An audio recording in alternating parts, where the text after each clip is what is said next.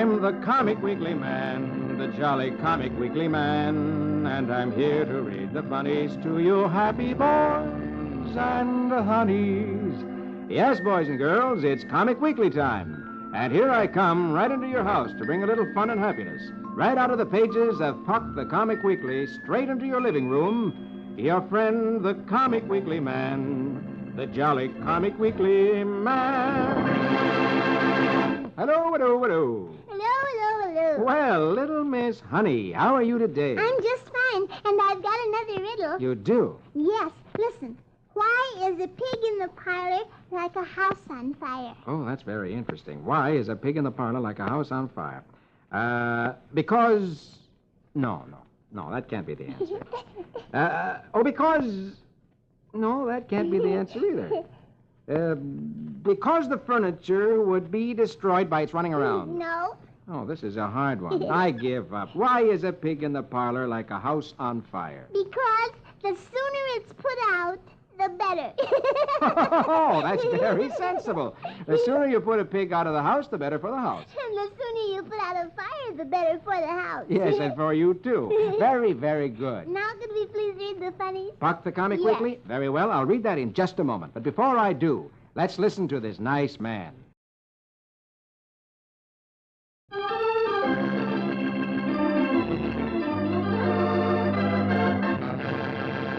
Now, here we go with Puck the Comic Weekly. And on the first page, under Bringing Up Father, Beetle Bailey. Magic words for the music, please. Very well, my lady. Toot me a toot and tweet me a tweedle. Squeeze out music for Bailey the Beetle.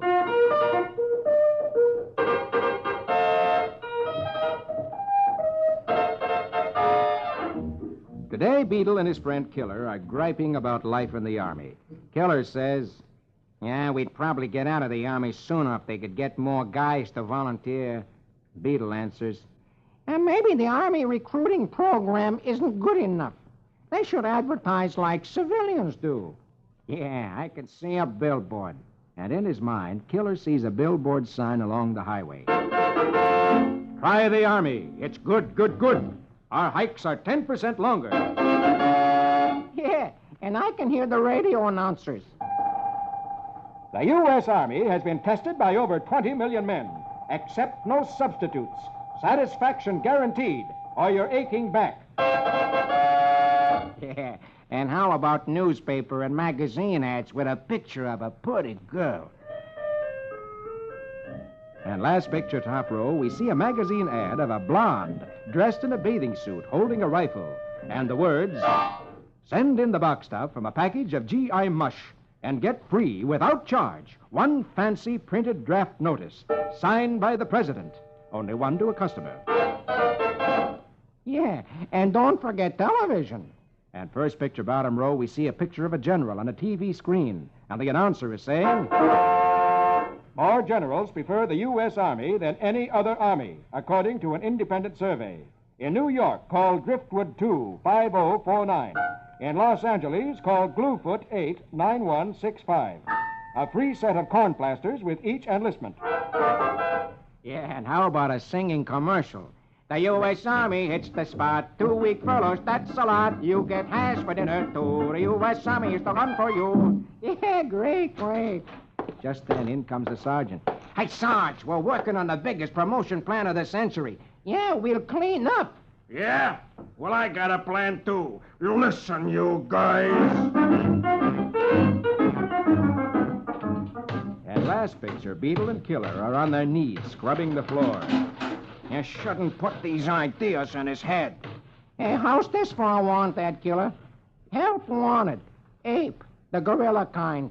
No experience, no brains, no nothing. To be a sergeant in the U.S. Army. Weren't those ideas the boys had for getting more men to join the Army funny? Yes, they were. And they weren't so bad either, were they? No, they weren't. But do you really think it'd get more men to join the Army? Well, I'm not sure. All I know is it certainly got Beetle and Killer into more hard work. Yes, it did. Poor Beetle. Yes, poor Beetle. Well, now let's turn over the page. Oh, look, on page 2, here's Donald Duck, my favorite. And we'll read your favorite right now. Here we go with Donald Duckle. Say the magic words with me. Squeege 'em, squiddy chicka chack. Let's have music to fit a quack quack.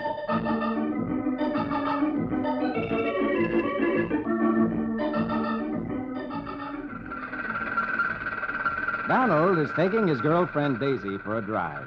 They go past a store that shows a beautiful new automobile in the window. Oh, look, the new Swank 17. Stop.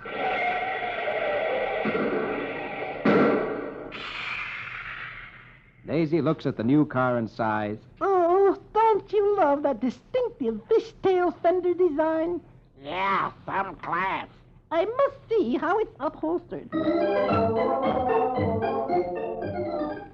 The last picture, top row, a salesman is showing Donald and Daisy the car. Classic simplicity, sir. Yeah. What's it sell for? First picture, bottom row, the salesman smiles. A mere 10,000, sir. Donald's hat pops off. 10,000. He grabs Daisy's hand. Let's get out of here. Oh, dear, I love those fishtail fenders. 10,000 for fenders. 4.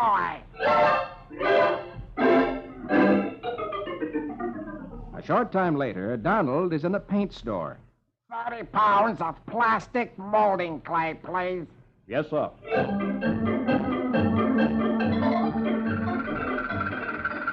And next day, Donald is taking Daisy for a drive in his car again. Daisy is looking over her shoulder in disgust, for Donald's rear fenders look exactly like two fish. Donald is saying, Quit griping. It's fishier than theirs. Oh, that Donald. Look what he did. He bought that molding clay and made two big fish. and then fastened them to his rear fenders. So now his car has fishtail fenders, too. But Daisy doesn't like them. No, I'm afraid she doesn't. They look too fishy for her. Oh, that's funny. They look too fishy for her. Well, now I'm sure you'd like to know what's happening to Princess Mary and the Sword and the Rose. Oh, yes, please. All right, then, let's go past Prince Val, turn over page 3, go past page 4, turn over page 5, and... Oh, look, there on page 7 is the Sword and the Rose. Yes, sirree. And I like this story because it's in the early days of England. When Henry was the king. And his sister, the Princess Mary, had fallen in love with Charles Brandon, who was captain of the King's Guard. But Henry wanted the princess to marry the King of France. But the princess didn't want to, and she ran away with Charles Brandon. But the king captured them and had them brought back to the castle. And the king has said that Charles Brandon is to be executed unless the princess promises to marry the King of France. And the princess said she would. I wonder if they will really save Charles Brandon's life. Well, let's read now and find out. Here we go with the Sword and the Rose. It's merry, merry England when knighthood was in flower. Music to bewitch our story hour.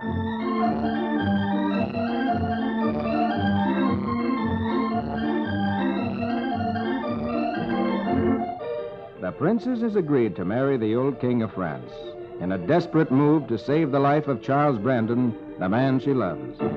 King Henry turns to the Chancellor. Well and good. Inform the French ambassador the marriage goes forward. Mary asks her brother if Charles Brandon will be released from the tower. No. We'll set the prisoner free after you become Louis's queen. Till then, Buckingham will be his warder. And the king stalks out of the room. First picture, bottom row, the Princess Mary tells the Duke of Buckingham that since she cannot see Charles again, would he please tell Charles of the cruel bargain forced upon her by the king?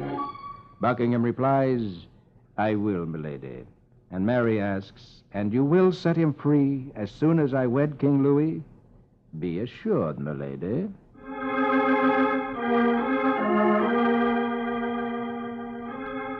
Meanwhile, a lonely man waits despairingly within the grim walls of London Tower. Days lengthen into weeks, and still the perfidious Buckingham fails to tell Brandon of the Princess Mary's sacrifice.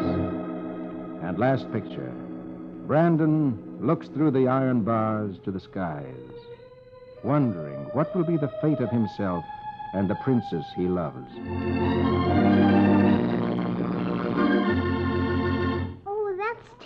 The king wouldn't let Charles Brandon free until the princess is really married to the King of France. And the Duke of Buckingham is not keeping his word to Mary. He isn't telling Brandon what's happened. Oh, and I was hoping that Charles Brandon could get out and then rescue the princess and run away with her someplace where they could be happy. So was I. Now what will happen? Well, I'm afraid we'll have to wait until next week to find that out. But now let's turn over to the very last page of the first section. All right. Oh, look, here's Flash Gordon. And you remember, Flash was on the planet Titan, where he discovered a huge, big giant, almost as big as a building. And Flash finally had outwitted the giant and had captured him. And I wonder what they'll do with the giant now that they've captured him, because he's terribly big. Do you remember? He put 6 people in a basket and turned it upside down. Well, let's see right now what Flash does do with this giant. Here we go with Flash Gordon. Rig-a-rig-a-doon-doon, Saskimatash. Let's have music for Heroic Flash.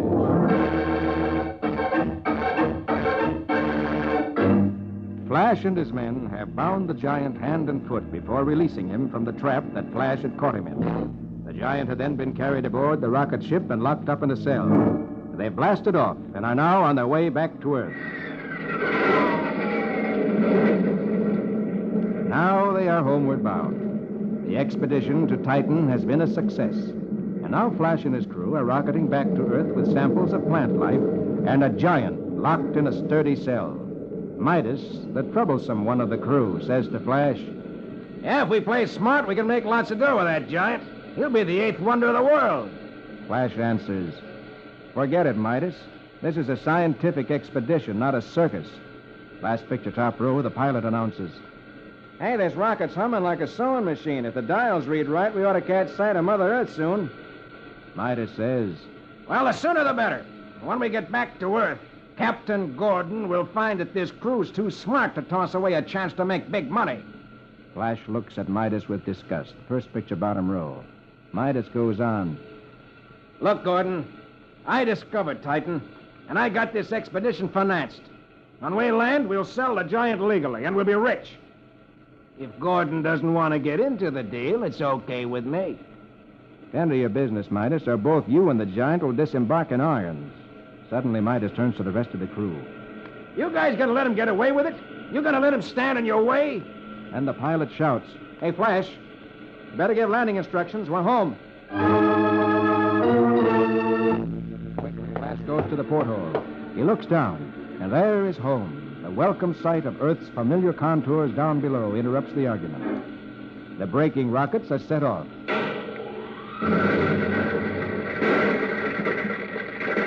And then, as the land looms up, expressions of joy and relief turn to bewilderment, and then shock, and then finally fear. Oh, no. Can't be. It can't.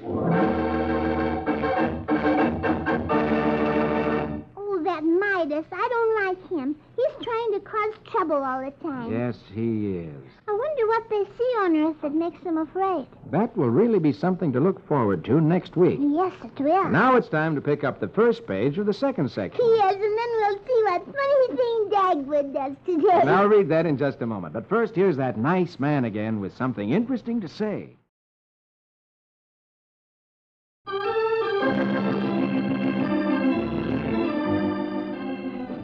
Now, here we go again with Puck the Comic Weekly, and on the first page of the second section, Dagwood and Blondie. Magic words for the music, please. Very well, my lady. Ramafoo, Ramafum, Zim Zam Zombie. Conjure me music for Dagwood and Blondie. Dagwood is going to give the pups a bath today, so he goes out into the backyard to get them. All right, puppies, come here, come here. Papa's going to give you a nice bath. Hey, come back, don't run away. Dagwood takes after the pups, makes a leap, and grabs one. Hey, they're so hard to catch when they know they're going to get a bath. Dagwood's neighbor, Herb Woodley, dashes after another. I'll help you, pal.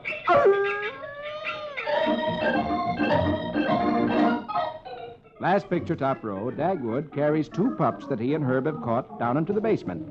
Here, I'll lock these 2 in the laundry till we catch the rest of them. He shoves them into the laundry room and closes the door.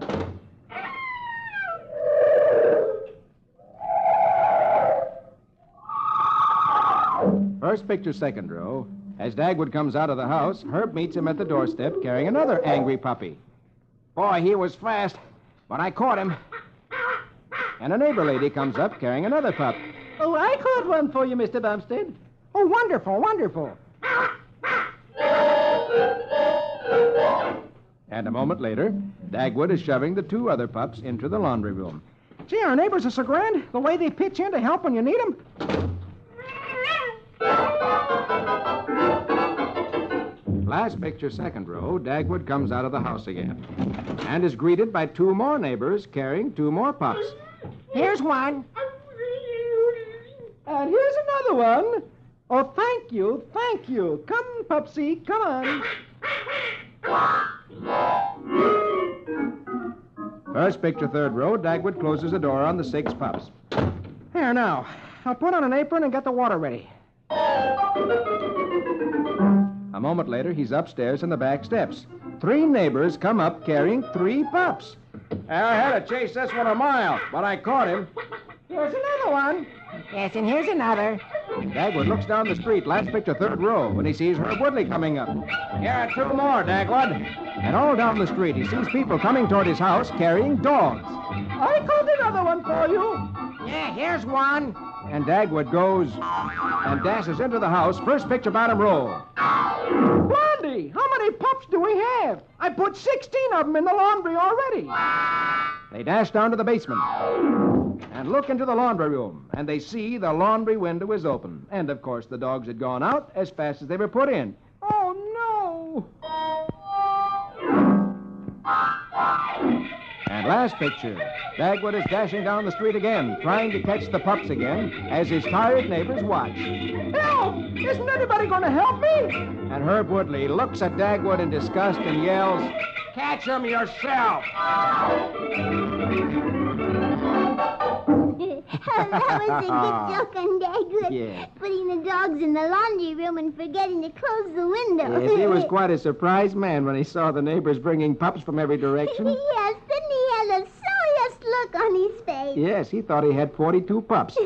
Now he has to catch them all by himself again. Yes, because the neighbors are all tired out. Well, let's now turn over the page and see who's there. Oh, look, on page 3 of the second section, there's Roy Rogers. And is he in trouble? Yes, he is, because remember, a little boy had found a saddle on a dead man's horse, and he had taken the saddle and ridden away with it. And then 2 men came after him trying to get it. And Roy had taken the boy to town to talk to the niece of the man who had been killed. And while he was inside the store, those 2 men slipped into town, and one of them held that little boy named Chili, while the other one took the saddle off of the horse. And as Roy came running out the door, the man named Cash tripped him, giving his henchman, the one named Gaffer, time enough to run off down the street. I wonder, will he get away with that saddle? Well, let's read now and find out. Here we go with Roy Rogers, King of the Cowboys.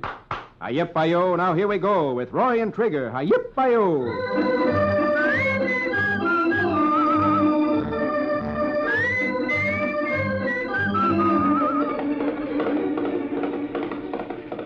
Roy has been tricked by Cash, the leader of the 2 men. As he scrambles to his feet, he sees Gaffer galloping off down the street carrying the saddle that Chili had found. There he is, Senor Roy. The hombre who stole the dead man's saddle I find in Stone Canyon. While Trigger can catch him, Chili, I'll be back and settle with Cash Baxter later. Marge Preston, the niece of the man who was killed, has seen that the man who helped Gaffer get away with the saddle is Cash Baxter, known in town as a gambler. She goes to see him. She asks him why he's so interested in her uncle's saddle, and if there's some connection between the saddle and her uncle's murder. Cash sits down and begins toying with a pack of cards. Maybe we better have a talk, Miss Preston. You better tell Rogers to quit snooping into your uncle's killing. Last picture, top row, he adds, that saddle contains proof that your uncle, Pate Preston, was as crooked as a stacked deck. First picture, bottom row, Roy, who is after Gaffer, is closing in on him. The boy Chili shouts, We gain on Gaffer, Senor Roy. He head for Stone Canyon. "Stay back, Chili. He may shoot. That saddle he stole must be valuable. He won't give it up without a fight."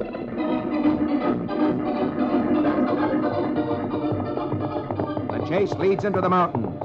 10 minutes later, Gaffer looks over his shoulder and suddenly exclaims, Oh, blast it! The saddle is slipping off. Whoa! last picture, he rides up to a cliff, jumps off his horse, runs to the edge of the cliff, and then jumps. A second later, Roy rides up and reins in. Hey, great guns, Chili. He's jumped over the cliff, and he's taken the saddle with him.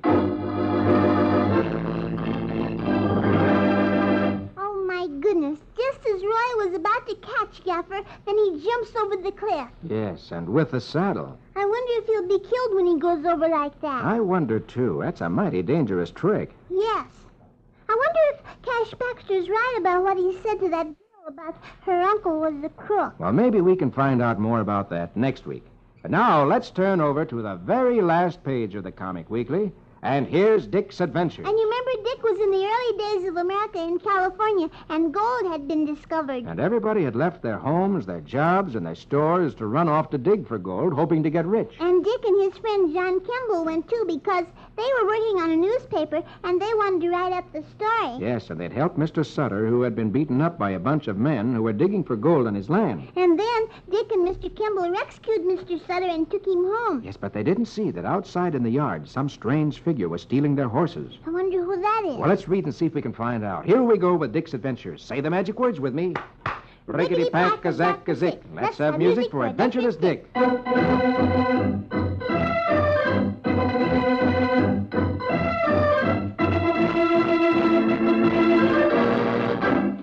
Discovering their horses had been stolen, Dick and Mr. Kimball dash off on foot in angry pursuit of the thieves. Last picture, top row. From a rocky height, they see Pickpan, the swindling ex-ferryman, apparently trying to sell the horses to a group of gold seekers. First picture, second row. Dick and Kimball dash down the hill. They run up to the men. Kimball interrupts. All right, just a minute here, just a minute. This man here is trying to sell you stolen horses. Yes, he just stole them from us. They're ours. Oh, stolen, huh? Well, I guess it's no use talking to him anymore. Come on, men, let's go. Kimball turns to Pickpan and seizes him by the collar. Well, you've caused trouble enough. Now, this here whole gold rush is just a fake. No one is gaining by it. Let me go. Then suddenly, Pickpan's whole manner changes. Now, wait a minute. I admit I lost my head and acted the way I hadn't oughta. Why don't you two fellas come along with me and give the gold dust a fair trial? I know this country, and I can be of help to you. First picture, bottom row, Kimball looks at Pickpan, not thoroughly trusting him, but he decides, all right, we'll give you a chance. Lead the way. All right. Mount up, gents, and follow me. Yeah, but where do we look for gold? Like I said, just follow me. Up this way.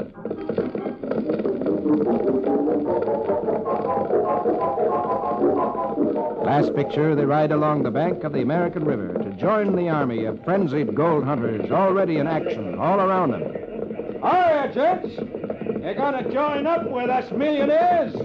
Now, we ain't stopping here. We're gonna go where we can make 10 million.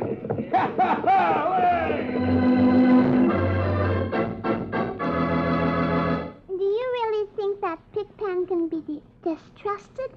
Do you think he'll lead them to gold? I don't know. I feel like Mr. Kimball. Well, that means you don't really trust Pickpan, and you don't believe he'll find any gold. Well, at least I don't trust him. Do you think he'll lead Dick or Mr. Kimball into a trap or something? Well, we'll have to find out about that next week.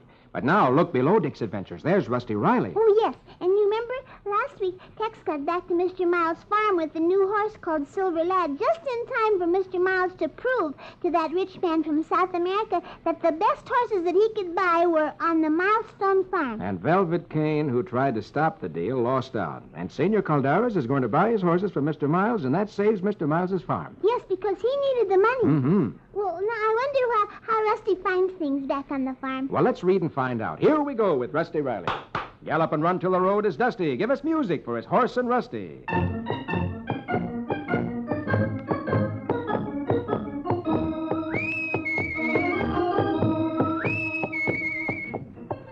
Senor Calderas has paid Mr. Miles for the horses.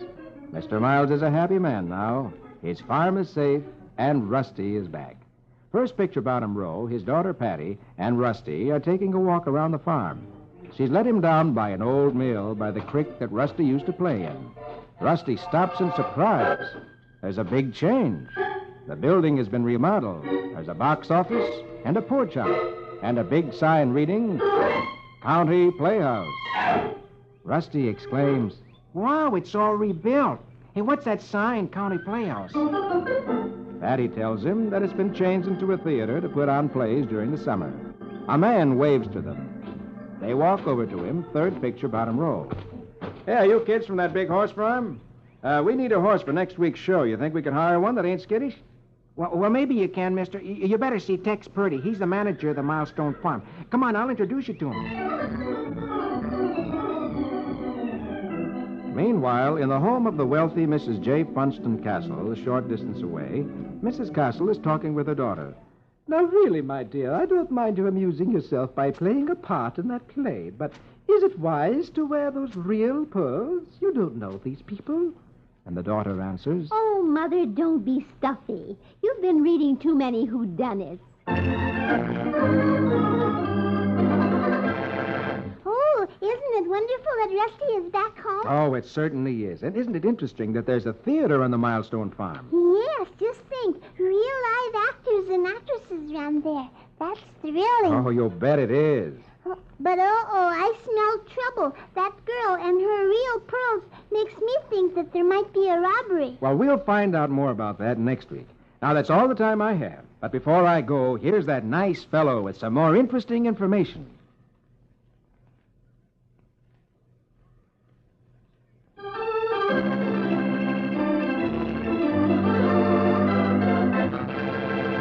Well, honey, and all you boys and girls, I've got to go now. All right, Mr. Comic Weekly Man, but I'll be waiting for you next week. Okay, that's a date. And a date with all you boys and girls. Be sure to meet me with our little friend, Miss Honey, next week when I read Puck the Comic Weekly.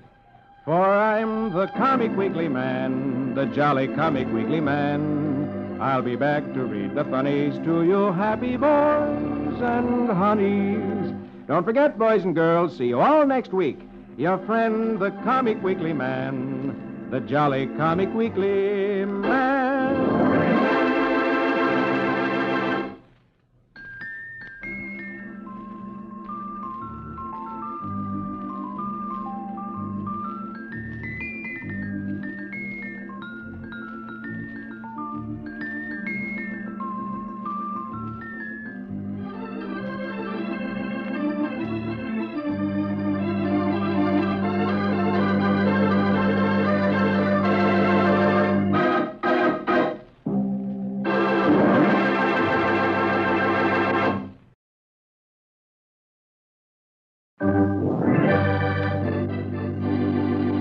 I'm the Comic Weekly Man, the jolly Comic Weekly Man, and I'm here to read the funnies to you happy boys and honeys.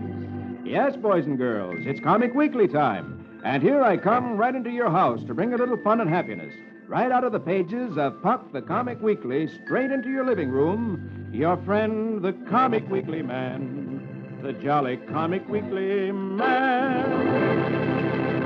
Hello, hello, hello. Hello. Well, little Miss Honey, how are you today? I have to start to school again. Well, doesn't that make you happy? Oh, yes, of course. It will be nice seeing all my schoolmates again because some of them were away to camp, and others were on trips, and others went other places, So I didn't see them all the time during vacation, see? Yes, I see. And then there'll be your teacher, too, Oh, yes, I'm going to have a new one, and I understand she's very nice, and I'm anxious to meet her. And I know you're anxious to learn a lot and know things about the world and about life. Yes, especially about life and people and what they do in different places. School is very interesting, especially the first part of the year when you just come back. Well, I'm glad to know that you're anxious to go to school again. And I hope you have a very successful year. Thank you. Now, could you please read the funnies? Puck the Comic Weekly? Yes. Very well, I'll read that in just a moment. But before I do, let's listen to this nice man.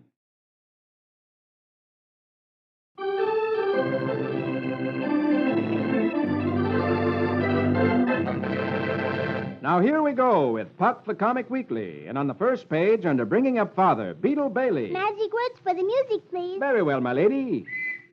Toot me a toot and tweet me a tweedle. Squeeze out music for Bailey the Beetle.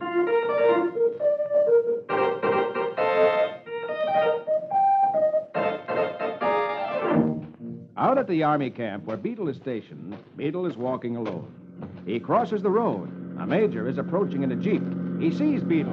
Hey, look out! But too late. Beetle is hit. and lands on the ground. Please, somebody. Help. Help a poor dying man. The major exclaims, Somebody. Ouch, I hit my nose on the windshield. Man potentially lying here. The major is hurt. The major is hurt. Quick, man. The major is hurt. and in a second, 2 lieutenants gather around the major. Hey, I've got a nosebleed. A hemorrhage of the proboscis. Call an ambulance. Call an ambulance. Call an ambulance. Call an ambulance. Come along. Beetle, lying on the ground, looks up at the lieutenant and moans, Hey, I got a pain in my... Take it easy, Major, take it easy. The ambulance will be right here. Last picture, top row, the lieutenant says to the other lieutenant, We better give him first aid treatment for shock. Beetle lifts his leg and says to the lieutenant, Hey, my leg is... Hey, quick, man, the stretcher. The major's hurt. Hey, quick, man, the stretcher. The major's hurt. The major is hurt? Yes, sir. One stretcher coming up. First picture, bottom row, the major is loaded on the stretcher. Now, men, no need for all this fuss. I'm probably all right. Now, you let the head surgeon decide that after he gives you some tests and x-rays. And still lying on the ground, Beetle says faintly, My arm. Okay, Major, in you go. and the major is slid into the ambulance. Here, have a cigar, sir? It'll calm your jangled nerves. Thanks, Lieutenant, thanks. Then suddenly the major exclaims, Say, we've been thinking about my injuries so much we almost overlooked something. Beetle, thinking the major has finally remembered him, sits up with a smile. Call the motor pool and have them give my Jeep a check over. Yes, sir, Major. Right away, Major. And Beetle, thoroughly disgusted, gets to his feet. Phooey, I'll go and put on my own bandages. He starts to walk off. Hold it, soldier. And last picture, the lieutenant grabs Beetle by the collar and drags him back. You can be court-martialed for leaving the scene of an accident, you know. But... Oh, that poor Beetle. Yeah. Everybody fusses over the major just because he bumped his nose against the windshield. But nobody pays any attention at all to Beetle, and he was hit by the Jeep. Instead, they grab him by the collar and drag him back when he wants to leave. Yes, and he can't even bandage himself up. Nope, it looks like Beetle is in trouble. Yes, Beetle's trouble is that he's in the army. I'm afraid so. Well, now let's turn over the page and go past Little Iodine and Prince Val. Turn over to page 4, and look, on page 5, there's Walt Disney's The Sword and the Rose, a romantic story which takes place in the early days of England when Henry was the king. And I've been worried about this because the king's sister Mary is in love with Charles Brandon, who is handsome and brave and daring. And the two of them ran away to get married, but the king captured them and has thrown Charles Brandon in jail. And he said he was going to have Charles Brandon put to death if the princess didn't marry that old king of France. And so, in order to save Charles Brandon's life, the princess has said that she would marry the king of France. Well, let's read now and find out if he does. Here we go with The Sword and the Rose. It's merry, merry England when knighthood was in flower, music to bewitch our story hour.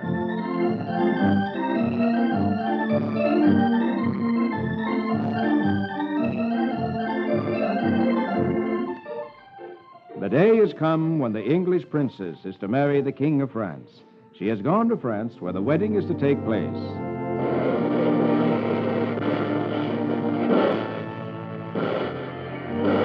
We are at Abbeville Cathedral.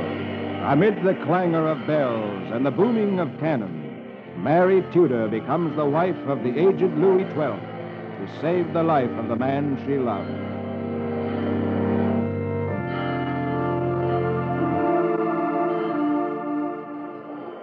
Third picture, top row.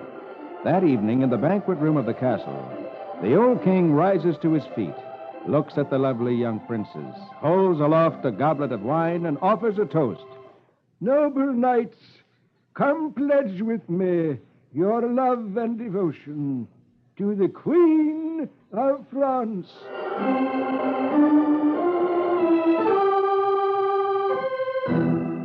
Meanwhile, across the sea, in a cold cell in London Tower, Charles Brandon languishes, without a word of what has happened. The Duke of Buckingham had promised Mary he would tell Charles that she has married the King of France to save Brandon's life. But he has not kept his promise, nor has he set Brandon free after the marriage, as he had promised to do. First picture, bottom row, Brandon hears the door to his dungeon open. Hey, Buckingham, what prompts this extraordinary honor? Yes, it is the Duke at last. He comes into the cell and says, "A promise I made to Her Majesty, the Queen of France. She that was Mary Tudor." Brandon looks at the Duke with disbelief in his eyes that his beloved Mary has married someone else. "You find it hard to believe that Mary is now the bride of King Louis XII? I do. Before she accepted the crown of France and the jewels and the silken gowns, she asked that you be allowed to pursue your interrupted journey to the New World." With bitterness in his heart that his Mary had not remained faithful to him, Brandon exclaims, "Most thoughtful of her." Last picture, he looks up. Then you'll release me?" A look of cunning comes into the Duke's eyes. "Well, not openly, Brandon. I dare not risk the king's displeasure. But an escape might be arranged." And the stricken Brandon, mercilessly deluded about Mary's marriage, falls into Buckingham's trap.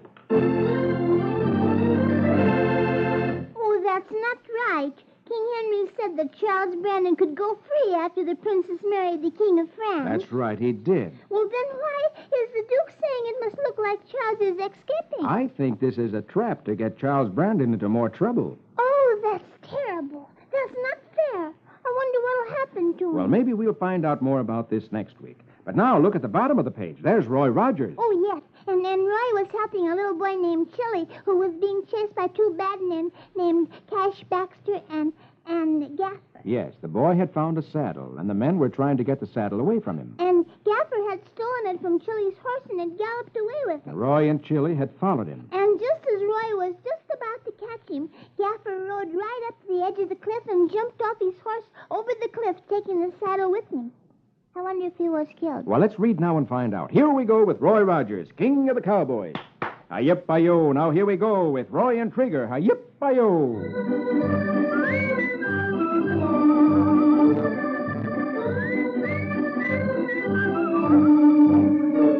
Roy looks over the cliff where Gaffer had disappeared. "Hey, Chili, we got to get down into Stone Canyon and try to find that saddle. That fall probably killed Gaffer."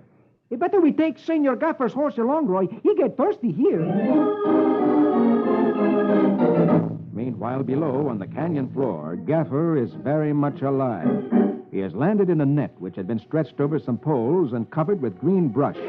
The net had broken his fall. Last picture top row, he stands up, picks up the saddle. I'll wait in the shack for Cash Baxter. I got pay coming for killing Pate Preston and fetching his saddle here. First picture bottom row, Gaffer's horse leads Roy and Chili to the blind end of Stone Canyon. Roy sees the net of chicken wire that had broken Gaffer's fall. Well, so this is the ground Gaffer made the hole in, eh? Camouflage chicken wire. Hey, a very strange thing, Senor Roy. Inside the cabin, where Gaffer and Cash are talking, Gaffer looks through the window. Hey, Cash, look. Rogers and the kid. They got my horse. Gaffer, you should have known your horse would seek its own corral. We got to work fast. Come on. And a second later, the door to the cabin opens, and Chili and Roy enter. They see the room is empty. Chili points to the table and exclaims, Senor Roy, the saddle. "Now maybe we can find out what's hidden in it. It may explain the murder of Marge Preston's uncle." Last picture, Roy examines the saddle. He finds a little compartment in it. And in the compartment, two shiny plates. He takes the plates out and exclaims, "Counterfeiting plates." Suddenly, Chili exclaims, Senor Roy, the wall. It is moving.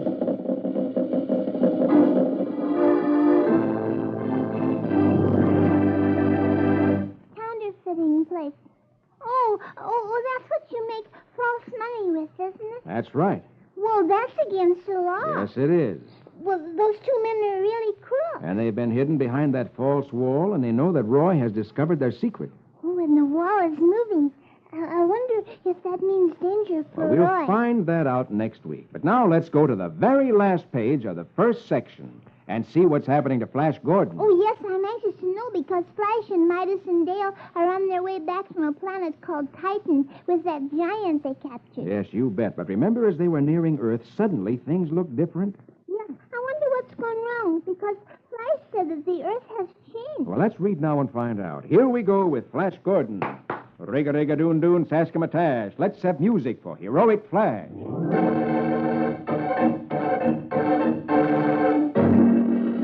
Last picture, top row, Midas looks at the giant who is locked in his cage and says, We're going to be rich, boys.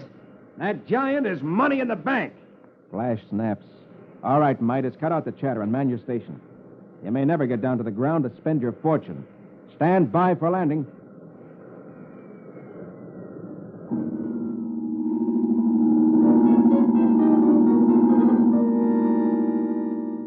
First picture, bottom row.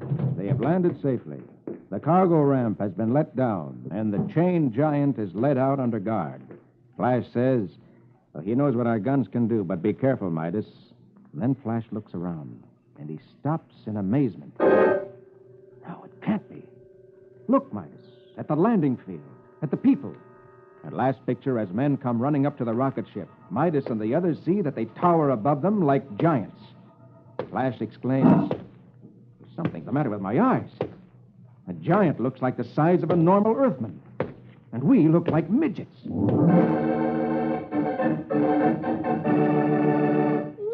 that's true. Everybody on Earth looks like the same size as the giant, but Flash and the others, they look very tiny. Yes, they look like little midgets, as Flash says. I wonder what the reason is. Well, maybe we'll find the answer to this great mystery next week.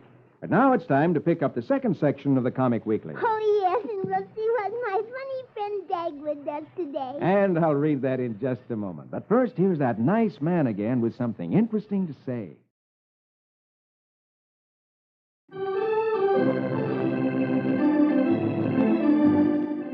Now, here we go again with Puck the Comic Weekly. And on the first page of the second section, Dagwood and Blondie. Magic words for the music, please. Very well, my lady. Ramafoo, Ramapum, Zim, Zim, Zombie. Conjure me music for Dagwood and Blondie.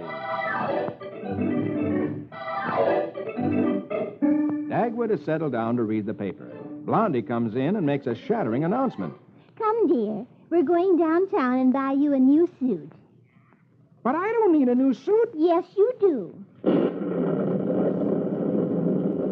We'll get you a nice new blue one. If I have this one cleaned and pressed and you sew the pockets, it'll be just like new. A man in your position must look well groomed. Come. First picture, second row. They go down Main Street. Blondie sees a woman's shop and turns in. Why are we going into a woman's shop? First, I want to get a few things for myself. And 15 minutes later, Dagwood is sitting sadly in a chair, watching Blondie pick out a new dress. I think a wife should look nice, too. It gives her husband added prestige. A half hour later, last picture, second row, Dagwood is sitting slumped in a chair in a woman's hat shop while Blondie is trying on hats. Dagwood, don't you think it'll be cute if I buy things to match your new suit? You know, a husband and wife ensemble. Uh-huh. An hour later, they're in a woman's shoe store, and Blondie has tried on one pair of shoes after another. No, I don't think I care for those either. Dagwood jumps to his feet and heads for the door. I'll go out and buy my own suit while you finish your shopping. Okay, dear. I'll meet you later. 3 minutes later, Dagwood is in a man's clothing store wearing his old blue suit. He says to the salesman, I want a dark blue suit. Fine, I've got a nice brown one on sale today for 50% off. I'll try it. 5 minutes later, last picture, third row, Dagwood, wearing a large double-breasted brown suit, stares at himself in the mirror. I like it. It fits you perfectly. It doesn't need any alterations. I'll take it. First picture, bottom row, Blondie comes tripping down the street. Dagwood comes out of the store dressed in his new 50% off brown suit. Blondie sees him. Oh! How do you like it? Brown, I thought you were going to buy blue. Brown was 50% off. Now I'll have to buy another whole new outfit to match your brown suit. Dagwood's hat pops home. Oh, no! Dagwood jerks off his coat, the pants, and dashes into the clothing store, last picture. Yes, sir. What could I do for you? Oh, it's you. Can I exchange this for a suit that doesn't match anything? Oh, that was really funny. Didn't Dagwood look silly in that new brown suit? Well, he looked a whole lot sillier running into the store without the new brown suit. Yes, and his underwear, all because Blondie said that she'd have to buy a brown outfit to go with his brown suit. That Dagwood is so funny. Yes, he certainly is funny. Well, now, how would you like to see what Brer Rabbit is doing? Oh, I'd love to see what Brer Rabbit's doing. He's so sweet. All right, let's turn over the page and go past page 2, turn over page 3, and here on page 4 of the second section is Uncle Remus. Oh, dear old Uncle Remus. And here we go with dear old Uncle Remus and his tales of Brer Rabbit. Say the magic words with me. Hippity hoppity, make it a habit to give us music for old Brer Rabbit.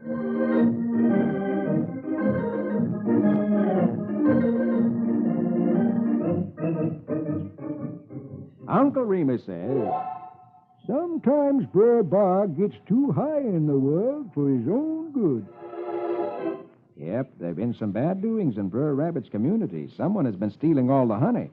A delegation of the Creeters, led by Brer Rabbit, has come to Brer B'ar's cave. And there they find Brer B'ar lying back, taking it easy, surrounded by jugs and pans full of honey. Brer Rabbit shakes his finger in Brer B'ar's face. Brer B'ar, I expect you is the one what's been raiding the community honey trees. Brer B'ar dips his finger in the honey and takes a sip. How do you know it's me? You was gotta catch me at it first. If you does it again, us is gonna catch you. And sooner than you think, Brer Rabbit has worked out a scheme. Third picture top row, he and the Creeters are pulling a tree stump, which is on a little wagon, out into the woods. And last picture top row, they cover the wheels of the wagon with brush so the wagon cannot be seen. Then Brer Rabbit climbs to the top of this stump and empties a gallon of honey over the top. And Brer Rabbit looks down the road. Hey, hurry up down there. I think I see Brer B'ar coming. But us is ready. Brer Rabbit slides down the tree. And they all scamper into the woods and hide. And then from their hiding places, they see Brer B'ar approach. First picture bottom row, he comes up to the honey-covered tree and stops. The great day. Look at that. A brand new dripping honey tree. He shinnies up the tree. Takes a good lick of the honey. Man, I is right on top of the world. Then out of the bushes, tiptoe Brer Rabbit and his pals. They give the tree a shove, and it starts to roll down the hill, with Brer B'ar hanging under the top of the tree stump. Hey! Brer B'ar looks around.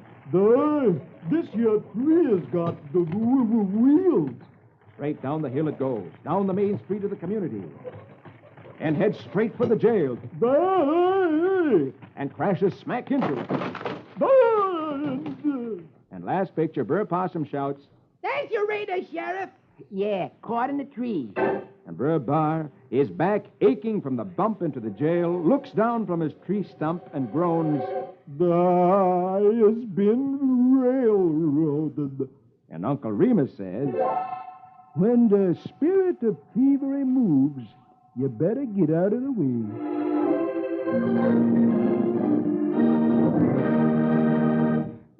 That was a neat trick. Yes, a very neat one. Brer Rabbit set quite a trap, didn't he? And Bear Bar walked right into it. You mean he climbed right up it? That's funny. He did climb right into a trap and landed in jail. That was funny. Yes, you bet. Well, now let's go to the very last page of the Comic Weekly. Oh, look. Here's Dick's Adventure. And remember, this is in the early days of America in the state of California. And you remember that gold had been discovered and everybody left their jobs and homes to go find gold so they could get rich. And you remember that Dick and his friend, Mr. Kimball, had gone along to see what they could find. And they were led by a man that I don't trust. His name was Pickpan. I wonder what'll happen. Will they find find gold? Well, let's read now and find out. Here we go with Dick's Adventures. Say the magic words with me. Riggedy-pack-a-zack-a-zick. Let's have music for Adventurous Dick.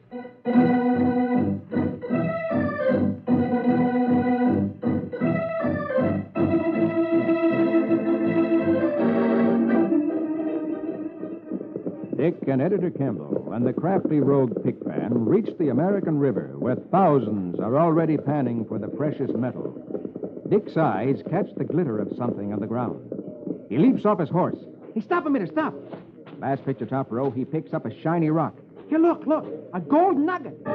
And in the next second, first picture, second row, a chorus of voices starts mocking. Quack, quack. That's fool's gold, you goose. Dick suddenly feels foolish. Editor Campbell says, "Here, bite it, Dick. All's not gold that glitters. If it sticks together, it's real gold. If it falls apart, it's fool's gold. Pyrite, sulphuret of iron, which looks like gold." Last picture, second row, Dick digs his teeth into the nugget. To his vast disappointment, it splits apart. Sadly, he mounts up. And first picture, bottom row, to the gradually diminishing cries of quack, quack, the party continues on. Pickpan says, Too many gold panners there anyway. Let's hit out farther.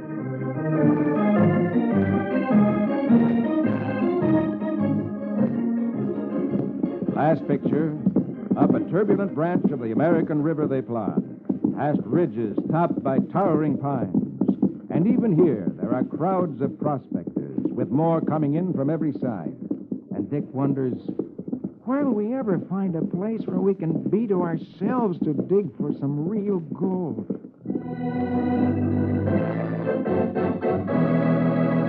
Wasn't that too bad, those men making fun of Dick like that? Yes, but did you ever know that there was something like fool's gold? No, I really didn't. I was very interested to learn about it. So if I ever find any gold lying around, I can test it by biting into it. Yes, that's very good to know. You think Dick will really find gold, real gold? Well, maybe we'll find out more about that next week. Now look below Dick's Adventures. There's Rusty Riley. Oh, yes, and Rusty is back home again on the Milestone Farm, and I'm so glad. And remember that when he came home, he found that some actors had made a theater out of an old mill near a stream on their place. And one of the men had asked about renting a horse. And so Rusty and Patty had brought the man to talk to Tex, who I am sure will loan him a horse. Here we go with Rusty Riley. Gallop and run till the road is dusty. Give us music for his horse and Rusty.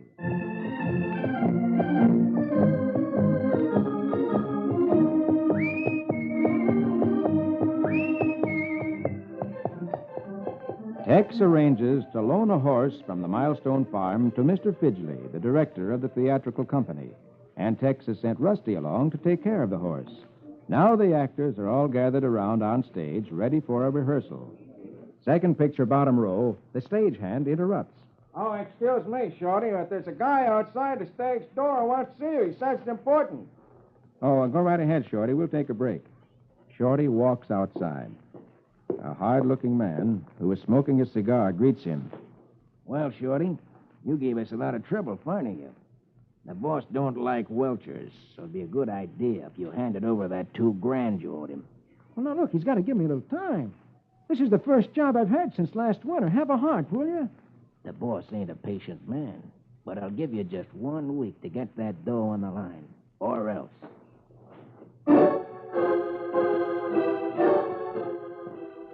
Last picture, Shorty goes back into the playhouse to the rehearsal, wondering how he will ever get $2,000. As he comes on stage, he hears the actress, Doris Fair, speaking to Tweedy Castle, the new girl from Lexington. What a divine necklace, my dear. Why, just lovely. Oh, good gracious, Tweety. They're real pearls. I knew it. She mentioned the pearls, and there he stands, just wondering how he can get $2,000. I hope he doesn't steal them, because then he'd get in trouble. Or get somebody else in trouble. Ooh, could it be Rusty? Because Rusty's there taking care of the horses someplace. Yes, I wonder. Well, we'll find out more about this next week. Now, that's all the time I have. But before I go, here's that nice fellow with some more interesting information.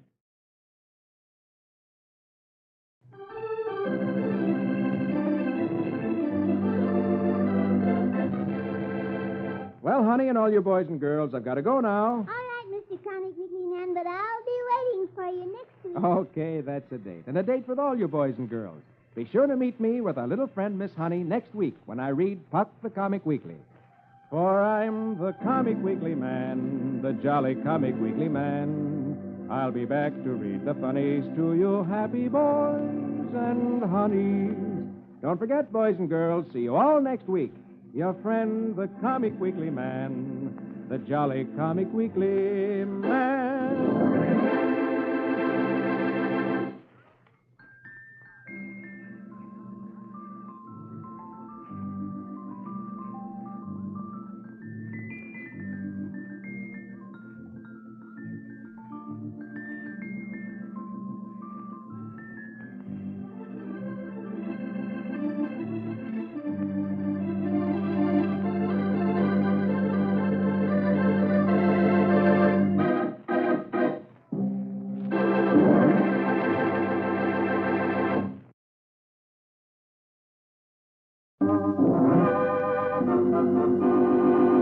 I'm the Comic Weekly Man, the jolly Comic Weekly Man, and I'm here to read the funnies to you happy boys and the honeys. Yes, boys and girls, it's Comic Weekly time.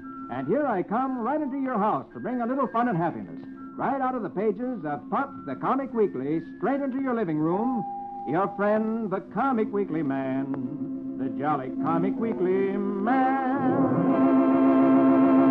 Hello, hello, hello, hello. Hello, hello, hello, hello. Well, little Miss Honey, how are you today? I'm just fine, thank you. How are you? Oh, I'm fine, too. Oh, tell me, have your father and mother been enjoying ex-President Harry Truman's story in the American Weekly? Oh, yes. They've been telling me all about it, too. About how Mr. Truman left the White House and went home and moved back into his house on the same old street where he lived before in Missouri. And all his friends welcomed him back. And he's still living there, just like he did before he went away.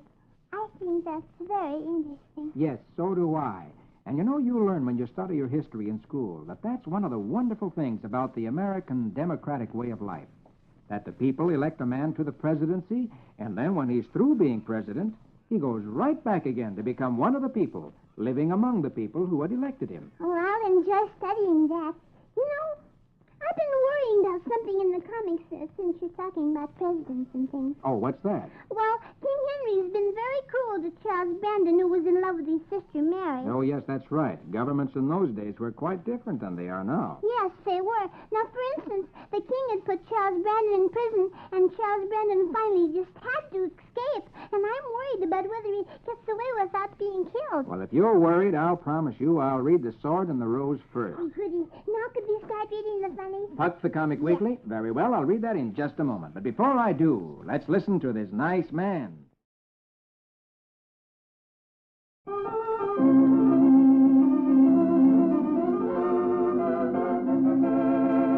Now, here we go with Puck the Comic Weekly. And since you're so anxious to read The Sword and the Rose, let's turn over the first page and go past Little Iodine and Prince Valiant. Turn over page 3, go past the Lone Ranger, and here on page 5 is Walt Disney's The Sword and the Rose. Magic words for the music, please. Very well, my lady. It's merry, merry England when knighthood was in flower. Music to bewitch our story hour.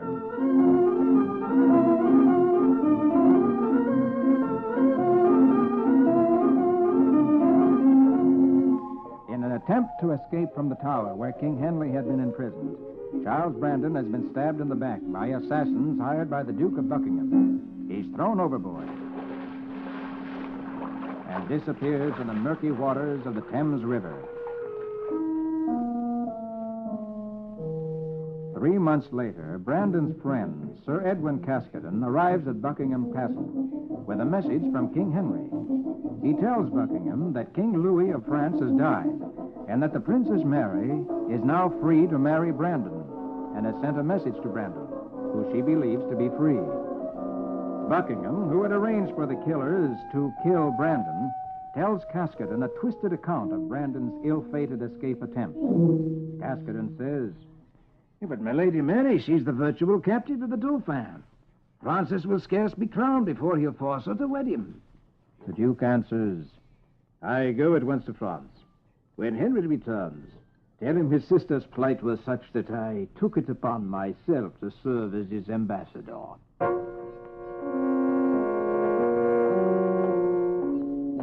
Last picture, top row. Caskoden leaves the Duke's quarters.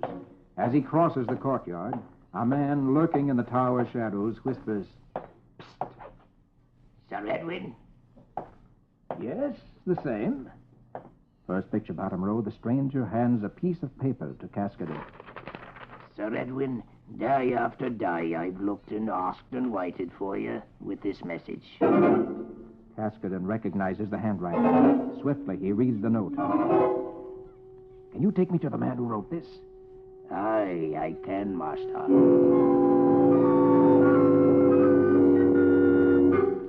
A week later, the treacherous Duke of Buckingham reaches Paris. Pretending to be King Henry's ambassador, he bluffs the newly crowned Francis into releasing Mary Tudor. And a short time later, last picture, Buckingham, with Mary at his side, is on the way to his ship to return Mary to England. He cunningly explains to her, "So you see, Your Highness, Brandon, the man you love, was killed in an unfortunate attempt to escape.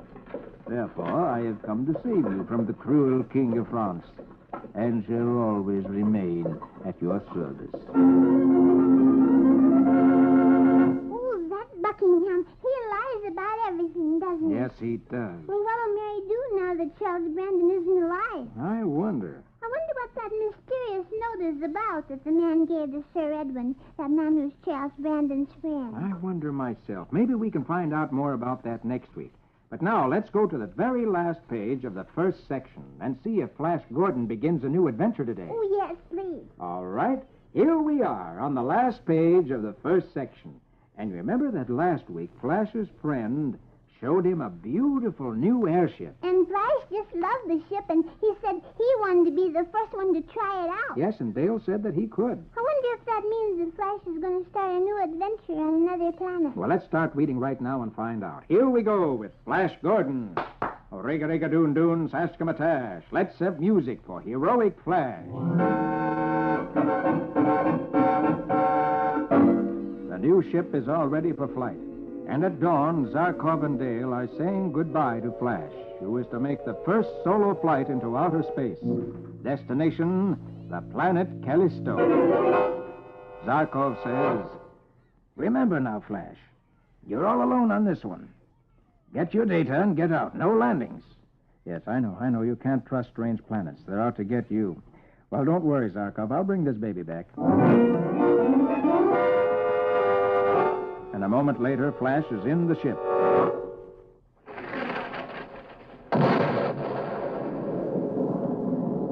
With a thunderous roar, the first single-seater rocket ever built races down the runway. Well, Dale, there he goes. Man's first solo flight into outer space.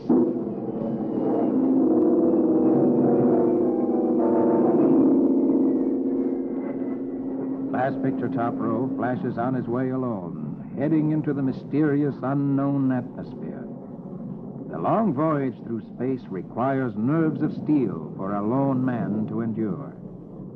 To fortify himself against the loneliness that comes from being by himself day after day, Flash is supplied with music, a built-in moving picture machine, and plenty of good books.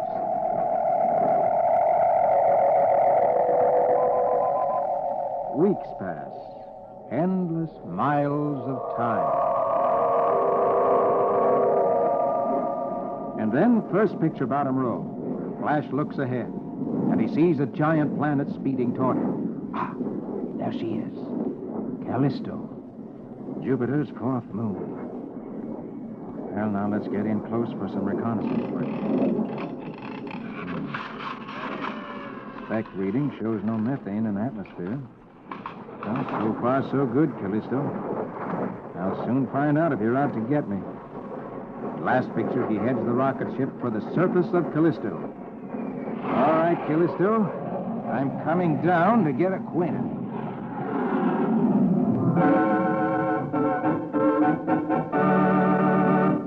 My goodness, stand being all by himself in that ship for weeks and weeks. Neither do I. It's quite an ordeal being by yourself, with only your own thoughts and no one to talk to. Well, I hope that when he lands there, he doesn't find danger. So do I, but remember that every other planet Flash has landed on had mysterious things that greeted him. Yes. I wonder what he'll find this time. Well, maybe next week we'll find that out. Now let's pick up the first page of the second section. Oh, yes, and let's see what crazy things Dagwood and Blondie do today. All right, here we go. On the first page of the second section with Dagwood and Blondie. Ramafoo, Ramafum, Zim Zam Zombie. Conjure me music for Dagwood and Blondie. Today, Dagwood is busy raking up the leaves in his yard. I love a quiet day like this. I can get all my yard work done. Last picture, top row, Blondie rushes out into the yard. Dagwood, the Nutleys will be here in 1 hour. Oh, my goodness, look at me, up to my neck in tin cans. Forget the tin cans and come in the house with me. First picture, second row, they dash in the house. The house will have to be cleaned from top to bottom. Well, first we'll have to get rid of all the kids. And in a moment, Dagwood has chased all the neighbor kids out of the house. Last picture, second row, Blondie is giving orders to the family. Alexander, start in the kitchen. Yes, Mother. Cookie, you take the hall. Yes, Mother. Dagwood, you do the windows. Yes, Mother. Dear. 10 minutes later, first picture, third row, Blondie has dusted the house. Alexander is dumping junk in the ash can. And 20 minutes later, Alexander is vacuuming the rug. Dagwood dashes around the room with a carpet sweeper. Out of my way, or I'll leg off. Don't slow down. Finally, last picture, third row, Cookie announces, My room's clean. Yeah, and I finished, too. And I'll be through as soon as I sort out the toothbrushes. Oh, the phone. I'll get it. First picture, bottom row, Blondie answers the phone. Hello? Bumstead residence. Blondie Bumstead speaking. Oh, hello. Wait, hold everything. It's the Nutleys. Yes? Oh.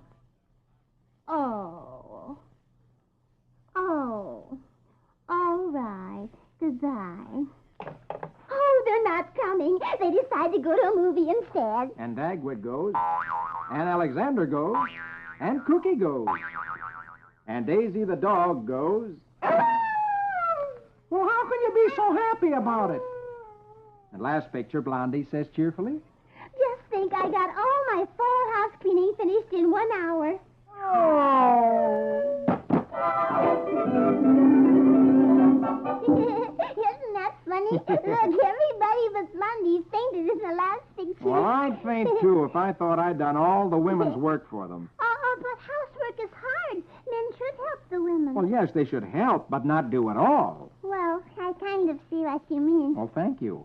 Poor Dagwood. I really feel sorry for him. He certainly is funny. I just love Dagwood. Well, now let's turn over the page and see who's there. Oh, look, Roy Rogers. Yes, and remember, Roy and the boy Chili had trailed the outlaws to their mountain hideout. And they trapped Roy and they tied him up. And Marge Preston, whose uncle was killed, had found the trail and followed Cash Baxter, the leader of the outlaws there. But she was captured, too. And you remember that little boy that named Chili was trying to help Roy escape, but he dropped a bottle and it made a noise. I wonder if the outlaws will go into the room before Chili has a chance to cut Roy loose. Well, let's read now and find out. Here we go with Roy Rogers, King of the Cowboys.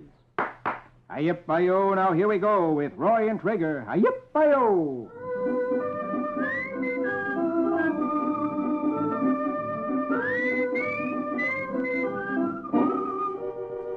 Quickly, Chili takes a piece of the broken bottle and cuts at the ropes that are tying Roy's wrists. Broken glass, very sharp, Senor Roy. You be free pronto. Yeah, good work, Chili. Lucky the etching acid in that bottle didn't splatter my face and you dropped it. And then the door opens. Roy holds his hands behind him as though he's still tied. Gaffer enters. He sees the boy. So this is where you've been hiding, Chili. Don't touch the boy, Gaffer. He's done no harm. Yeah, well, I'll take care of you. And Roy has hit him. Right, get out of here, Chili. Roy starts to tie Gaffer up. Chili runs out of the room. Last picture, top row, he runs through the room where Cash Baxter is holding Marge Preston prisoner. Senorita Marge, Senor Roy, he's in the secret room. I go for help. Yeah, well, not if I can help it. First picture, bottom row, the girl rushes into the other room. Roy, hurry. Cash Baxter went after the boy. Grab Gaffer's gun, Marge. This is the hombre who dry ghost your uncle. Why did he do it, Roy? Baxter and Gaffer are counterfeiters. Your uncle tried to skip with some engraved plates they forced him to make. Keep your eye on him. Meanwhile, outside the cabin, Baxter is searching for the boy, gun in hand. He stops, looks around. Where'd that blasted kid get to? And directly above Baxter, the boy, Chili, is hiding in the camouflage net. He looks down on Baxter and thinks to himself, I have fool, Senor Baxter. He never looked for me up here.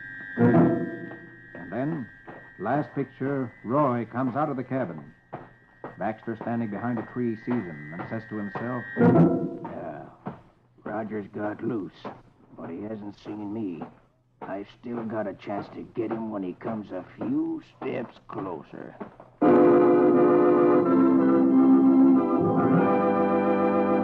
I'm glad that Chili had time to cut the ropes so Roy got away. Yeah, but look what's happening. He's walked out of the cabin straight for Baxter. Oh, and Baxter has a gun. He can shoot Roy. Do you think he will? Well, I hope not, because if Roy is shot, everybody will be captured. Oh, do you think that will happen? Well, we'll find out more about that next week. But now look across the page. There's little Donald Duck. Oh, my favorite. Will you please read that? I will in just a moment. But first, here's that nice man again with something interesting to say.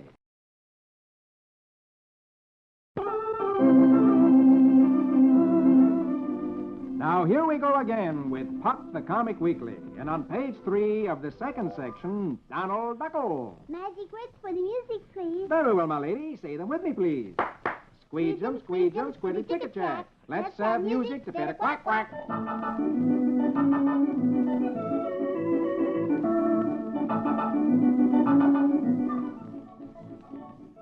It's late at night, and the Duck family is in bed. Suddenly, Donald is awakened by his nephew, Louie. Hey, Uncle Donald, wake up. Burglars. What?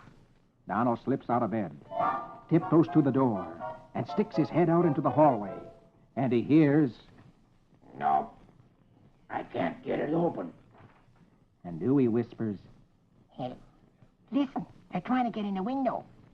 Donald tiptoes down the hallway. And he hears voices coming out of the living room. It won't open, Dippy. It's stuck. Why, it's gotta open. There's a bucket of diamonds in there. Uh-oh. Donald tiptoes back to the bedroom. Last picture, top row, he exclaims, It's burglars for sure. Quick, get my shotgun. First picture, bottom row, Donald, gun in hand, is peering into the living room. He sees two crooks looking in the window. He aims his gun. He dashes to the phone. Help! Police! Police! And then his nephew, Huey, taps him on the shoulder. Say, Uncle Donald, did you happen to notice if I forgot to shut off the television set in there? What? And last picture, Donald turns on the lights in the living room and sees his television set blasted to pieces. And he looks at his nephew, Huey, and goes...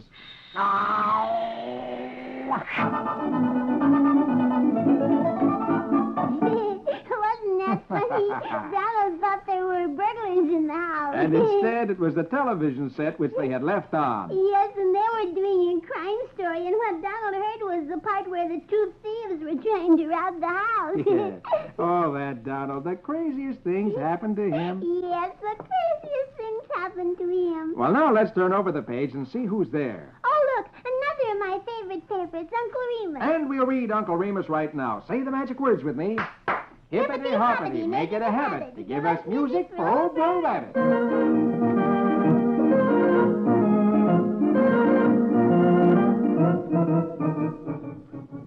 Uncle Remus says, Brer Rabbit and his cousin Jack Rabbit look so much alike that they got the double-jointed idea to outfox Brer Fox. Yep, Brer Rabbit has a scheme to outfox Brer Fox. He's telling Jack Rabbit to put on clothes exactly like the ones he's wearing. Yeah, you see, us look so much alike that Brer Fox won't know which is who. Jack Rabbit answers, Yeah, I sure do look twinnish.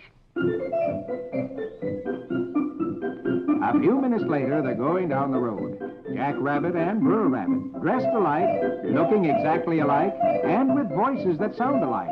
Brer Rabbit says, Now Brer Fox will be seeing double trouble. Then they see Brer Fox coming over the hill.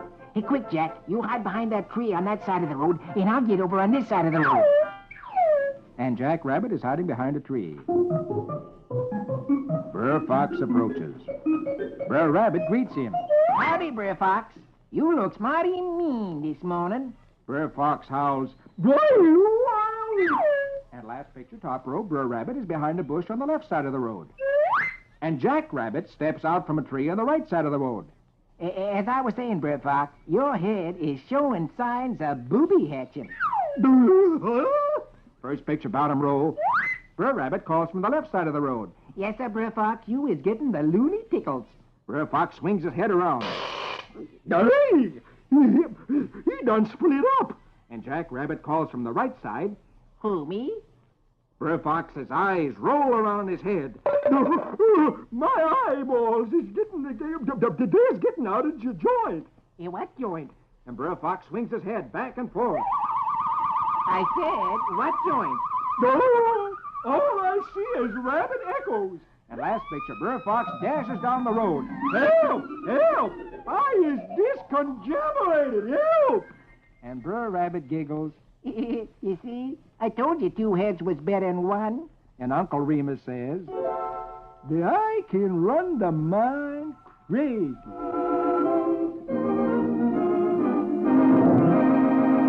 Wasn't that funny? Jack Rabbit and Brer Rabbit certainly did fool Brer Fox that time. You bet they fooled him. Brer Fox thought he was seeing two Brer Rabbits. And almost made him go crazy. Yeah, he won't sleep well tonight. No, he won't sleep well tonight. Well, now let's go to the last page of the Comic Weekly. All right. Oh, look, here's Dick's Adventure. And remember that Dick is in the early days of America in California when gold had been discovered. And Dick and his friend Mr. Kimball had gone looking for gold, and they had found it. You bet they did. But thieves attacked them in the middle of the night and stole their gold. So Mr. Kimball, that's Dick's friend, called a meeting of all the honest gold diggers. Yes, and he was urging them to join together to fight against the crooks. And now they're on their way to catch the crooks. Do you think they'll catch them? Well, let's read now and find out. Here we go with Dick's Adventures. Say the magic words with me. Riggedy-pack-a-zack-a-zick. Let's have music for Adventurous Dick.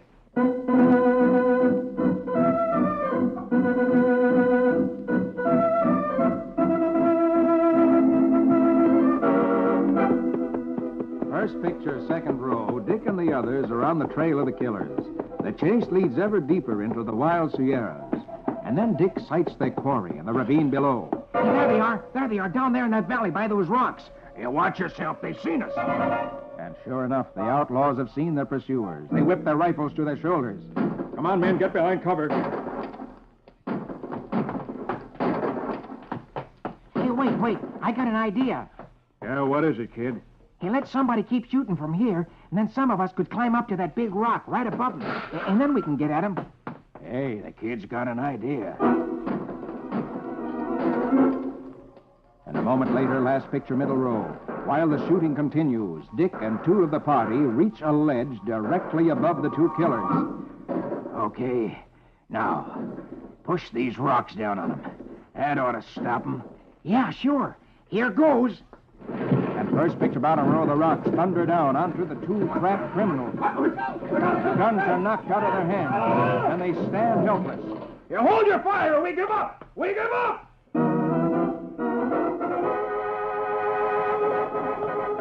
And a few minutes later, last picture, the two crooks are captured. Now, what are you going to do with us? We're taking you into town and giving you what you got coming to you. My, wasn't that clever the way Dick captured the killers? Yes, it was. And it just proved that Editor Campbell was right in telling the others that they must stick together. What will they do to those killers now? Put them in jail? Well, we'll find out about that next week. But now I'll look below Dick's adventures. There's Rusty Riley. Oh, yes. I'm anxious to read this because you remember there was the theater coming near the Milestone Farm, and Rusty was going to play a jockey. Yes, in the play. And also in the company, there was a rich local girl who had some very expensive pearls. And also in the the play, there is a man named Shorty, and he dressed up in Rusty's jacket and cap and stole the pearls, and he makes it look like Rusty is the one who stole the pearls. Yes, but Rusty was miles away, dressed in his jockey's costume, helping a man whose truck was stuck in the mud. Oh, I wonder how this will ever turn out. Will Rusty be blamed for what's happened? Well, let's read now and find out. Here we go with Rusty Riley. Gallop and run till the road is dusty. Give us music for his horse and Rusty.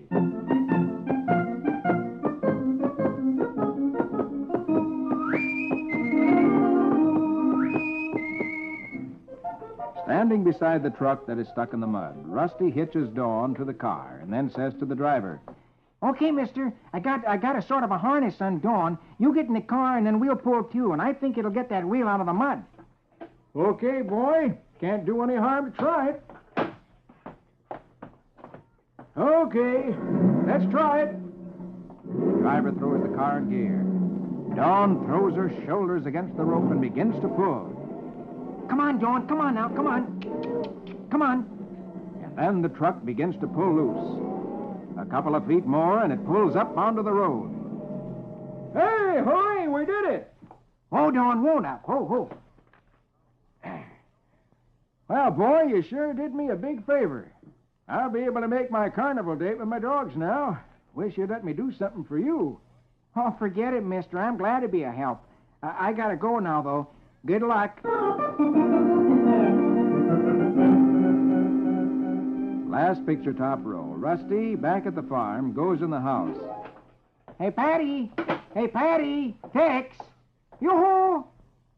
Oh, jeepers, I remember now. They all went to a movie. There's nobody home. First picture, bottom row, he says to himself.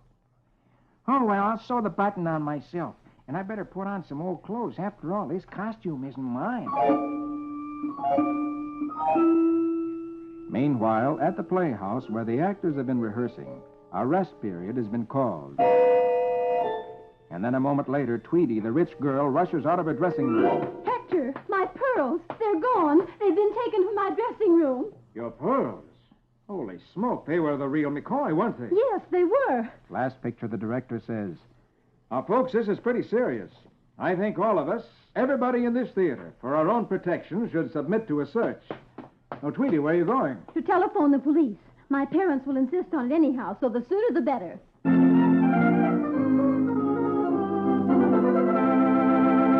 Oh, now everybody knows the pearls are stolen. yes, and the director is calling a meeting of all the members in the company so they can all be searched. Oh, and Rusty isn't there. And you remember some of the other men saw Shorty when he was dressed in Rusty's clothes going to the girls' dressing room, and, oh, I wonder if Rusty's going to be blamed for this because he isn't there. Well, we'll find out about that next week. Now, that's all the time I have. But before I go, here's that nice fellow with some more interesting information.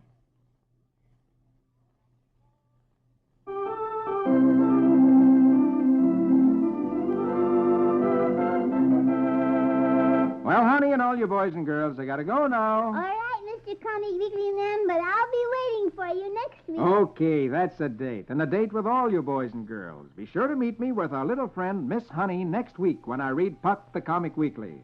For I'm the Comic Weekly Man, the jolly Comic Weekly Man. I'll be back to read the funnies to you happy boys and honeys. Don't forget, boys and girls, see you all next week. Your friend, the Comic Weekly Man, the jolly Comic Weekly Man.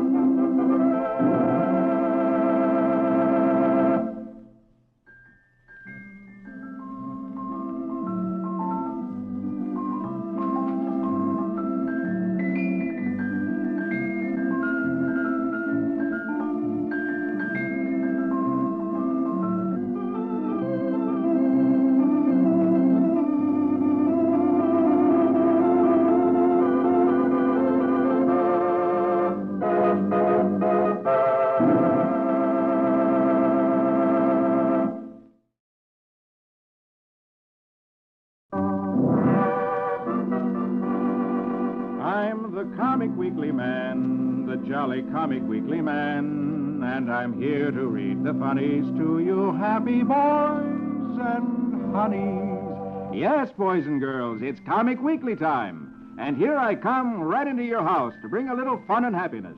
Right out of the pages of Puck the Comic Weekly, straight into your living room, your friend, the Comic Weekly Man. The Jolly Comic Weekly Man.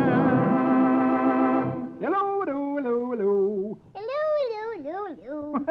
Little Miss Honey, how are you today? I'm just fine, but anxious. Oh, what are you anxious about? Well, Flash Gordon has started a new adventure, see? Yes? And he's traveling to another planet all by himself, see? Yes? And this is the first time anybody's gone alone on a trip like that, see? Yes? And every time Flash has been to another planet, he's always been in trouble, remember? Yes?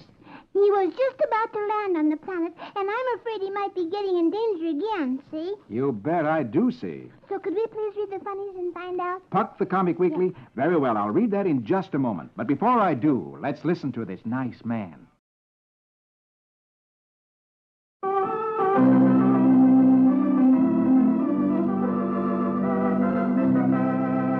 Now, here we go with Puck the Comic Weekly. And since you're so anxious to see what's happening to Flash Gordon, let's go looking for Flash right away. So turn over the first page, past Beetle Bailey, go past Little Iodine on the second page, past Prince Valiant on page 3, turn over to page 4, go past the Phantom there on page 5, turn over that page, and here we are on page 6 with Flash Gordon. Magic words for the music, please. Very well, my lady. Rig-a-dig-a-doon-doon, Saskimatash. Let's have music for Heroic Flash.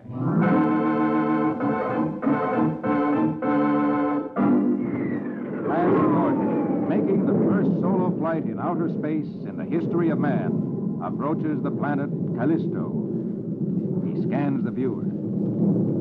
Hey, do I see signs of civilization? I better get in for a closer look. But as Flash noses down toward the surface, his brain is suddenly seized in a vice-like grip. Hey, oh, my head. I'm blacking out.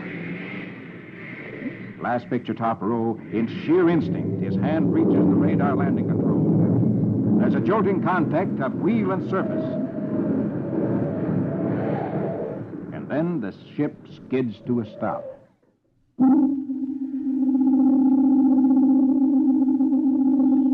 A short time later, first picture bottom row, Flash regains consciousness.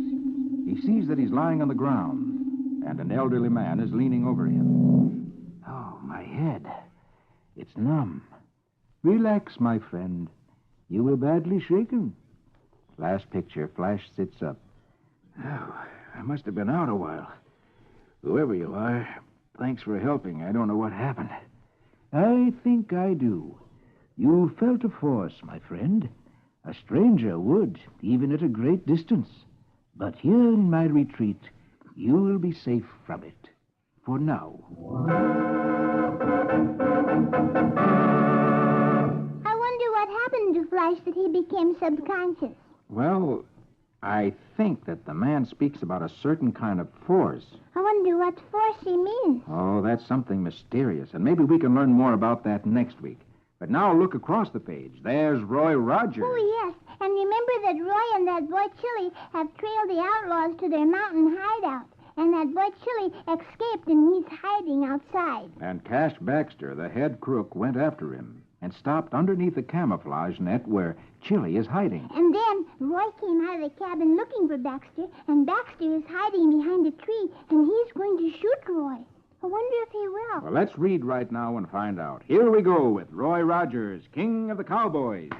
Hi-yip-hi-yo, now here we go with Roy and Trigger. Hi-yip-hi-yo.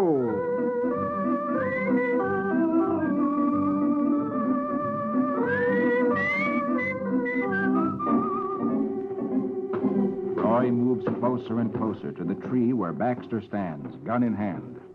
Baxter raises his pistol to fire. When suddenly Chili drops from the camouflage net onto Baxter. What the? And then Roy tackles Baxter, throwing him against a tree. And Baxter lies on the ground unconscious. Last picture top row, Roy begins to tie Baxter up. Hey, Chili, Marge Preston is guarding Gaffer in the cabin. You go tell her I'll be there as soon as I hog-tie Baxter. Sure, Roy, and I think we got bad hombres all rounded up, Senor Roy. A few minutes later. First picture, bottom row. Roy and Chili enter the secret room behind the cabin. Roy, you're all right. Roy sees Gaffer is still tied up, and Marge Preston, the niece of the murdered man, Roy, waiting look what I anxiously found beside here. the press A box which had of been used to counterfeit make counterfeit money. Well, Marge, Cass Baxter won't pass any more counterfeit money at his gambling casino in town. Good.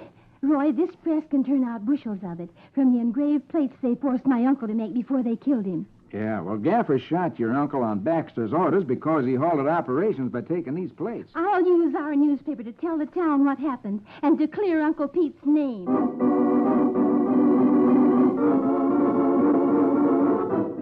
Sometime later, in Birch Creek, the outlaws have been turned over to the sheriff, and Roy is saying goodbye to Marge Preston and Chili. Well, I guess you folks will be safe now. Oh, Roy, Chili's going to stay with me and help out on the paper. Adios, Senor Roy. Well, that's just fine. Well, now I'm heading for my ranch. Adios. Adios, Senor Roy. Goodbye. Last picture, well on his way to the Double R Bar Ranch, Roy sees a tree with a lot of crazy mechanical gadgets hanging on it. He reins in. Whoa there, Trigger. Whoa. He sees the parts of a mechanical man hanging from the tree. Hey, what's this?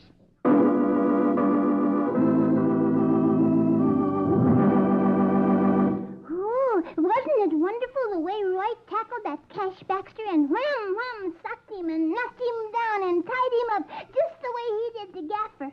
Now he's a hero. Yes, and the crooks are in the hands of the law. Oh, that was a good adventure. Yes, you bet it was. But I wonder what that funny gadget hanging down from the tree is. It does sort of look like a human being. You see, the legs and the backbone and head and arms. Oh, look, the head's coming apart. Yes, that looks sort of like the mechanical man from The Wizard of Oz, doesn't it? Mm-hmm. Well, maybe we'll find out more about this next week. But now, let's turn over the page.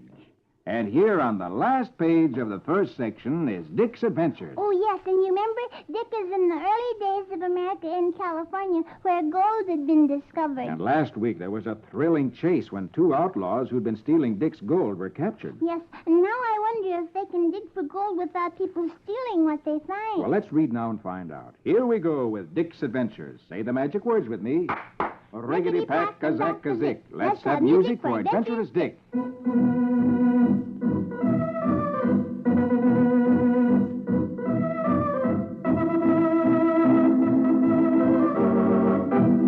It's been some time since the outlaws have been captured and punished, and the men continue in peace to dig for their gold. But now the wild rush to get rich quick is dying down. Dick notices that many of the men are getting discouraged because they haven't found gold. First picture, second row, he sees some of the miners pack up and return to their homes in the east. Last picture, second row, Dick asks some of the miners, Hey, why are you folks planning on going home? Oh, this digging for gold isn't paying off. We're sick to death of living like rats. We worked this hard on our farms, we'd make just as much and we'd be with our families and our law-abiding neighbors.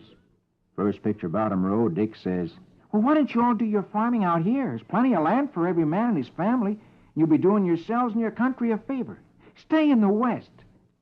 Hey, kid's got an idea. This is good land here. Yeah, I'm gonna make me a farm. Yeah, I think I'll do the same.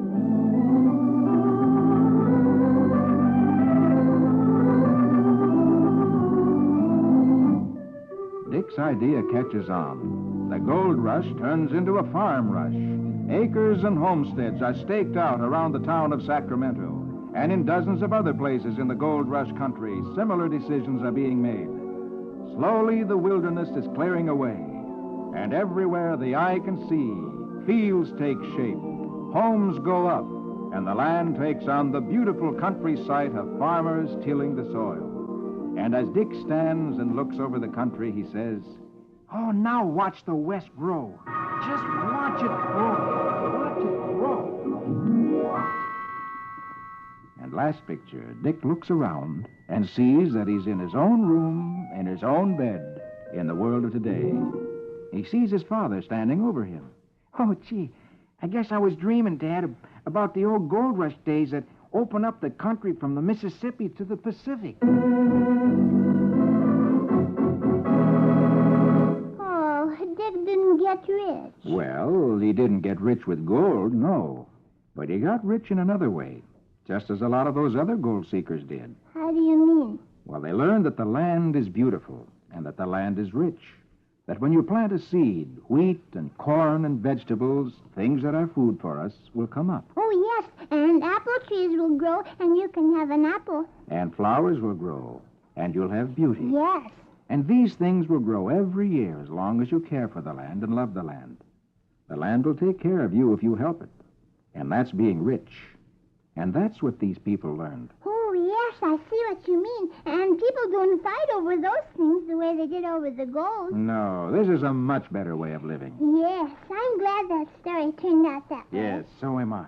Well, now look below Dick's adventures. There's Rusty Riley. Oh, and I've been very worried about Rusty because you remember there was a theater coming near the Milestone Farm. Yes, and a rich local girl was going to play a part in one of the plays.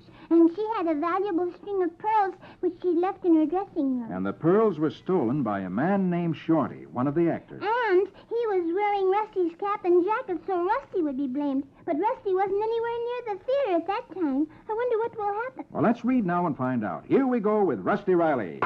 Gallop and run till the road is dusty. Give us music for his horse and Rusty.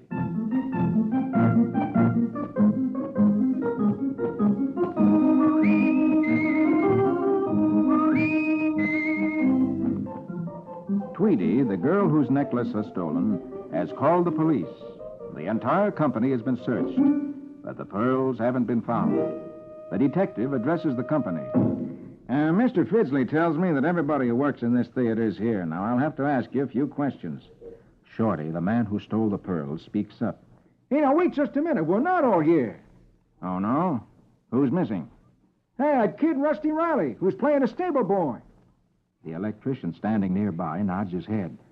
Yeah, you're right, Mr. Grant. I saw him out by the dressing rooms when I was wiring them new spots. Last picture, top row. The director of the company, Mr. Fidgley, says... Oh, you must be mistaken, Jake. He took that horse back to the Milestone Farm long before Miss Castle left her pearls in the dressing room. I ain't blind. I know I saw him. And the carpenter adds... Yeah, Jake's right. I saw him, too. You couldn't miss that red cap and his leather jacket. First picture, bottom row, Tweety says... I can't believe that boy's a thief. And Shorty answers... Now, you heard what Jake and Casper said. We've all been searched. It's got to be him. You say he lives at Milestone Farm, huh? All right, I'll go over and I'll have a talk with the lad.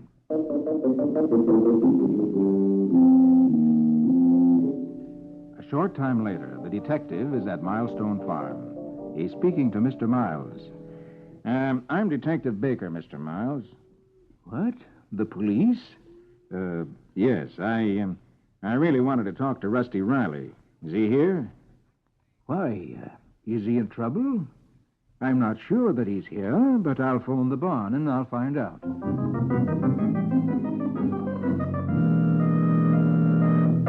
And last picture, Rusty is seated before Mr. Miles and the detective, who says... Rusty, Miss Tweety Castle had a pearl necklace stolen from her dressing room between 4 and 4:30 today. You were seen near her dressing room at that time. I know this is absurd, Rusty. I'm sure that you can explain your presence there. Well, I wasn't even near the theater then, Mr. Miles. I brought Dawn home before 4 o'clock.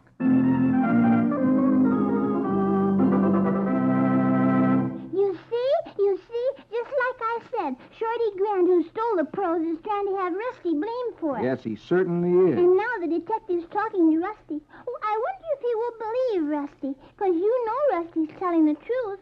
He wasn't near the theater then at all. No, he wasn't. Well, maybe we'll find out more about this next week. But now it's time to turn to the second section of the Comic Weekly. Oh, yes. I wonder what that funny, silly Dagwood will do today. Well, I'll read that in just a moment. But first, here's that nice man again with something interesting to say.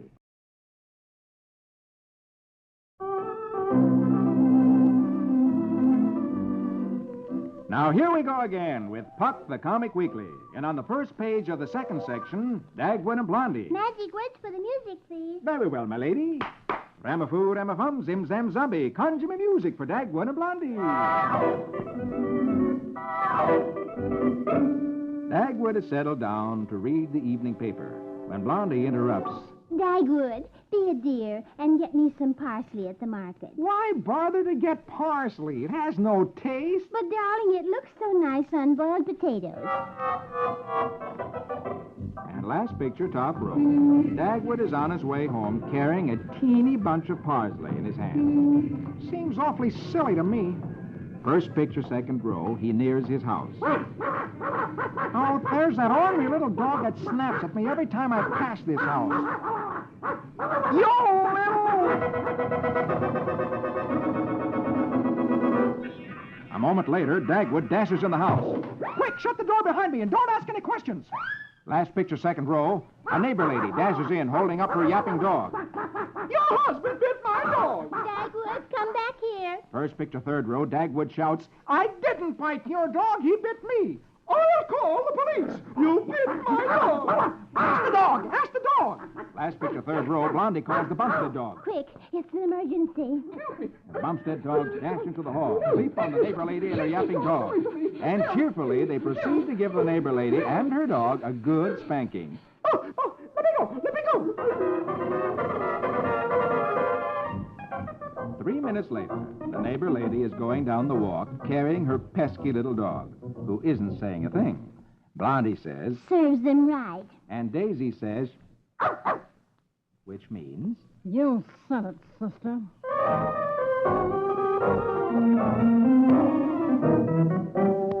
Last picture, 10 minutes later, Dagwood is seated at the supper table.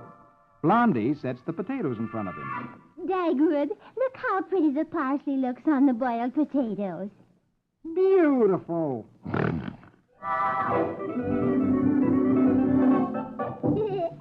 Wasn't that funny? Dagwood certainly got himself into trouble with that neighbor lady. He certainly did. Do you think he really bit the dog?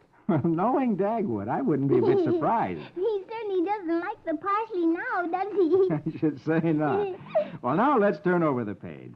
Oh, and look, there's Walt Disney's Sword in the Rose. Oh, and this is what I'm anxious to read, because it's in the early days of England, and you remember the Princess Mary was in love with Charles Brandon, who was handsome and brave and daring. Yes, but the princess had to marry the King of France, or her brother, King Henry, would have executed Charles Brandon. Yes, and now the King of France is dead, and the princess wants to go back and marry Charles Brandon. But the Duke of Buckingham, who doesn't like Brandon and who wants to marry the princess himself, has got rid of Brandon.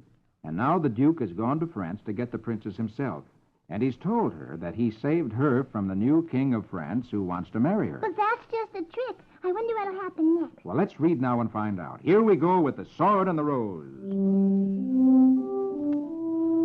It's merry, merry England, when knighthood was in flower. Music to bewitch our story hour.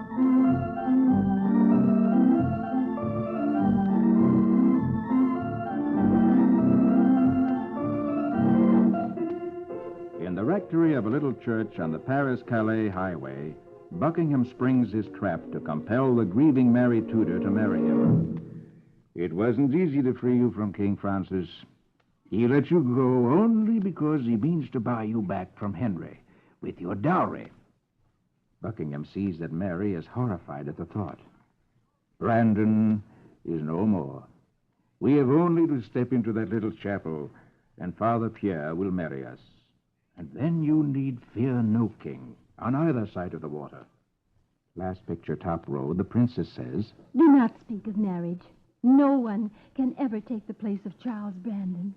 Am I so low and loathsome? The blood of Plantagenet kings flows in my veins. He seizes her in his arms, first picture, bottom row. You'll have me, madam, or I'll take you straight away back to King Francis. Let me go. You dare to...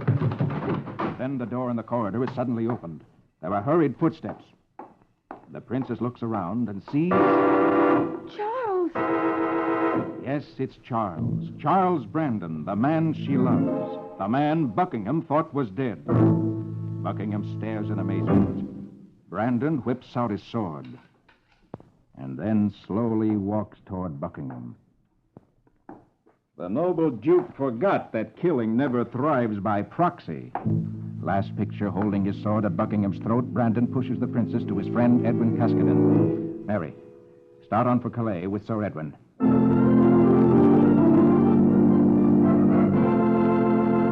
hooray, hooray! Charles Brandon arrived in time to save Princess Mary from the cruel clutches of the Duke of Buckingham. Yes, he did. And now he'll send her away with his friend, Sir Edwin Caskoden, where she'll be safe. But what is Charles Brandon going to do to the Duke of Buckingham? Kill him? Well, that we'll find out next week. But now, look across the page. There's little old Donald Duckle. Oh, my favorite. What funny thing happens to him today? Well, let's read now and find out. Here we go with Donald Duck. Say the magic words with me. Squeeze, jump, squilly, chicka-chack. Let's have music to pet quack, quack.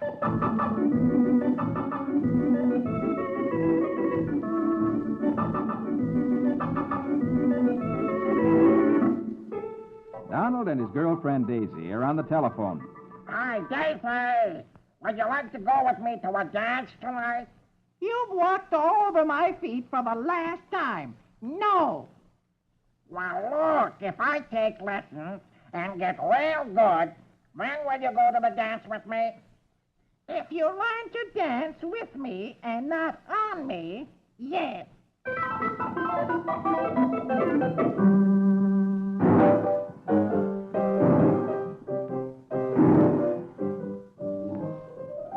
One picture, top row. Donald is at a dancing school learning how to dance. Splendid. Want to try a little jitterbug? Sure, Tots.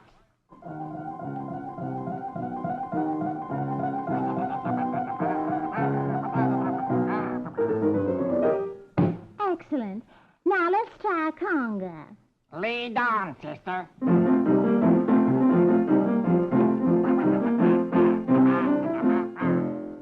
Now, boogie woogie. Show me the way.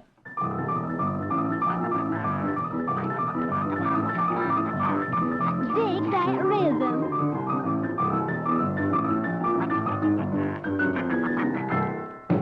First picture, bottom row, she says. Now the waltz.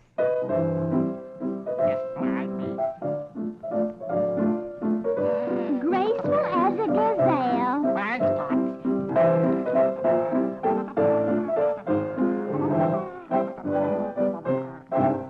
And the dancing lessons are over. Congratulations, Mr. Duck. You've graduated as an expert dancer. Oh, guess it just comes naturally to me. Thanks.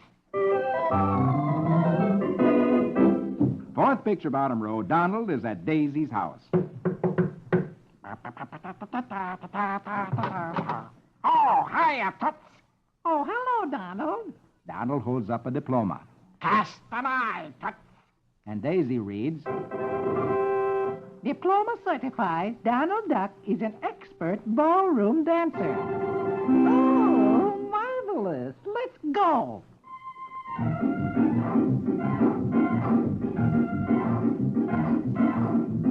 And last picture, Donald and Daisy are at a dance. They step out on the floor. Donald takes Daisy in his arms, takes 3 steps, and... Ow! My foot! Oops, sorry. Back to the school again for you. Isn't that funny? After taking all of the dance lessons, so Donald could do any kind of a dance, then he steps on Daisy's foot. Yeah. Well, I think it might be that Daisy's feet are a little bit larger than the girls at the dancing school. I'm afraid that might be it. Yeah, poor Donald, always in trouble. Yes, poor Donald, always in trouble. Well, now let's turn over the page. Oh, and look, on page 5 of the second section, there's Uncle Remus. Oh, and little Brer Rabbit. Read that, please. Very well, here we go with Uncle Remus and his tales of Brer Rabbit. Say the magic words with me. Hippity-hoppity, make it a habit to give us music for old Brer Rabbit.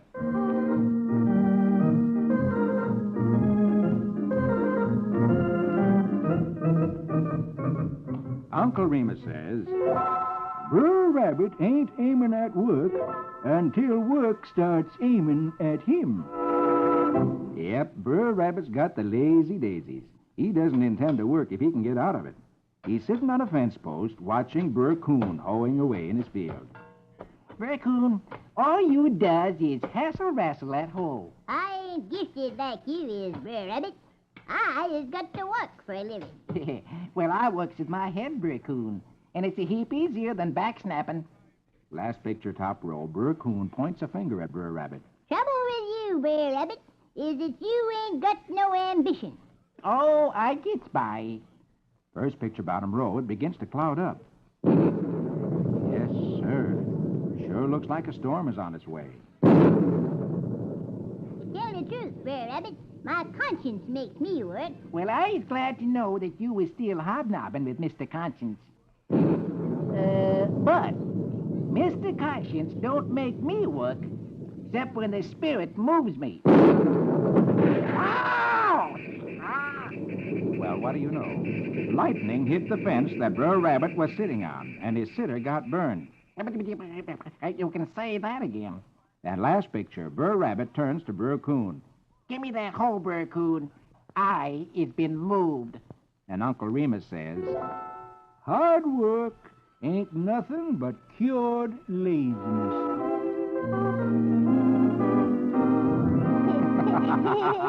Wasn't that funny? Yeah. Brer Rabbit said he wouldn't work except when the spirit moved him. No. Well, the spirit of electricity from that lightning certainly moved little old Brer Rabbit right off that fence. It sure did. Oh, I just love Brer Rabbit. So do I. Well, now, that's all the time I have. But before I go, here's that nice fellow with some more interesting information.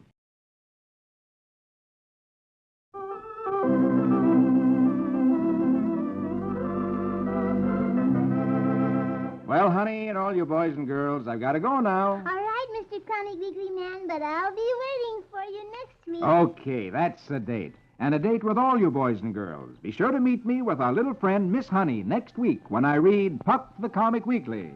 For I'm the Comic Weekly Man, the jolly Comic Weekly Man. I'll be back to read the funnies to you happy boys and honeys. Don't forget, boys and girls, see you all next week. Your friend, the Comic Weekly Man, the jolly Comic Weekly Man.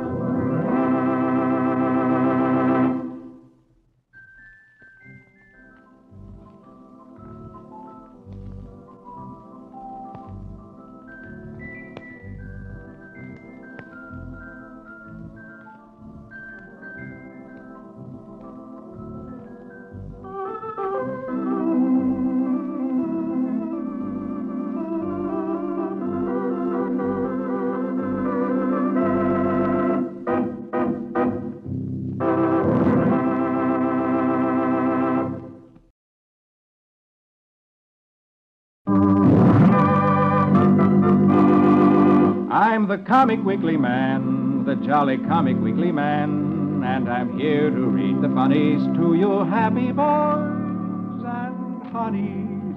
Yes, boys and girls, it's Comic Weekly time, and here I come right into your house to bring a little fun and happiness, right out of the pages of Puck the Comic Weekly, straight into your living room. Your friend, the Comic Weekly Man, the jolly Comic Weekly Man.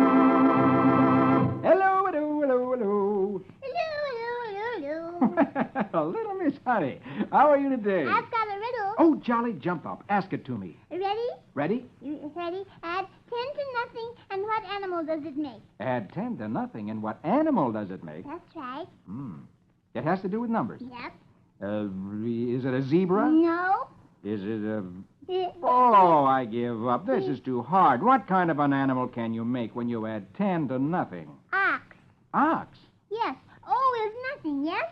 Yes? And 10 you make with the Roman numeral X, right? Yes? And OX equals ox. Oh, yes. Ox. A Roman ox. Yes, very good. So you see? I certainly do see. Now can we please read the comic? Puck the Comic Yes. Weekly? Very well, I'll read that in just a moment. But before I do, let's listen to this nice man.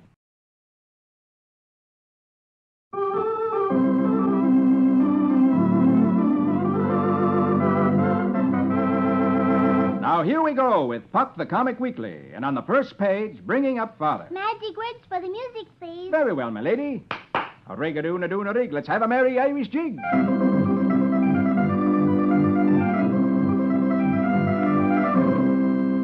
Maggie has ordered the butler to pack some things in a barrel. And she's told him to set it on the front porch so that it can be picked up. Last picture, top row, Jiggs comes home. There stands the barrel, waiting for the express company men to pick it up. But Maggie hasn't told this to Jiggs. Jiggs exclaims, Well, look at this. Someone sent us a gift. And first picture, second row, Jiggs is rolling the barrel into the house again. Oh, I love surprises. I can't wait to see what's inside.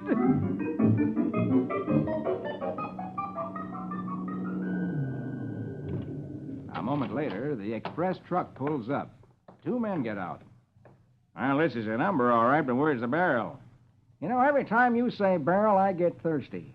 Yeah, me too. Well, if there ain't no barrel here, ain't no sense standing around on a dry porch.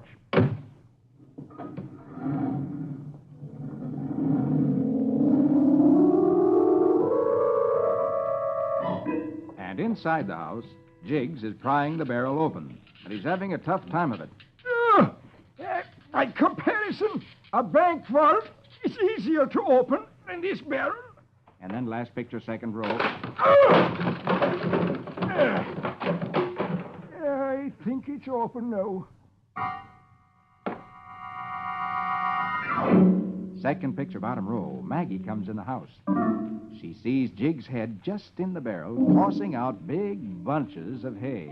She hears him say, Judging from all the hay, there must be a horse in here somewhere.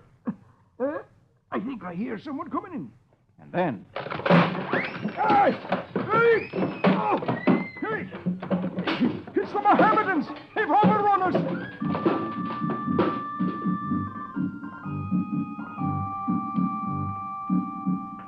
That last picture, Jiggs is sitting in the doctor's office, his hands bandaged up, his eye black, adhesive tape all over his face and head, and he's telling the doctor.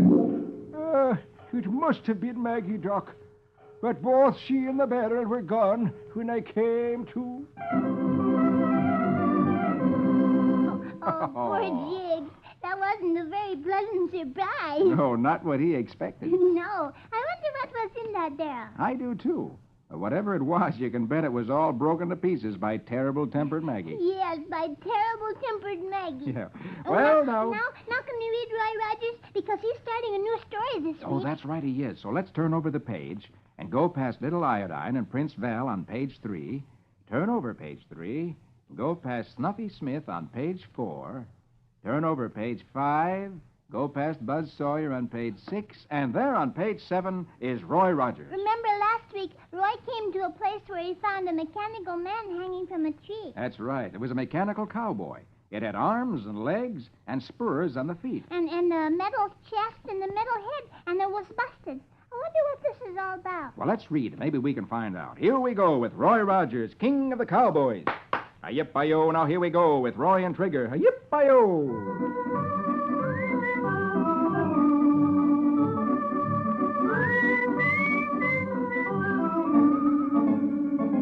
Roy is examining the mechanical man that's hanging from the tree. He hears hoofbeats. Third picture, top row, an old friend gallops up. Hey, Cube Root. Oh, Roy! Well, I should have figured you and your slide rule weren't far away. Hey, is this another of your inventions? Only the remains, Roy. Had an unhappy experience with Bronco William. Cube shakes his head sadly, and he dismounts. Last picture, top row.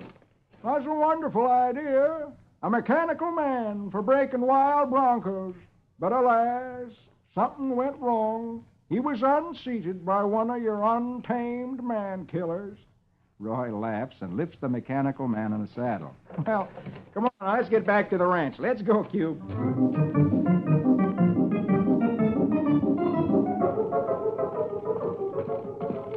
Second picture, bottom row. Roy and Cube arrive in an old barn that Roy has rented to Cube, and which Cube has made into a complete laboratory for his experiments.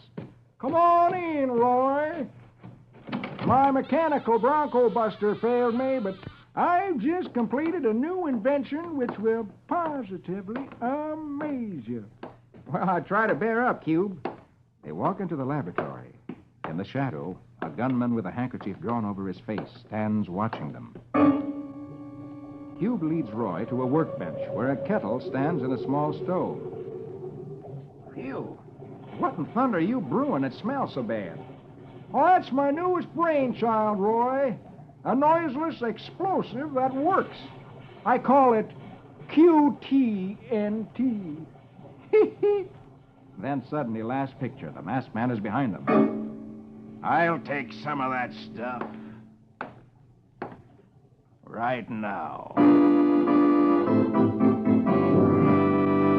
Oh, I bet you I know what that outlaw wants with noiseless explosives. So do I. Why, he could rob a bank with that, and no one could ever hear him because there would be no explosion when he blew open the safe. Yes, well, this is an unexpected turn. Yes. Now, we'll find out more about this next week. But now look below, Roy Rogers. There's Walt Disney's Sword in the Rose. Oh, yes, I love this story because it's in the early days of England when men were knights. Yes, and one of the bravest of these knights, a man named Charles Brandon, was in love with the Princess Mary. And you remember the Duke of Buckingham had tried to kill Charles Brandon so he could marry the princess himself. But last week, Charles Brandon and his friend Sir Edwin Caskoden appeared out of nowhere, and they entered the little church where the Duke of Buckingham had taken the Princess Mary. And Charles Brandon rescued the princess and held the sword at the Duke of Buckingham's throat while Sir Edwin tried to escape and take the princess away. Yeah, you bet he did. And now, I wonder what Brandon will do to the Duke.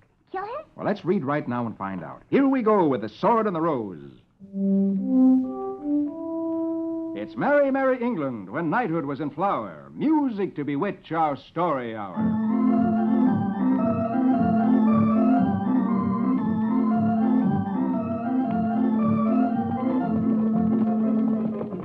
Sir Edwin and the rescued Mary galloped toward the harbor of Calais. We must ride fast, milady. We have a small ship waiting to take you to England and safety. Inside the rectory of the little church, Brandon holds Buckingham at sword's point to give the princess time to gain a good head start. Then Charles backs out the door. Once I've seen my Lady Mary safe, I pledge we shall settle our score, noble Duke. He locks the Duke in. He runs for his horse, leaps in the saddle, and gallops off. Come on, run.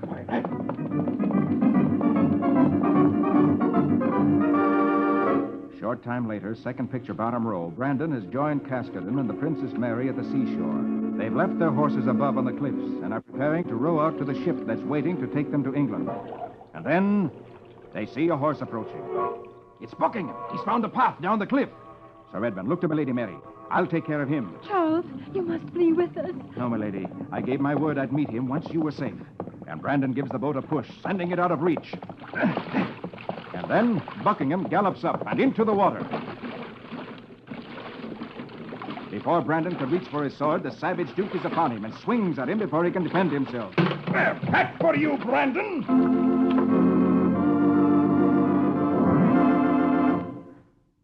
The princess and Sir Edwin are escaping, but what's happened to Charles Brandon? The Duke swung at him with a sword before Brandon could turn around. Look, Charles Brandon's falling into the water, and the Duke's riding right straight at him on that horse. Do you think he'll be killed? Well, we'll find out about that next week. But now let's turn over to the last page of the first section. And look, here's Flash Gordon. Oh, yes. And you remember, Flash Gordon has gone all by himself to a strange new planet to investigate. And just as he landed on the planet, his mind blacked out. Yes, he became subconscious. Yes, and when he regained his consciousness, he found a kindly hermit, an old man, leaning over him. And the hermit is very friendly. I wonder what Flash will learn from him about this strange planet. Well, let's read and find out. Here we go with Flash Gordon. Rig-a-rig-a-doon-doon, saskamatage. Let's have music for Heroic Flash. The hermit, a kindly man named Philo, has taken Flash to his own peaceful retreat, the ruins of an old castle. Flash thoughtfully says, I don't get it, Philo. There's that beautiful quiet city just below you, and you live here in this hermitage. Yes, it is a quiet city, and beautiful to the eye, but ashes to the touch. However, that is of no interest to you. Yes, what makes you think it isn't? Last picture, top row, Flash says. I came here to gather information for my government. There's something I ought to know about that city. I am an old man. I am content to ponder the wonders of nature. But your thirst is for adventure. First picture, bottom row. Philo looks thoughtfully at Flash. You will find much of that in that city, and more, too, for it is a city of doomed souls. I will say no more. Okay, Philo, if I've got to find out for myself, I will. Wish me luck. And Flash walks down the incline away from the ruins. Farewell, Flash. Bye, Philo, and thanks for everything. And then, last picture, as soon as Flash disappears, the old hermit stands within a room in his retreat. He throws his head back and calls, Rosine! Rosine! It is I, Philo. Hear my thoughts. A young man approaches the city. Well, what's he saying? He's telling somebody that Flash is on the way to the city. Yes, that's certainly surprising. Yes, because he seems so friendly to Flash. And now he's warned somebody about Flash. Will that mean trouble for Flash or danger? Well, that's something we're going to have to wait until next week to find out.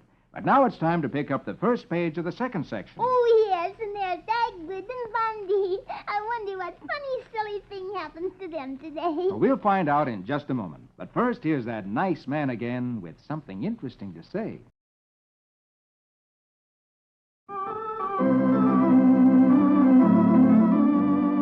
Now, here we go again with Puck the Comic Weekly. And on the first page of the second section, Dagwood and Blondie. Magic words for the music, please. Very well, my lady. Ramafoo, Ramafum, Zim Zam Zombie. Conjure me music for Dagwood and Blondie.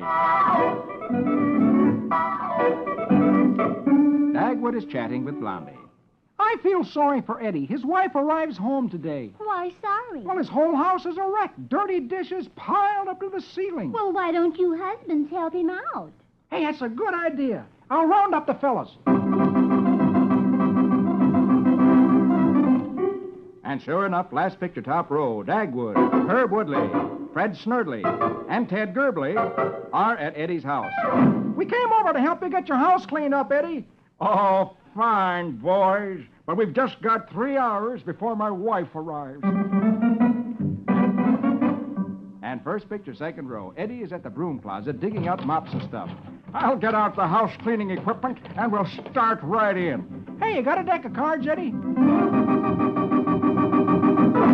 And 5 minutes later, the boys are all playing cards. The house cleaning is completely forgotten. I'm out. I'll bet 2 red ones. I'll raise it a blue. An hour and 40 minutes later, first picture, third row, we're still at Eddie's house. I'll bet 6 red ones. Dagwood happens to look at his watch. Great Scott, Eddie. Your wife's train is due in 20 minutes. Oh, I'll rush to the station. You fellas get busy. And Eddie dashes for the station.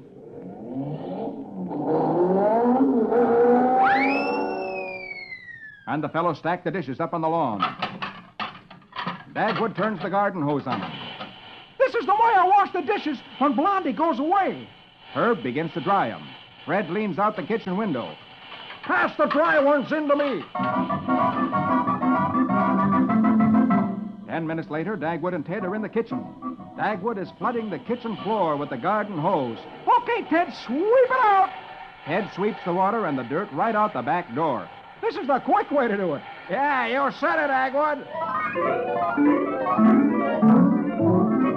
First picture, bottom row, Dagwood whizzes around the living room with a vacuum cleaner. Ted with a dust mop. And Fred with a cleaning cloth. Keep going, boys. And then, 20 minutes later, Eddie and his wife enter the house. Eddie's wife takes one look around. What a wonderful husband you are, Eddie. The house looks beautiful. It's glistening. And last picture, Dagwood, Herb, Fred, and Ted are walking up to the Bumstead house. Dagwood says cheerfully, I don't know why wives make such a fuss about keeping house. And inside the house, Blondie overhears this and goes...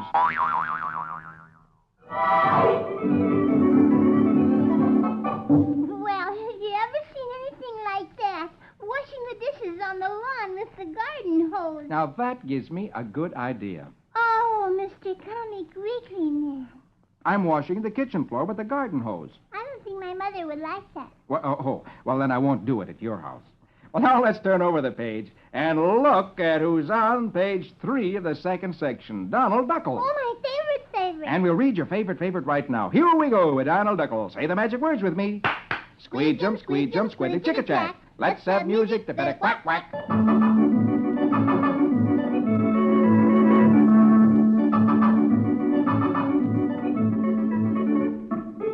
Donald's nephews, Louie, Huey, and Dewey, are out on an adventure.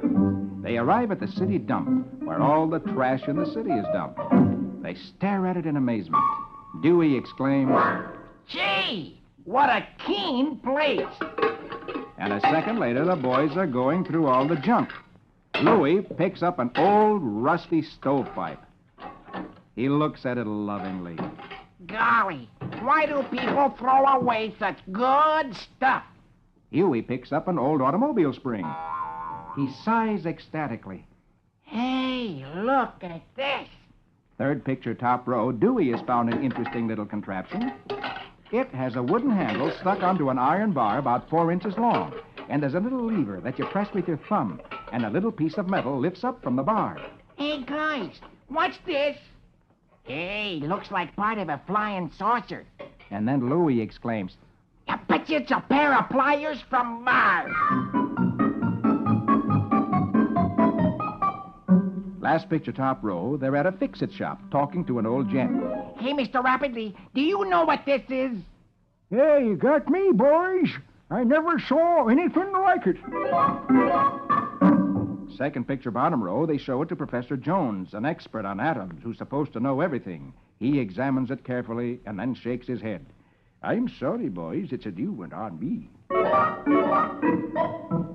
Third picture, bottom row, they're walking down the street, wondering who can tell them what the mysterious gadget is. And then they meet a little girlfriend, Susie Q. Hi, fellas. Oh, hiya, Susie. Where'd you get the curling iron? Huh? My mother used to have one of them. Curling iron? Hey, what's it for? Oh, you just get it warm and make curls with it? No kidding. You don't say. Well, what do you know? Sometime later, last picture, Donald comes home. He enters the living room.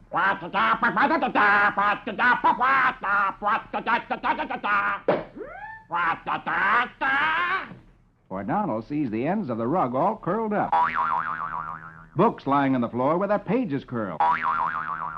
The cat with her whiskers and tail curled. And the dog entirely covered with curls. Wasn't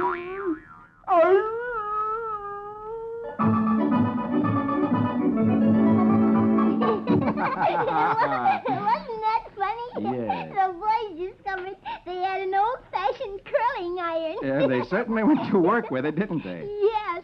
Don't the cat and dog look funny with those curls all over them? Yes, they certainly do. And Donald looks mighty surprised. Yeah, he couldn't look more surprised if he'd gone to sleep and woke up and found himself covered with curls. Oh, that's so funny. Yeah. Well, now look across the page. There's Dick's Adventures. Oh, yes. And I'll just bet you Dick is going to start a new story today. Hey, maybe he is. Let's read now and find out. Here we go with Dick's Adventures. Say the magic words with me. Riggedy-pack-a-zack-a-zick. Let's have music for adventurous Dick.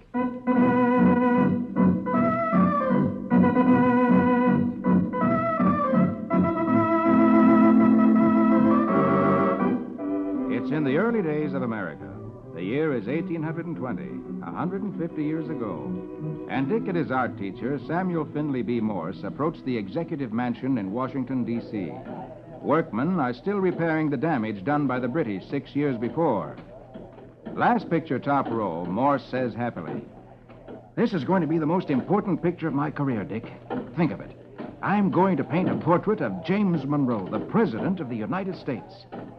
Morse notices that Dick's reaction is not as enthusiastic as it should be. First picture, second row, Morse says, "If it's your opinion, Dick, that I ought to devote my life to science, you don't want me as an art teacher. We'd better part company right now." But Dick protests he meant no slight. "Oh, no, Mr. Morse, it's just that you're so sensitive." Yes, I know. I have doubts about whether I'm good enough to. At the door of the White House, he stops. Last picture, second row, he turns away. You're right, Dick. It's no use. I'm not good enough. I'm not a good enough artist. I'm not going through with it. Now, please, no, Mr. Morse, please stop. You are, too. They asked you to paint the president's picture, and you're going to do it. And then, first picture, bottom row, the door swings open. Yes, sir? Tell the president, please, that Samuel Morse, the artist, is here. Yes, sir. This way, please.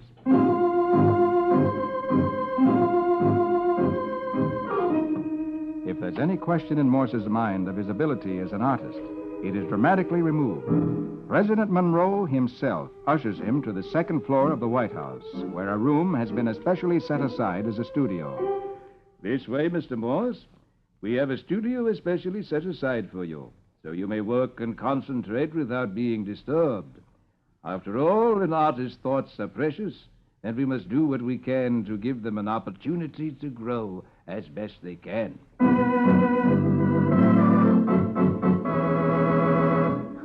Well, I'm glad that Dick didn't let Mr. Morse go away. So am I. Just think, being able to paint the president's picture. That's a wonderful opportunity. Oh, you bet it is. And wasn't it nice that the president was so good to him? Oh, yes. I'm anxious to see that picture when it's painted. Well, maybe we'll see it next week. But now look underneath Dick's adventures. There's Rusty Riley. Oh, yes. And you remember there's a theater company near the Milestone Farm where Rusty lives. Yes, and a string of pearls were stolen by one of the actors. And a man named Shorty dressed himself up to look like Rusty, and he stole the pearls. And a detective was called in on the case, and he's gone to the Milestone Farm to ask Rusty some questions. But Rusty didn't do it because Rusty wasn't near the theater at the time. Well, I wonder, will the detective believe Rusty's story? Well, let's read now and find out. Here we go with Rusty Riley. Gallop and run till the road is dusty. Give us music for his horse and Rusty.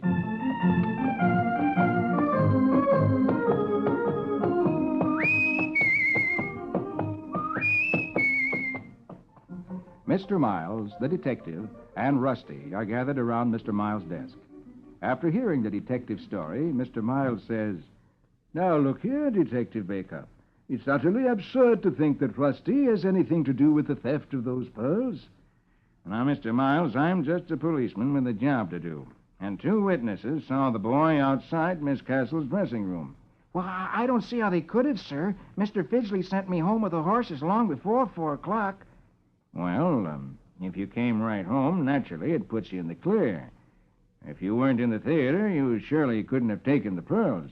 Why, of course he's in the clear, Detective Baker. Well, I guess that settles that. Last picture, top row, the detective nods. Yes, of course. Of course, Mr. Miles, all we need from Rusty is some evidence that he really did come right here with the horse.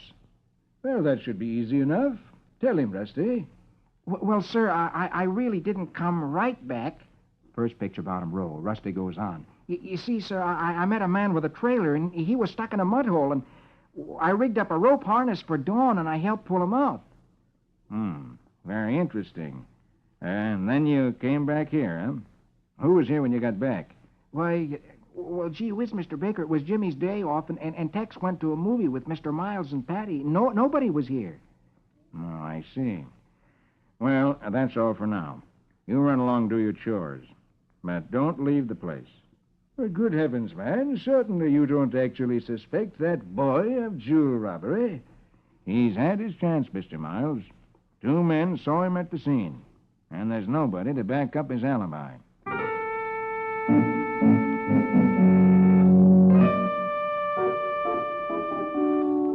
Sometime later, last picture, the detective is talking with Tweedy Castle, the girl whose pearls were stolen, and with her mother. And the electrician and the stagehand say they saw the boy outside your daughter's dressing room. Now, the boy claims he was not in the theater, but he can't prove it. However, I can't believe that he'd... I don't believe he's guilty either. Nonsense, Tweedy. Nonsense. The boy's probably a little hoodlum. I insist that you arrest him immediately.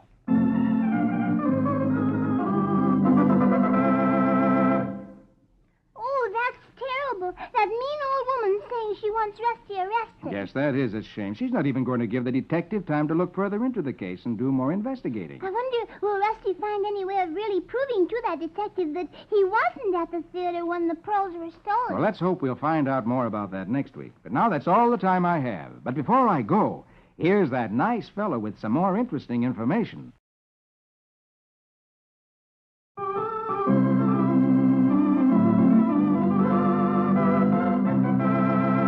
Well, honey, and all you boys and girls, I've got to go now. All right, Mr. Comic Weekly Man, but I'll be waiting for you next week. Okay, that's a date. And a date with all you boys and girls. Be sure to meet me with our little friend, Miss Honey, next week when I read Puck the Comic Weekly. For I'm the Comic Weekly Man, the jolly Comic Weekly Man. I'll be back to read the funnies to you happy boys and honeys. Don't forget, boys and girls, see you all next week. Your friend, the Comic Weekly Man, the jolly Comic Weekly Man.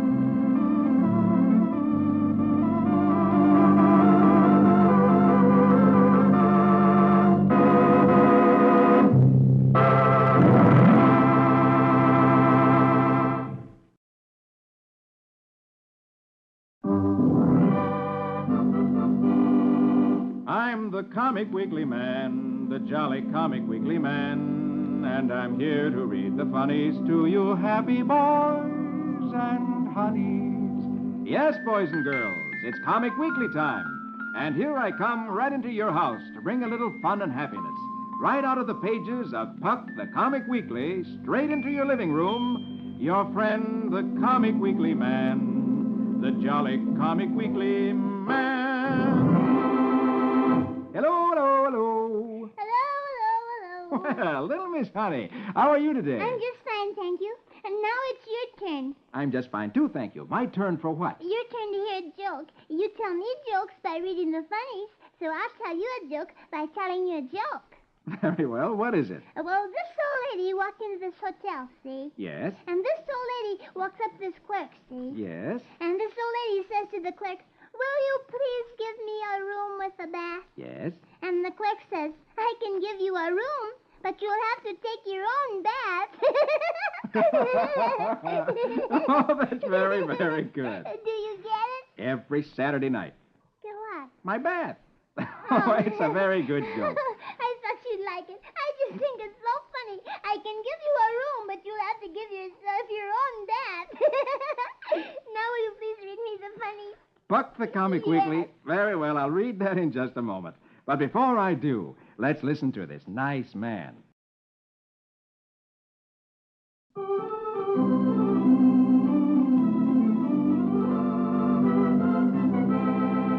Now, here we go with Puck the Comic Weekly. And on the first page, under Bringing Up Father, Beetle Bailey. Magic words for the music, please. Very well, my lady. Toot me a toot and tweet me a tweedle. Squeeze out music for Bailey the Beetle.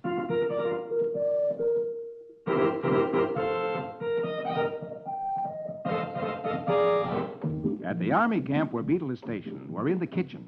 The captain is telling the cook, "Hey, Cookie, I got to tip the general is coming to eat dinner with us and expect our mess hall." Oh, thanks, sir. I'll cook a special recipe. And 5 minutes later, the cook is carrying a kettle of stew to the stove. Oh, this'll be a work of art. First, a little dash of salt. Then in the door comes Beetle Bailey. Hey, here's the salt you wanted, Cookie. Beetle trips over a pig. Whoops! Watch out, will you? And he drops the sack of salt into the stew. Now look what you done. Well, it's only salt, Cookie, and only 5 pounds. Oh! The cook sets down his kettle, picks up a box of soap chips. Last picture top row throws it at Beetle. You stupid idiot! The soap hits Beetle, bounces off him into the stew. Hey, now look what you did. First picture bottom row, the captain and the general walk in.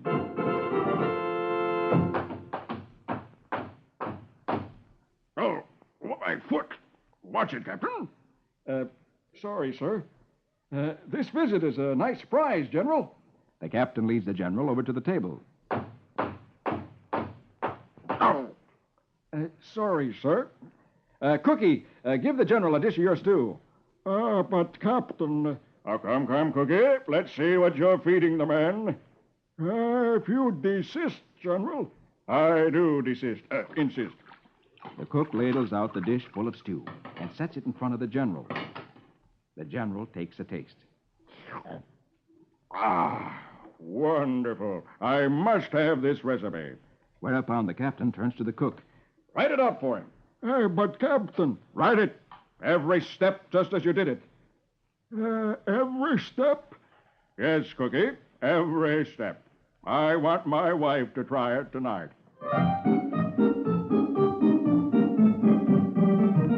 And last picture, the general's at home in his kitchen and is reading the recipe to his wife, who is following the directions. Oh. After you trip and spill the salt, you drop in a box of soap chips. Soap chips? Yes, dear, soap chips. And that's in order. Oh, for heaven's sake. Can you imagine the general telling his wife to trip and spill salt in the stew? Yeah, that's some recipe. Why, the poor wife, her knees will be all covered with bruises. Yeah, she'll have to do her cooking with pillows on her knees. Wouldn't that be funny? Well, Beetle Bailey is funny, so anything that we learn from Beetle Bailey has to be funny. Yes. Well, now let's turn over the page and go past Little Iodine and Prince Valiant and turn over page 3, and here on page 4 is Walt Disney's The Sword and the Rose. Oh, yes, and I'm anxious to see what's going to happen because, you remember, this is in the early days of England, and Charles Brandon has rescued the Princess Mary, who's the woman he loves, from that mean Duke of Buckingham, who's the man she hates. Yes, but the Duke of Buckingham has pursued them, and just as Charles Brandon and his friend Sir Edwin Caskoden had put Mary in a boat to row her out to a ship, the Duke galloped up on his horse and rode into the water and attacked Charles Brandon. And Charles Brandon is in the water way up to his waist, and the Duke had hit him in the back with his sword. I wonder what'll happen. Will Charles Brandon be killed? Well, let's read now and find out. Here we go with The Sword and the Rose. It's merry, merry England, when knighthood was in flower. Music to bewitch our story hour.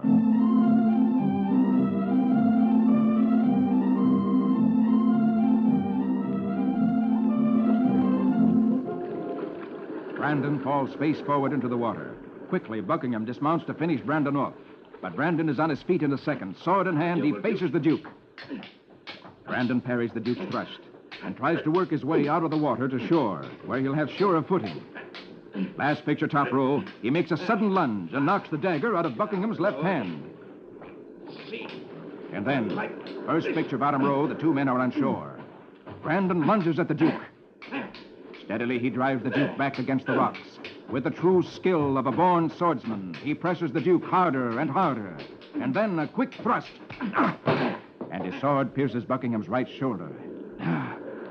Last picture, Brandon stands over the wounded Duke and looks at him in contempt. I cannot be so merciful as to finish you.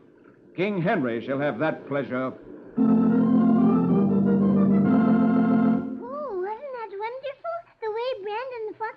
Yes, he certainly knows how to handle that sword, doesn't he? Yes, he does. Slash, slash, whish, slash, and Buckingham is beaten. Yes, just like that. Yes, just like that. Now will Princess Mary escape with Brandon and be married to him and live happily ever after? Well, maybe we'll find that out next week. But now, let's look across the page. There's Roy Rogers. Oh, yes, and Roy's begun a new adventure. Yes, he met his friend Cube Root, who is quite an inventor. Yes, Cube took Roy to a barn where he has the laboratory, and he told him that he'd invented some silent explosives. That's right, TNT, an explosive so powerful that even a small amount of it can blow a building apart. But the difference is that this doesn't make any noise when it explodes. That's right. And just as Cube Root was telling Roy about the explosive, a masked man stepped into the door, gun in hand, and told Cube to hand the explosive over to him. Oh, I wonder what will happen. Will he shoot them or what? Well, let's read now and find out. Here we go with Roy Rogers, King of the Cowboys. Hi-yip-bi-yo. Now here we go with Roy and Trigger. Hi-yip-bi-yo.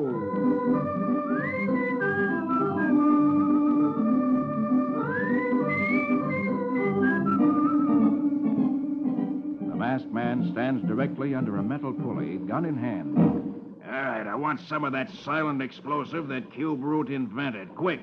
But, sir, QTNT is my most valuable discovery. I've only a small quantity of it made up. I said I'm in a hurry. Now move. Yes, sir. Yes, sir. Roy, holding his hands up, sees that his left hand is beside the rope that holds the pulley up to the ceiling. Come on, move. Hurry it up. Quietly, Roy loosens the rope. I said hurry. Last picture top row, the pulley drops from the ceiling onto the crook's head. Ah. A second later, Roy has the outlaw's arms pinned behind him. You... Goodness gracious, Roy, how very clever of you. First picture bottom row, Cube rips the handkerchief off the man's face. Wasp Bascom. Why, Roy, he purchased some of my cattle tonic last week. That's when I told him about my noiseless explosive. Oh, you faker. 6 of my steers died from taking that stuff. And I aim to get even. No, Bascom is mistaken, Roy. My tonic is harmless. And I'll prove it by drinking some. Hey, now, don't be foolish, Cube. Stop. But it's too late. Cube has swallowed the tonic. Great Scott, he drank it. Suddenly, Cube's face turns white, and he slowly sags to the floor. Hey, Cube. Cube. Roy goes to help Cube. Bascom picks up the keg of explosive and dashes out the door. Last picture. Roy whips out his guns and whirls around. No, Roy. Don't shoot. You hit the explosive, we'll be blown to bits. Oh, wasn't that too bad? Just when Roy had the outlaw captured, then Cube has to go do a silly thing like showing off and then get sick. Yes, and now Bascom is getting away with the TNT. I wonder if Roy will let him get away with it. Well, maybe we'll find out about that next week. But now let's turn over the page and see who's there. Oh, look, here's Flash Gordon, and he's gone all by himself to a strange planet to investigate. Yes, and while he was there, he met a strange hermit who seemed to befriend Flash.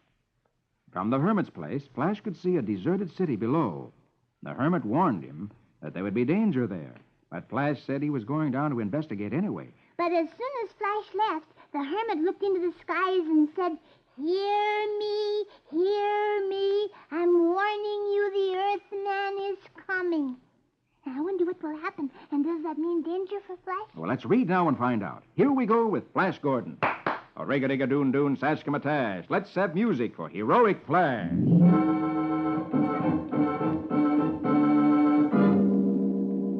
Flash approaches the strange city.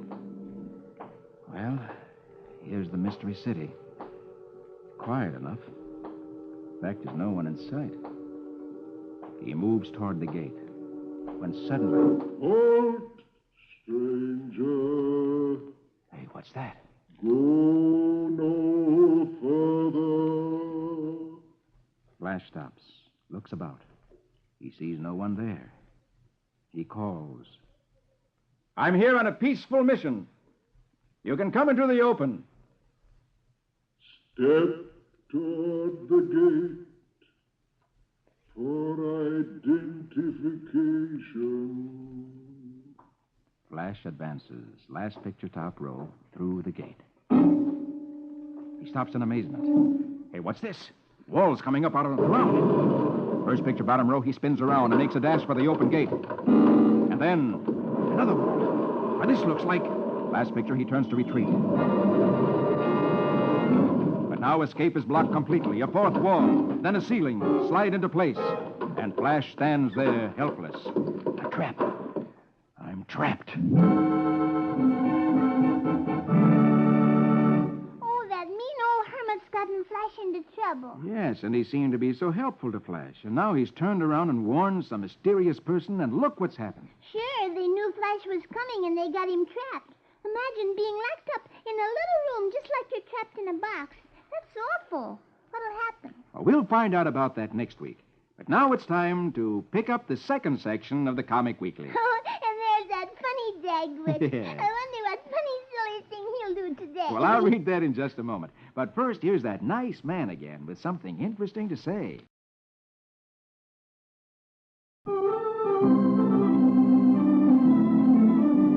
Now, here we go again with Puck the Comic Weekly. And on the first page of the second section, Dagwood and Blondie. Magic words for the music, please. Very well, my lady. Ramafood, Ramafum, Zim Zam Zombie. Conjure me music for Dagwood and Blondie. Down at the office, Dagwood is busy working. The office boy comes in. Hey, Mr. Mumstead, the boss just hung up a suggestion box on the hall. Hey, that's a splendid idea. And a few minutes later, the whole office staff is standing around the suggestion box, and Mr. Dithers makes a sweet little speech. Now, I want everybody to feel free to offer any suggestions that might be helpful to this office. Last picture top row, everybody is working away at their jobs again. And then the door to Dagwood's office opens. And out comes Dagwood with a slip of paper in his hands. Straight to the suggestion box he goes. He drops his slip of paper into the suggestion box with a big smile on his face. I'll be the very first to use it. Half hour later, Dagwood is busy working at his desk. Suddenly, a voice roars through his desk speaker. Bumstead! Come into my office. Dagwood pops out of his chair and goes into Mr. Dithers' office. Mr. Dithers, you sent for me? Yes, Dagwood, I did. Is this your suggestion that the office force be given 2 full summer months vacations, like the school kids? Yes, sir, Mr. Dithers. That's mine. At last picture, second row, Dithers leaps for Dagwood. No, Mr. Dithers. No. Have mercy. Have mercy. Mr. Dithers, please. I'm just a young man. I've got a life to live. First picture, third row, Dagwood tries to get up from the floor. But, Mr. Dithers, I And Dithers knocks him down with a typewriter. Again, Dagwood tries to get up. I meant it only as a... And Dithers breaks the water cooler over him. Last picture, third row. Only as a gentle suggestion. First picture, bottom row. Dithers' door opens, and out sails Dagwood. Now, Dagwood, although I don't agree with your first suggestion, I want you to feel free to offer others.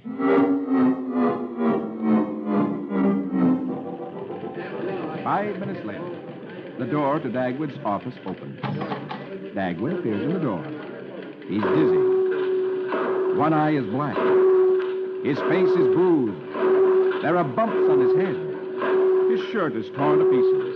He's aching all over. He staggers to the suggestion box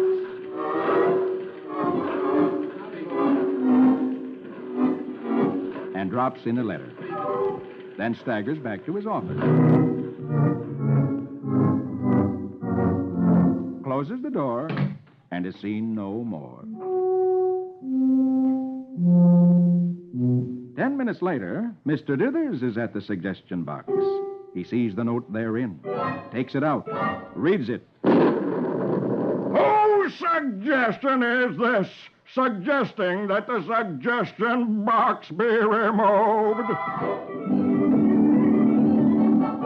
Uh-oh, here we go again. Yeah, I'm afraid so. Looks like poor Dagwood's in for another storm. I hope Mr. Dithers doesn't beat him up again. So do I. But I wouldn't guarantee he doesn't. Oh, poor Dagwood. The strangest things happen to him. Yes, they certainly do.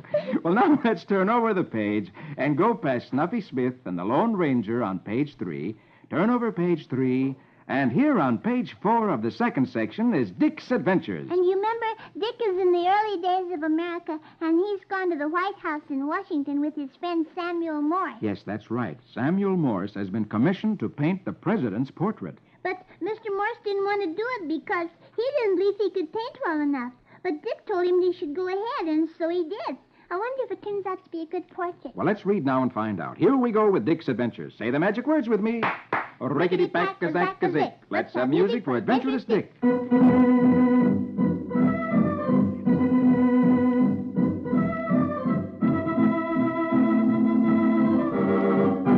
Weeks go by, and finally Morse finishes the portrait of President Monroe. The time comes when it is shown to everyone. Last picture, top row, Morse unveils it. Oh, that's wonderful, beautiful, a marvelous likeness. Everyone in Washington hails it as a masterpiece. But one old angry man looks at it and says, I disagree. This is no masterpiece.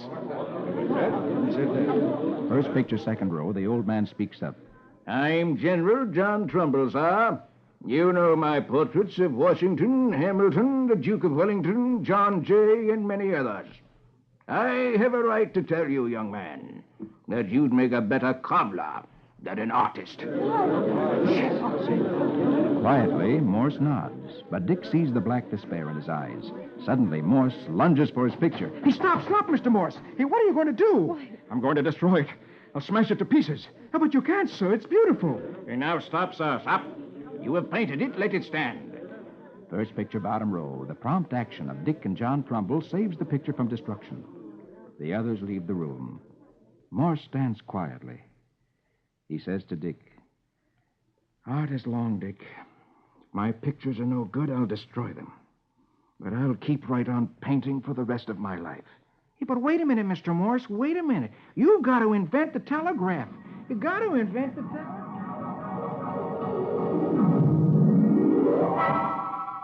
Last picture, Dick sits up in his bed. He sees he's in his own room in the world of today. And he says, Oh, gosh. I guess I was dreaming. Oh, I don't like that old man. After Mr. Morse worked so hard to paint a picture of the president, it wasn't nice of him to say it was no good. I agree with you, and he certainly shouldn't have said it in front of all those people. Well, I'm glad that Dick stopped Mr. Morse from destroying it. But I wonder what does Dick mean that Mr. Morse has to invent the telegraph? Well, maybe we'll find out more about that next week. And now look below Dick's adventures. There's Rusty Riley. Oh, and I'm anxious to read that because you remember there was a theater coming near the Milestone Farm. That's right, and one of the actors in the company stole a very expensive string of pearls from a wealthy girl who was acting in the show. And when he stole the pearls, he was dressed up in Rusty's coat and cap. And so some of the people have told the detective that Rusty was the thief. And after interviewing Rusty, the detective feels sure that Rusty is innocent. And he's gone to the home of the wealthy girl. And she didn't want to have Rusty arrested, but her mother does. I wonder what will happen. Well, let's read now and find out. Here we go with Rusty Riley. Gallop and run till the road is dusty. Give us music for his horse and Rusty.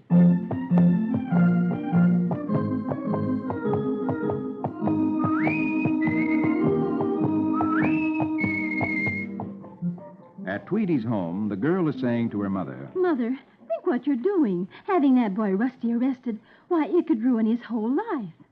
Stuff and nonsense, Tweedy. He's just a young gangster.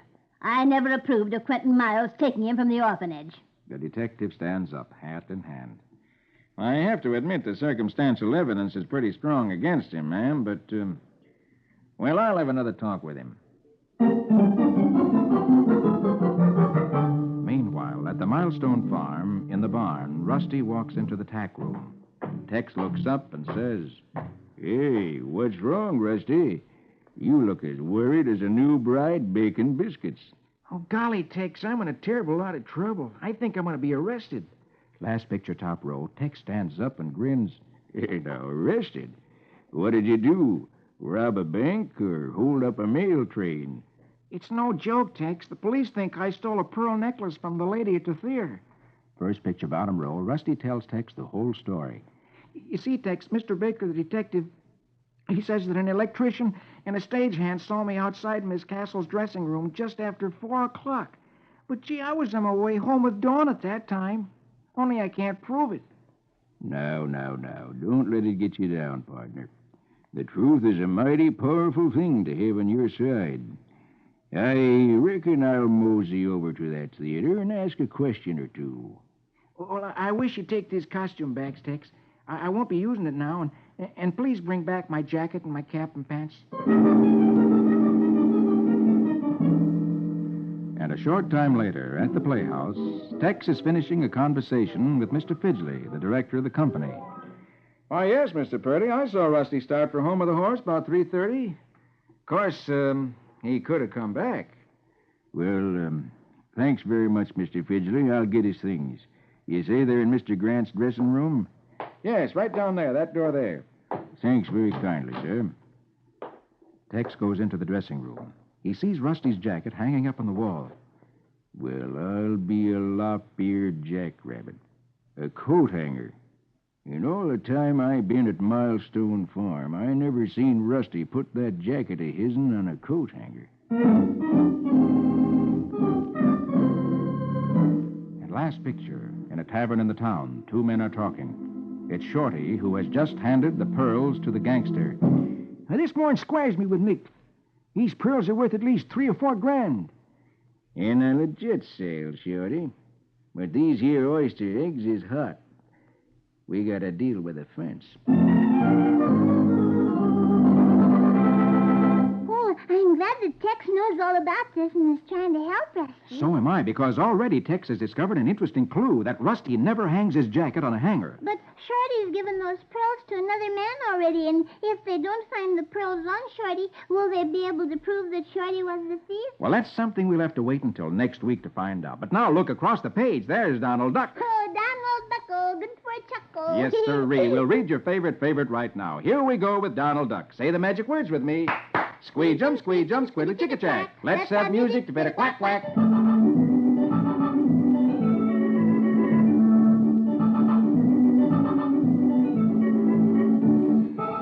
It's early in the morning, and the alarm clock goes off. Yes, dear. Oh, it's you. Well, up and at 'em. And a half hour later, Donald goes in to wake up the boys. He looks at the bed and sees Huey, Louie, and the dog, and Dewey. Well. He reaches over, pulls out the dog, drops him on the floor. Scram, Pooch. Oh, gee, Uncle Donald. I've told you boys a dozen times. Don't let that hound sleep with you. Why, gee, Uncle Donald, he likes a nice bed. Half hour later, Donald is heading for the shopping district. Last picture, top row. Poor little guy. Soft-hearted, just like me.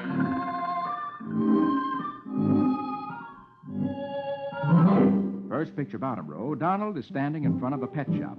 He sees a beautiful dog bed in the window and a price tag which reads, Deluxe dog bed, only $30. And 15 minutes later, Donald pulls up in front of his house again. He lifts out the deluxe dog bed. If you know kids and dogs, you can solve any problem.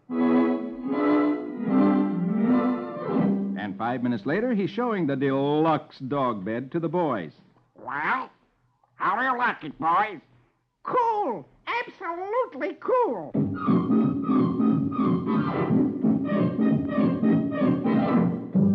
And that night, last picture, just before Donald goes to bed, he stops in the boys' room to see if they're sound asleep.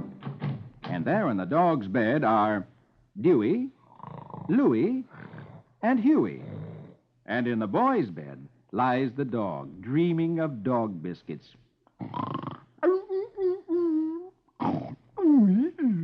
And Donald goes.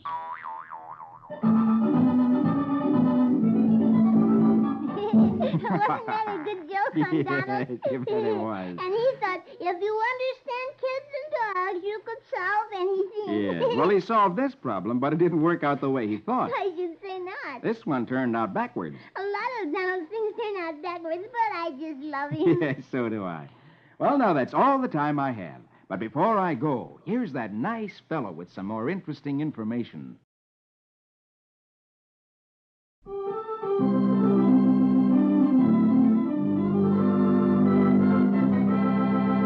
Well, honey, and all you boys and girls, I've got to go now. All right, Mr. Comic Weekly Man, but I'll be waiting for you next week. Okay, that's a date. And a date with all you boys and girls. Be sure to meet me with our little friend, Miss Honey, next week when I read Puck the Comic Weekly.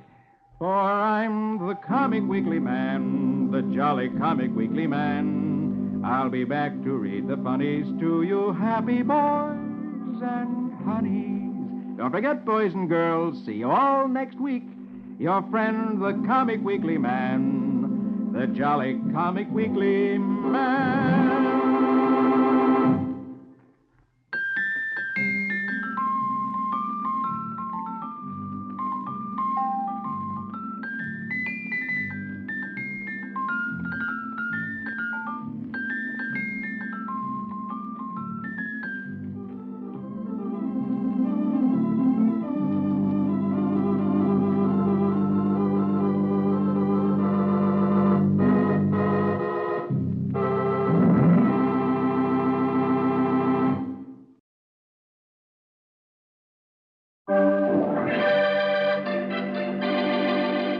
I'm the Comic Weekly Man, the jolly Comic Weekly Man, and I'm here to read the funnies to you happy boys and honeys.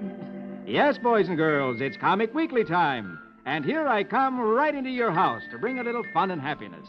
Right out of the pages of Puck the Comic Weekly, straight into your living room, your friend, the Comic Weekly Man, the jolly Comic Weekly Man. Hello, hello, hello. Hello, hello, hello. Well, little Miss Honey, how are you today? Wait till you see me. Well, I see you right now. I don't mean right now. I mean, wait till you see me in my outfit. I bet you I'll scare you. Ah, you're too pretty. You could never scare me, no matter what outfit you wore. Well, aren't you going to ask me what I'm going to wear the outfit for? Well, sure, I'm going to ask you what you're going to wear the outfit for. Well, all right, ask it to me. All right. Are you ready? I'm more than ready. I'm dying. Okay, what are you going to wear the outfit for? Halloween.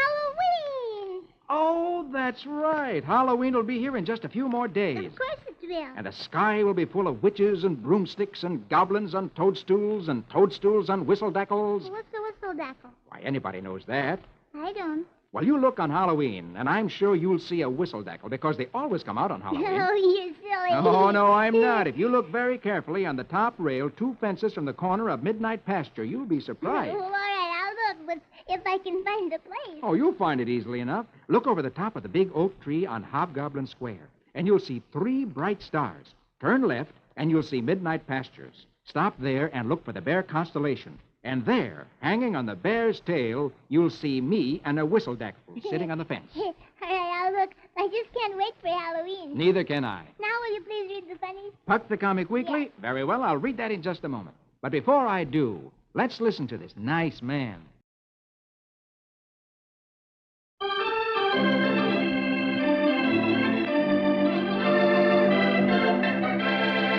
Now, here we go with Puck the Comic Weekly. And on the first page, under Bringing Up Father, Beetle Bailey. Magic words for the music, please. Very well, my lady. Toot me a toot and tweet me a tweedle. Squeeze out music for Bailey the Beetle.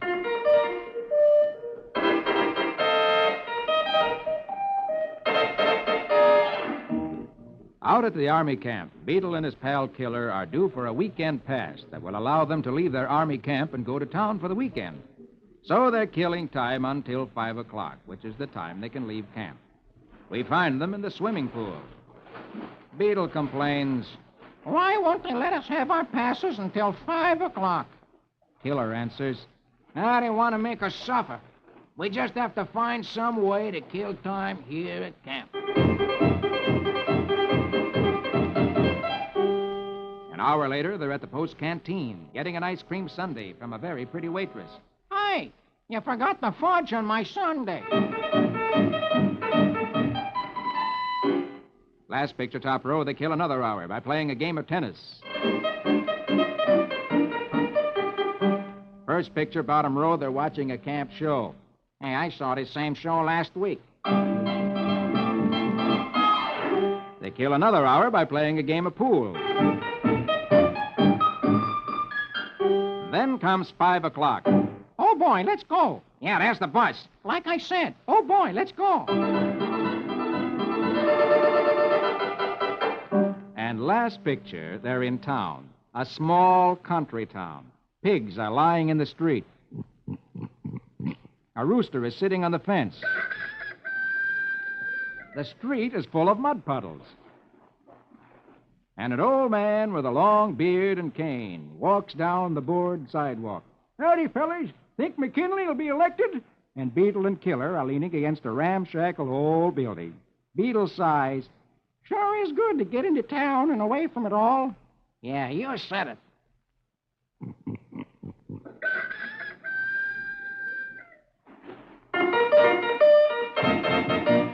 Those fellows are crazy. Yeah. Anxious to go into a town like that. Yes, especially when they can have as nice a time as they did out at the Army camp while they were waiting to get into town. That Beetle, I just can't understand it. No, neither can I. You know, there's another fellow I can't understand very well. Who's that? Cube Root. Oh, Roy Rogers' friend? Yes, Roy Rogers' I'm friend. anxious to know what's happening to Roy. All right, then, let's find out right now. Let's turn over the page and go past Little Iodine and Prince Val. Turn over page 3, and here on page 4 is Roy Rogers. And remember, Roy was with his friend Cube Root, who's an inventor. Yes, and Cube had invented a silent explosive. And a cattle rancher who didn't like Cube held Roy and Cube up and stole the silent explosive, and he's run off with it. I wonder what he's going to do with it. Well, let's read now and find out. Here we go with Roy Rogers, King of the Cowboys. A-yip-bi-yo, now here we go with Roy and Trigger. A-yip-bi-yo.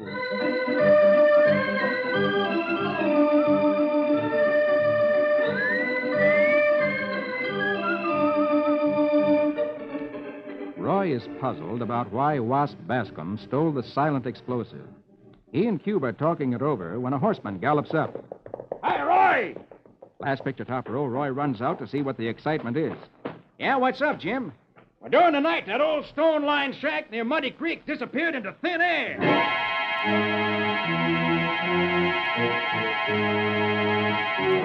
Meanwhile, second picture bottom row, Wasp Bascom is under a bridge some distance away, tying up a fuse to the bridge girders. He strikes a match. Cube Root's noiseless explosive might be as phony as that steer tonic. I'll test out a mite on this bridge and see if it's really silent. Hey, what's that? Horses coming. He scrambles up the bank of the river, carrying the keg of noiseless explosive. Hey, that's Rogers with the inventor. The bridge is ready to blow. I'm getting out of here.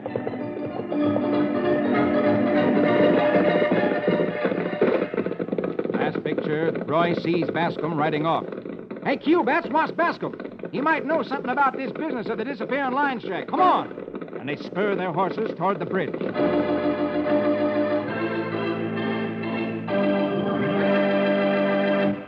that's terrible. Look what's happening. They're riding straight toward that bridge, and it's all set to explode. Yes. Well, wouldn't that be awful? If the explosive does work, they'll be blown to pieces. Yes, they will. Do you think they will be? Well, we'll find that out next week. But now look across the page. There's the sword and the rose. Oh, yes. I like this story because it's in the early days of England. Yes, and you remember that Charles Brandon was in love with Princess Mary, who was the sister of King Henry. And the Duke of Buckingham had kidnapped the Princess Mary, and he's trying to make her marry him. And Charles Brandon rescued the princess from the Duke of Buckingham, then fought a duel with the Duke and defeated him. But the King of France wants the Princess Mary to marry him, and I don't want that to happen. I wanted to marry Charles Brandon. You think that'll ever happen? Well, let's read now and find out. It's Merry, Merry England when knighthood was in flower. Music to bewitch our story hour.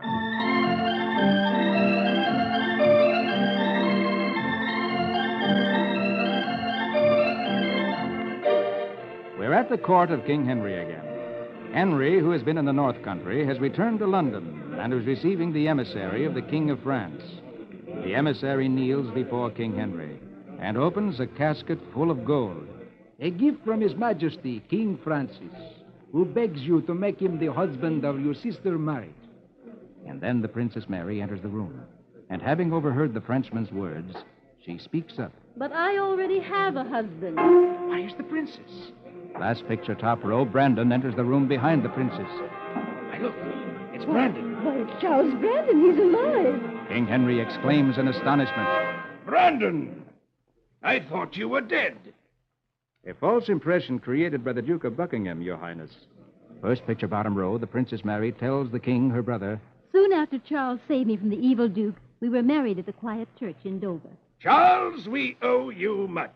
I approve the match. Then the princess turns to the emissary from the King of France. Pray, take the gold away and tell your wicked master the King of England would not sell his sister into slavery. Nay, rather than be thought churlish, we will accept the gold. Convey to the King of France our heartfelt thanks. And then the king turns to Brandon. In token of your valor, Charles, I shall make you Duke of Suffolk on one condition. In last picture, the king points to Mary and looks at Brandon with a twinkle in his eye, then chuckles. The condition that you take this conniving little vixen down to Suffolk and keep her there. Oh, I'm so happy. At last they're married. Yes, at last they're man and wife. And King Henry's going to be nice about it and let them stay that way. Yes, he will. Will they live happily ever after? Oh, I'm sure they will. Is that the end of the story? Yes, that's the end of the story. But next week, you look in the Comic Weekly, and you'll see that Walt Disney is starting another exciting story called Ben and Me. Who's Ben? Oh, you'll find that out next week when you look in the Comic Weekly. Ooh, I'll certainly look for that. All right, then. Well, now let's turn over the page. Oh, look, here's Flash Gordon. Yes, and you remember that Flash Gordon is on a strange planet. And he went there all alone to investigate. And after talking to the old hermit Philo, Flash has gone into the doomed city. And then, when he came to the gate of the city, a strange voice from nowhere spoke to him. And Flash answered, saying that he had come as a friend. And the voice said, all right, you may enter. And when Flash entered, the walls came up all around him, and he was trapped in a small room. What will happen? Well, let's read now and find out. Here we go with Flash Gordon. A rig-a-rig-a-doon-doon, saskamataj. Let's have music for Heroic Flash.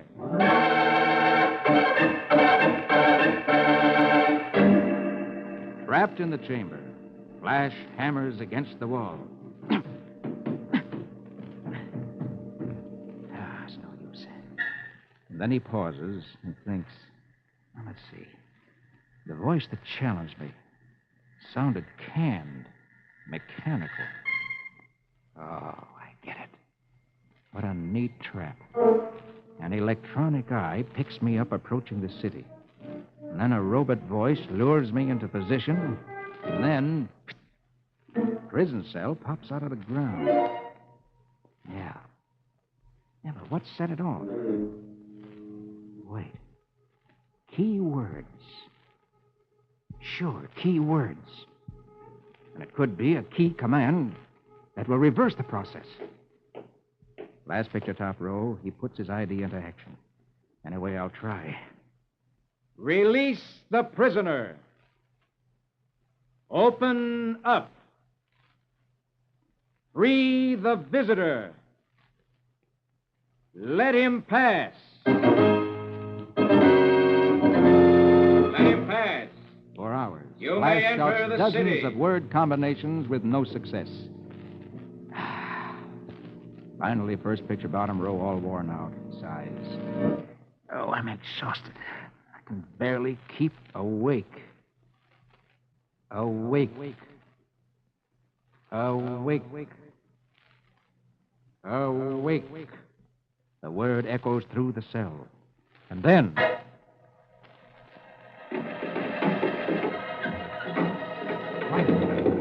Flash stares around him in astonishment. The walls. They retracted. I hit it. I hit the key word. At last picture, he rushes forward. Maybe now I'll find out what Philo meant about this being a city of doom.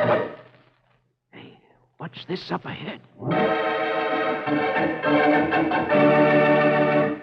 wasn't that brilliant? Flash figured out how it all happened. Yes, it was a voice that was put on a record, and when the voice said certain words, the key words made the cell close. And the key word, awake, made it open. Yeah, that's right. But I wonder what Flash sees now, ahead of him. Well, we'll find that out next week.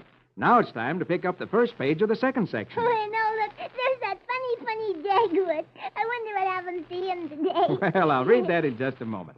But first, here's that nice man again with something interesting to say.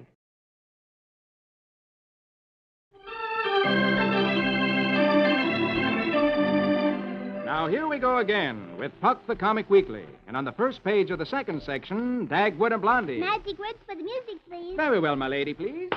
Ramafoo, Ramafum, Zim Zam Zombie. Conjure me music for Dagwood and Blondie. Blondie and the children are going downtown for a while. We'll be back in about an hour. Good, then I can have my bath in peace and quiet. 10 minutes later, the postman is ringing the Bumstead doorbell. When out of the upstairs window floats Dagwood's voice. I can't come down now. I'm in the bathtub. And by the time you can say, there are 3 cents due in this letter, last picture, top row, the postman is Dagwood's bathroom. There are 3 cents due on this letter. You think I'm sitting in this tub with my pants on? Well, confidentially, Mr. Bumstead, I wouldn't say yes, and then again, I wouldn't say no.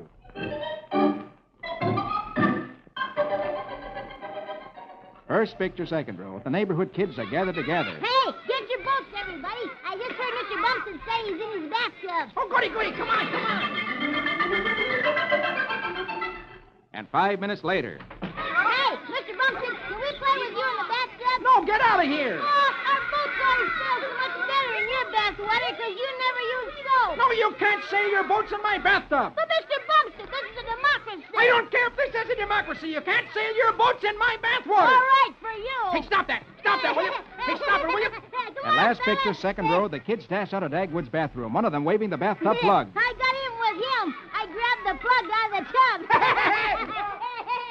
And first picture, third row, Dagwood groans. Oh, now I gotta keep my big toe in the drain to save my water. For 3 minutes, all is quiet. Then, outside on the street, who should appear but Mr. Dithers, Dagwood's boss. He walks toward the Bumstead house. While I'm in his neighborhood, I'll stop in and tell Dagwood I've decided to give him his $10 a week raise. Last picture, third row. Dagwood, a nervous wreck, sits in his bathtub holding a wet towel. So help me, the next person who comes in that door gets this soaking towel right in the kisser. And then, footsteps are heard coming up the stairs. And a second later, first picture, bottom row, Mr. Dithers appears in the bathroom door. And he gets the wet towel smack in his face. Dithers jerks the towel off his face and explodes. Instead of getting a raise, you're fired. Then I resign. 5 minutes later, Blondie comes in the house, and she hears... She goes upstairs, opens the bathroom door... Having a nice bath, dear?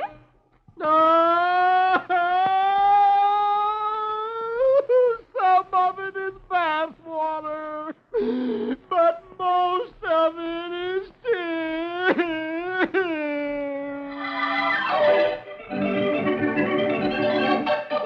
Poor Dagwood. He had an awful time, didn't he? He had a terrible time. But he threw the bath towel at the wrong person, and now he won't get his raise, will he? Not the way it looks. I just love it when Mr. Dithers and Dagwood get together. They're so ferocious.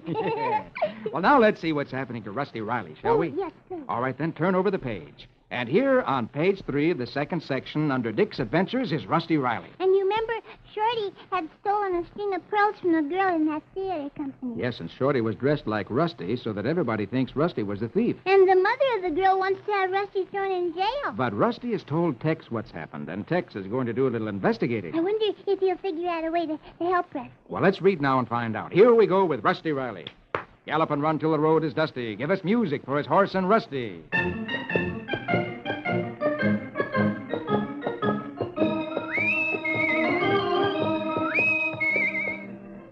Tex is talking over the situation with Mr. Miles. Hey, boss, this is a serious business about Rusty. That snooty Mrs. J. Funston Castle is putting pressure on the police to throw the boy in the pokey. Mr. Miles answers, Oh, she never could believe a boy from an orphanage could be any good. But this charge is ridiculous. Yeah, sure, it's ridiculous to you and me, boss. But the police have built up a case that may be strong enough to hold him for juvenile court. No, but Tex, granting that the circumstantial evidence is against Rusty, what motive could such a boy possibly have to steal a pearl necklace? Yeah, we got a bad break there, boss. That ornery Uncle Rufus of Rusty's was paroled 2 weeks ago. The police figure he put Rusty up to it. Last picture, top row, Mr. Miles says, Well, believe me, I'm not going to sit back and let that boy be punished for something I know he couldn't do. I'll get him the best lawyer in Kentucky. That's a first-rate idea, boss. But I got a few ideas myself. You get his hearing postponed a week, and then give me a few days off, and I think we can get at the truth of this.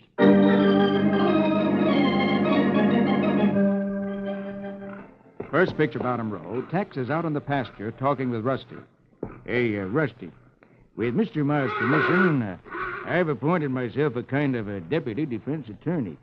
Now, I want you to think hard and try to remember the name of the man with the trailer that you helped out of that mud hole. Well, jeepers, Tex, I didn't sleep all night trying to remember, but I just never noticed. But he was going to go to join the carnival. Hey, wait a minute, Carnival. Where's your old friend Stovepipe? You have his address? Well, he gave me the address of his agent. He said I could always reach him that way. I'll get it.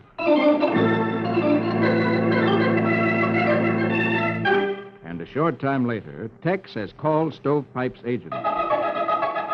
And last picture, sometime later in the distant town of Smithburg, in front of a tent which bears the sign, Ramapo Snake Oil, Nature's Partner.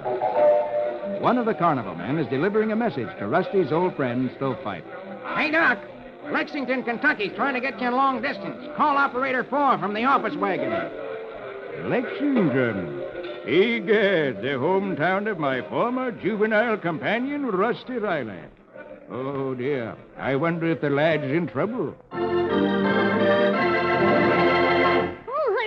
Tex is working just like my favorite detective, Nick Carter. Yes, you bet he is. He's gotten in touch with Stovepipe already. Yes, and maybe Stovepipe can tell Tex the name of the man who was driving the truck that got stuck in the mud. And if they find him, he can tell the detective that Rusty was helping him at the time that the pearls were stolen. And then they can't throw Rusty in jail. No, they can't. Oh, I hope that happens next week. Well, maybe next week it will. But now look across the page. There's your old pal, Donald Duck. And he's good for a big fat chuckle. Yes, so we'll read now. Here we go with Donald Duck. Say the magic words with me.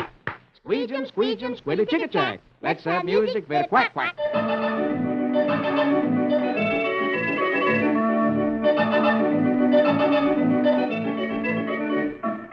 Donald is reading a book when one of his nephews yells, Ah, it's been swiped. Donald goes into the next room. What's missing, boys? The silver? No, our baseball, that's what. Now, don't get panicky. Let's hunt for it. They look in the icebox. Not here. They look in the kitchen under the sink. Not here. The last picture, top row, they look in the bookcase. Not in this drawer. First picture, bottom row, Dewey sobs. Just when we have a big game. Okay, now calm down. Donald puts on his cap and goes to the door.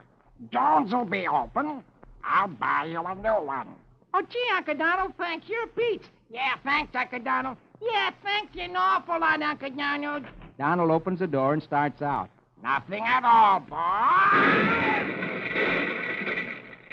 And last picture, there lies Donald on the sidewalk, a big hunk of pain. And right by his feet lies the baseball. Gee, the ball. Hey, Uncle Donald, you found it. Yeah. And when I get up, I'm going to find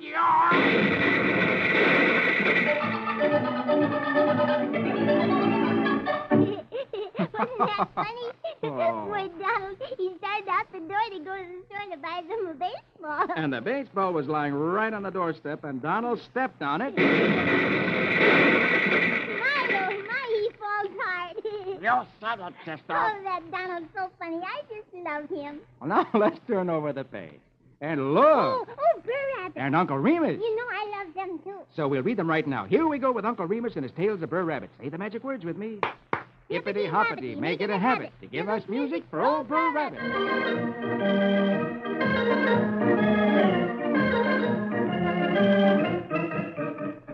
Uncle Remus says, The creeters has got the jitter jump 'cause Mr. Dog has been doing some night raiding. Yes, all the creeters in the community are really scared because Mr. Dog has been doing an awful lot of house snitching. The sheriff even holds up a sign which reads, Beware, Mr. Dog, night prowler. The sheriff says, Burr Rabbit, how is us going to catch this critter? Yeah, by making us easy to catch. The only way to catch a thief, Sheriff, is to give him something to thief with. Now, you do what I say.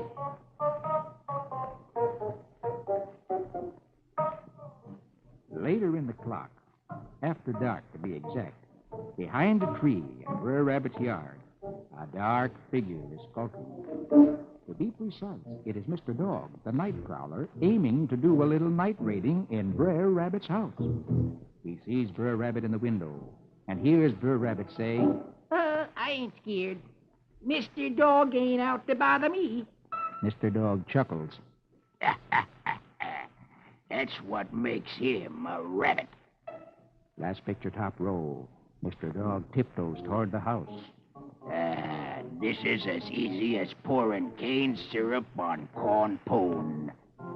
First picture, bottom row. Gun in hand, he enters the house. Rabbits was made limp in the head, so it'd be easy for dogs to be smarter. He steps in the living room. Your money or your... Hey! He stares in amazement, for instead of Brer Rabbit sitting at the window, he sees a shade with the image of Brer Rabbit painted on it, and a candle lighted behind it. And then the sheriff and Brer Rabbit, guns in hand, step in the door behind him. Consider yourself astonished, Mr. Dog. Yeah, one move and you is blunderbusted. And last picture, the sheriff and Brer Rabbit are marching Mr. Dog to jail. And as Mr. Dog walks along, he shakes his head sadly. And to think, a rabbit done this to me. Yeah, wait till you see what the law's gonna do. And Uncle Remus says, A thief in a jug is worth two in the ambush. Wasn't that clever? Brer Rabbit really fixed Mr. Dog. yes, Mr. Dog didn't find that robbing Brer Rabbit was as easy as pouring cane syrup on corn pone. No, and it looked like Brer Dog is the one that's limp in the head. And Brer Rabbit is the one that is smarter in the head. Oh, I just love that Brer Rabbit. So do I. Well, now, that's all the time I have. But before I go, here's that nice fellow with some more interesting information.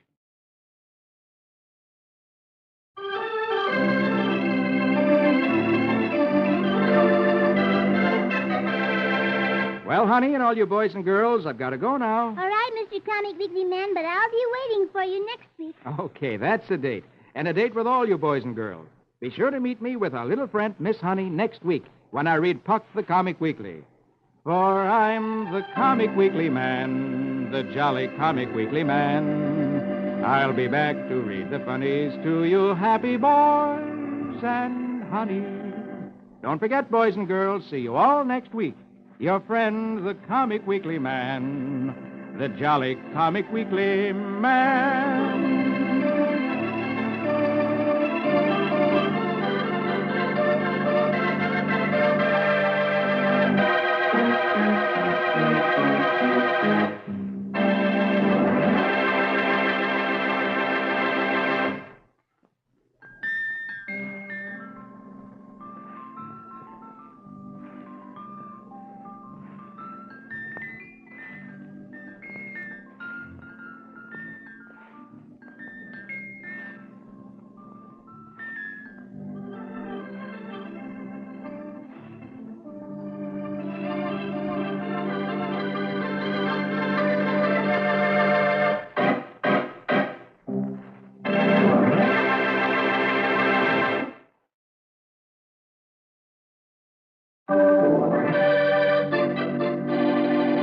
I'm the Comic Weekly Man, the jolly Comic Weekly Man, and I'm here to read the funnies to you happy boys and honeys. Yes, boys and girls, it's Comic Weekly time, and here I come right into your house to bring a little fun and happiness.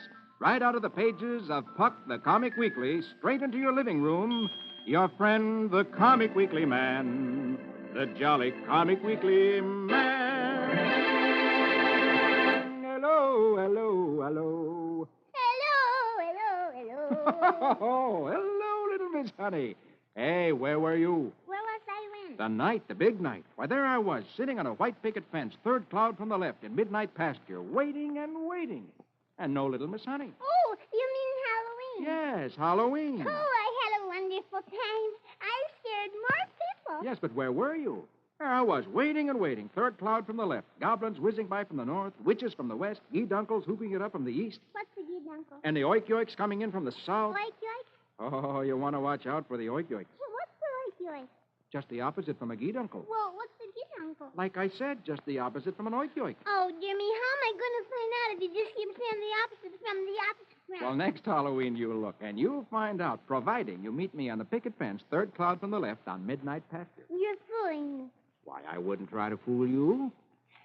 Could we please read the funny? Puck the Comic Weekly? Yeah. All right, very well. I'll read that in just a moment. But before I do, let's listen to this nice man.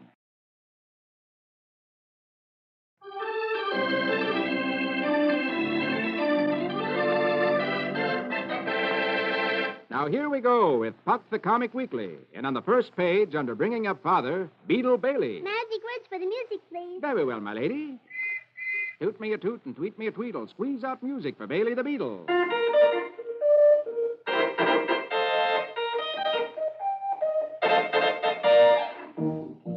Today, out at the Army camp where Beetle is stationed, the sergeant has put Beetle to work digging a foxhole, which, of course, is a hole in the ground where a soldier can hide when the bullets go whizzing by overhead. This, of course, is just a practice day for Beetle. He's almost finished digging his foxhole. A few more strokes, and I can sit down in my foxhole and sleep.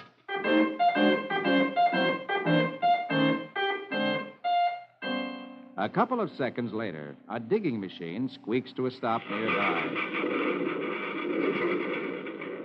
The foreman of the crew says to the operator, All right, we have the road staked out. You can start your digging now. Okay, Mac, here we go. And the operator throws the lever. Down comes the crane and scoops up a big chunk of earth. As it goes up in the air, Beetle sticks out his head. Hey! You can imagine the look of amazement on the operator's face. I didn't know anybody was in that hole. Here, let me down. I want to go home. Let me down. Last picture, top row, the crane operator sets Beetle back on the ground. Yeah. Now, maybe that'll teach you not to go crawling around underground. I'm convinced. Now, will you please teach the Sarge?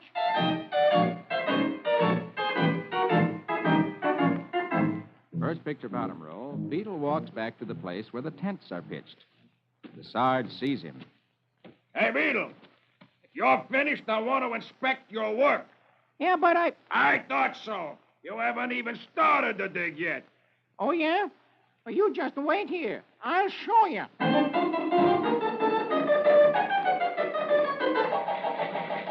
And a moment later, Beetle is back at the road digging crew and is saying to the truck driver, Hey, please, sir, would you kindly return to me the foxhole which I dug a short while back? Huh? Back where? Back there. I don't see no foxhole. It's on your truck. Can I please have it back? Well, I don't know. You gotta give it back to me. Sarge will kill me if I don't have one. Last picture, the sergeant hears the sound of a squeaky wheelbarrow. He looks up and sees Beetle wheeling a piece of ground 3 feet high with a hole in the middle of it and grass hanging off the top. Beetle comes to a stop. Here it is. And the sergeant's hat pops off. Oh, a portable foxhole. Wasn't that funny? Beetle made the driver give him back his foxhole. Yes, wouldn't people think you were funny if you said you were walking around wheeling a hole in the ground in a wheelbarrow? Yeah, that Beetle is funny, isn't he? Yes, he certainly is. Well, now, how would you like to see the new story that Walt Disney is starting today? Oh, yes, you told me about it. It was called Ben and Me. But who's Ben? Well, I think the best way to find that out is to turn over the page, go past Little Iodine, past Prince Valiant, and turn over page 3, and there on page 4 is Walt Disney's Ben and Me. Hickory dickory diddle dee dee, doodle some music for Ben and Me. In Philadelphia, in the winter of 1745, a brave little mouse named Amos set out to make his way in the world. And he announced his coming in his own little voice. It's me.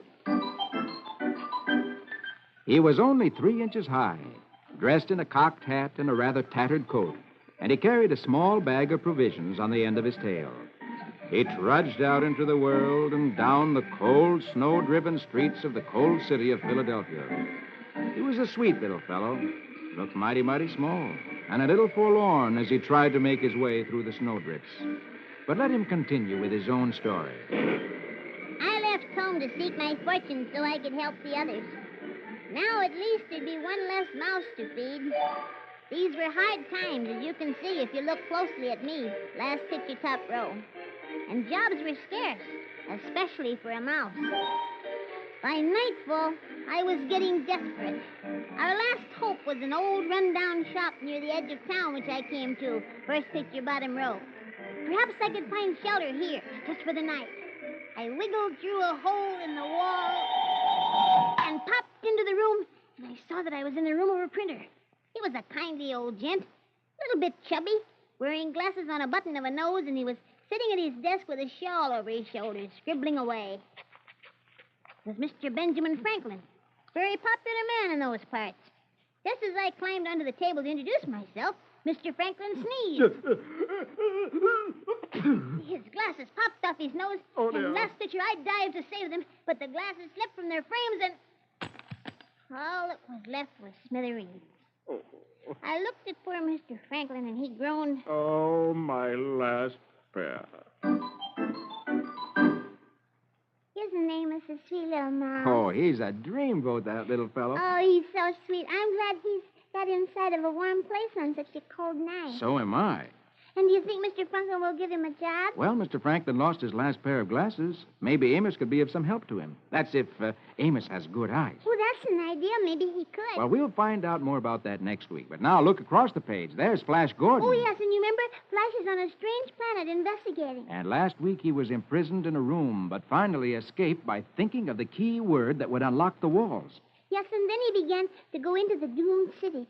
I wonder what he will find there. Well, let's read now and find out. Here we go with Flash Gordon. Rega-rega-doon-doon, Saskimatash. Let's have music for Heroic Flash. Escaping from the electronically controlled prison cell, Flash enters the mystery city of Callisto. As he moves forward, he sees a huge building with large halls and men scattered around the room sitting perfectly still. Now, what's this?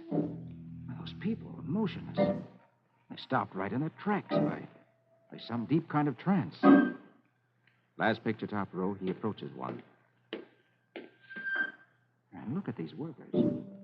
The tools of their trade seem to be part of them. This is a strange place. And then, first picture, bottom row. Suddenly, the figures come to life. Hey, they all awoke as one man, like a pack of zombies. Now they're right back at their work. Don't even notice me. But in the next instant, Flash hears a voice that comes from nowhere. Attention, citizens. A stranger has entered the city illegally. He was photographed in captivity. His picture will now be shown in the public square. Flash turns around, and on a giant screen sees a picture of himself. The voice continues, last picture. Remember his face and report his whereabouts to the civic army. The mine demands his capture. That's all. My, aren't those people strange? Yes, they don't even notice Flash, but they do turn around and look at the screen when the voice tells them to. And look at that last picture. There was a hand that's reaching out for Flash.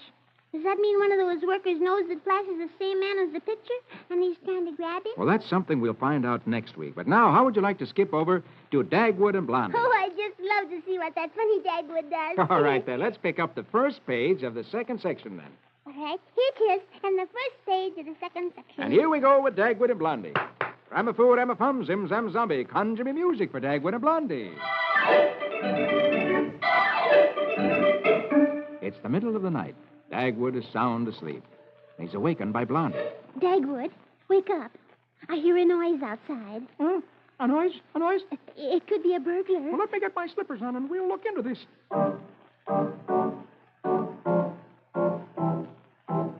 2 minutes later, Dagwood opens the front door, peeks out in the yard.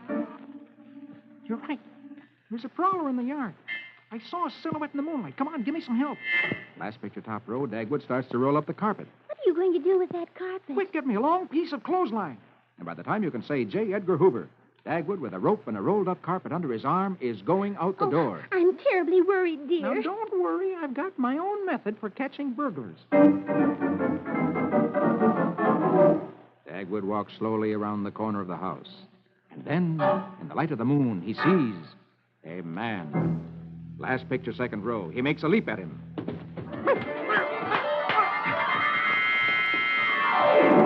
And first picture, third row, he walks into the house, carrying the burglar wrapped up in the carpet. I phoned the police. I got him. My picture will be in all the papers tomorrow.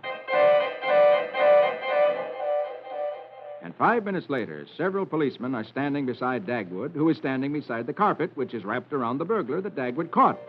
Well, congratulations, Mr. Bumstead. This is the way we like to pick up crooks, all wrapped up in a package. Hey, will I get a reward? The officer reaches in his pocket and pulls out a sheet of paper. Last picture, third row. Here's the list of rewards. They go up to $10,000. Well, let's unwrap him and see how much I get. And by the time you can say, money, money, money, money, money, money, money, money, money, first picture, bottom row, Dagwood has rolled the burglar out of the carpet. Hey, he's a funny-looking burglar. Yeah, he wears a nightshirt. Why, it's Herb Woodley. Herb Woodley sits up. I was out trying to find our cat. Oh, gee, Herb, I'm sorry. Blondie thought I was a burglar. Why, I ought to... Hey, officer, is it all right if I beat him up? Well, if we can watch. Yeah, well, watch this. No, Herb, no. No, Herb, I'm your friend. Please, Herb, no. Blondie runs into the room and sees Herb beating Dagwood up. Dagwood, what happened? Stop. It's okay, Mrs. Bumstead. I gave Mr. Woodley permission to beat him up. And last picture, Dagwood and Blondie are back in bed. Dagwood is all bruises, lump on his head, one eye black, and feeling considerable pain.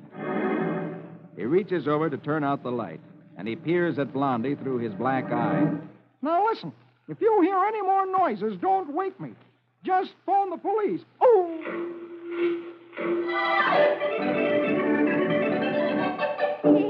Oh, poor Dagwood. Yes, poor Dagwood. His burglar-catching scheme was very good, but he catches the wrong kind of burglars. Yes, Herb wasn't a burglar at all. He was Herb. Yeah, he certainly got even with Dagwood. Yes, poor Dagwood. Everything turns out bad for him. Yes, I'm afraid it does. Well, now let's turn over the page. Oh, and look, here on page 2 of the second section is our old pal, Donald Duckle. Oh, can we read him, please? I'll read that in just a moment. But first, here's that nice man again with something interesting to say.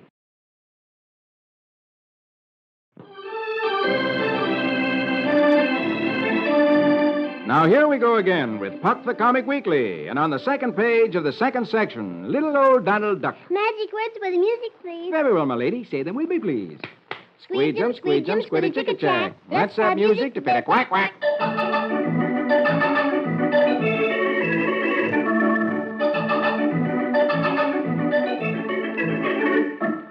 Donald has just settled down for the night. When he hears, he sits upright in bed. Hush! I think we have a burglar. And just like Dagwood, Donald has his own burglar-catching equipment. By the time you can say J. Edgar Hoover Dagwood Bumstead, Donald, with a gun in his hand, and followed by his nephews Huey, Louie, and Dewey, are tiptoeing down the hall. They stop and listen. I think he's going like it, Donald. Yeah? Well, we'll see. They turn on the light. We'll check the wall safe in the den first. Last picture, top row. Donald has opened the wall safe, which is behind a picture on the wall. 5, 10, 15, 16, 17, 18, 19, 20, 2 $half, 3 quarters, 1 dime, 2 nickels, and 5 pennies. Yep, it's all here. $22. Well, how about the silverware? First picture, bottom row, they check the silverware. Not been touched. They look in the refrigerator. Nope, nothing gone. They look in the garage. Nope, the car is safe in the garage. And then Hey, Uncle Donald, come to the front door. they dash to the front door. And there stands Dewey in the open door. He didn't swipe anything. It's just the opposite. Well, what do you mean? And last picture, Dewey points to a box standing on the doorstep. Somebody left 4 little kittens. See? Well. What do you know? 4 little kittens who have lost their mittens and don't know where. Oh, 4 little kittens. Aren't they sweet? Yes, there, aren't they? The cute little things. 4 little kittens. That means each nephew and Donald will have a pet for themselves. Yes, aren't they the lucky fellows? Yes. Well, now look across the page. There's Rusty Riley. Oh, yes. And I'm anxious to read Rusty because you remember somebody in the theater coming near the Milestone Farm had stolen a string of pearls from that rich girl. Yes, and the man was dressed in Rusty's clothes, so Rusty has been blamed for it. But Rusty wasn't anywhere near the theater at the time. He was helping a man from a carnival get out of a mud hole that he was stuck in. And he's told this to Tex, so Tex is trying to find that man. And he's called Rusty's old friend Stovepipe, who's with the carnival someplace else. And I'll bet you I know why Tex wants to call Stovepipe. So do I. And I bet you're right. He hopes that Stovepipe can find the man whose truck Rusty pulled out of the mud. You think Stovepipe will know? Well, let's read now and find out. Here we go with Rusty Riley. Gallop and run till the road is dusty. Give us music for his horse and Rusty.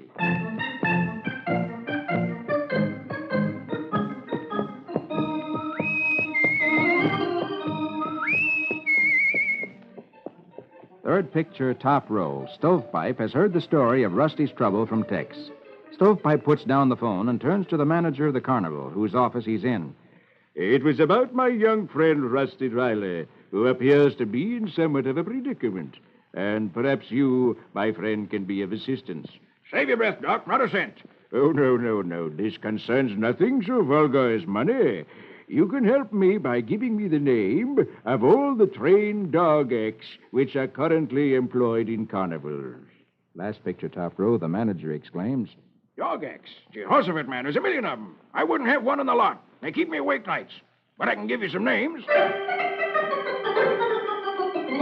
And a short time later, first picture, bottom row, Stovepipe has Rusty on the phone and is reading a list of names of men who have trained dog acts, hoping that Rusty will recognize the name of the man whose truck was stuck in the mud. Corrigan's Cute Canines, Lager's Bavarian Dachshunds, Cooper's Troop of Educated Poodles, Jerry's Wonder Dogs. That's it. That's the one. Jerry's Wonder Dog.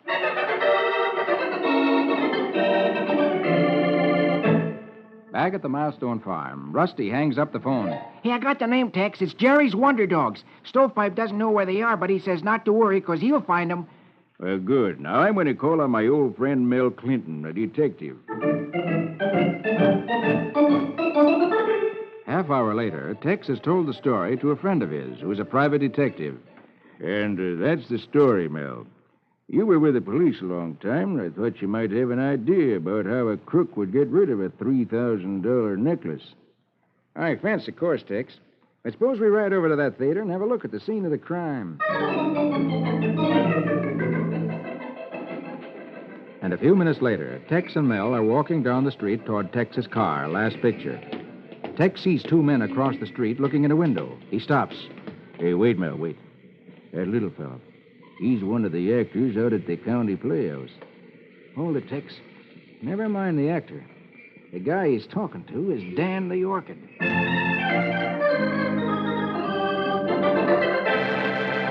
Oh, those two crooks standing there. One's Shorty, the actor, and the other's that man he gave the necklace to after he stole it. And Mel knows that the tall man who got the necklace is a crook. Oh, and now Stovepipe's going to try to find the man who Rusty helped, and maybe soon Rusty will be out of trouble. Well, let's hope so. We'll find out more about that next week. But now let's turn over the page. And look, here on page 4 of the second section is Roy Rogers. Oh, and Roy is really in danger because you remember he was with his friend Q Brooks, and he's a kind of a funny fellow. He invents crazy things. Yes, one of which was a noiseless gunpowder. And a man named Wasp Bascom had stolen some of the gunpowder, and he was putting some of it under a bridge to blow it up. And Roy and Q were riding in pursuit of Bascom, and they were just coming to the bridge. And the explosion is about to go off. I wonder if they will be killed there. Well, let's read now and find out. Here we go with Roy Rogers, King of the Cowboys. Yip-bi-yo. Now here we go with Roy and Trigger. Yip-bi-yo.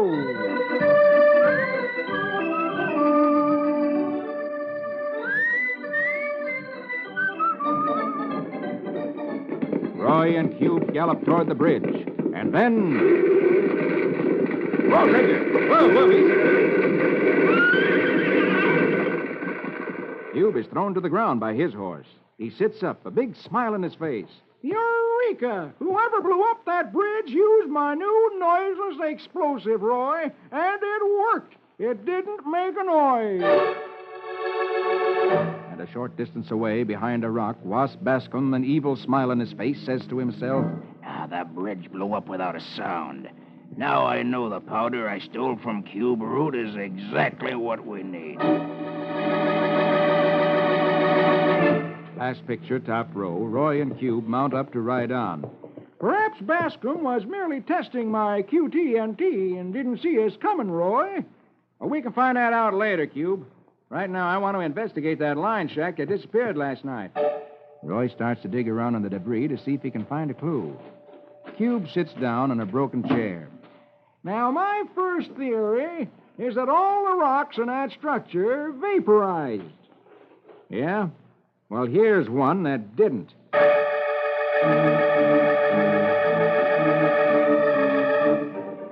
Meanwhile, up in the mountains, among some trees, Wasp Bascom gallops up to wagons loaded with rocks. He sees two of his men, guns in their hands. He rides up and stops. Hey, what's the idea of hiding in here with the rocks? Let's get moving. Stop yapping, Bascom, and unlimber your rifle. Rogers is coming along the trail. Last picture, Roy and Cube are approaching up the road. You know, Roy, I have another idea. Here, save it, Cube. I saw sunlight reflecting off a gun barrel in those trees. Well, that's something very strange. Imagine explosives that don't make noise when it goes off. No, it doesn't even say bang. And how can anybody make a cabin disappear overnight? I don't know, but you can see that it disappeared into that wagon because there are a lot of rocks in it. I wonder why they want to steal it. Yeah, and I wonder why they're so worried about Roy that they're going to try to shoot him. You think they will shoot him? Well, we'll find out about that next week. Now look across the page. There's Uncle Remus. Oh, and little Brer Rabbit. Please read him. Oh, I certainly will. Here we go with Uncle Remus and his tales of Brer Rabbit. Say the magic words with me.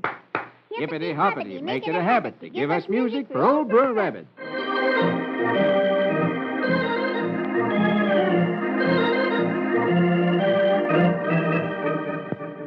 Uncle Remus says, Brer Weasel is always trying to make easy money the hard way. Yep, Brer Weasel is up to mischief again. He's snatching apples from the orchard of Brer Coon. And right in front of Brer Coon's orchard is a sign which reads, $11 reward for anybody catching anybody snatching my apples.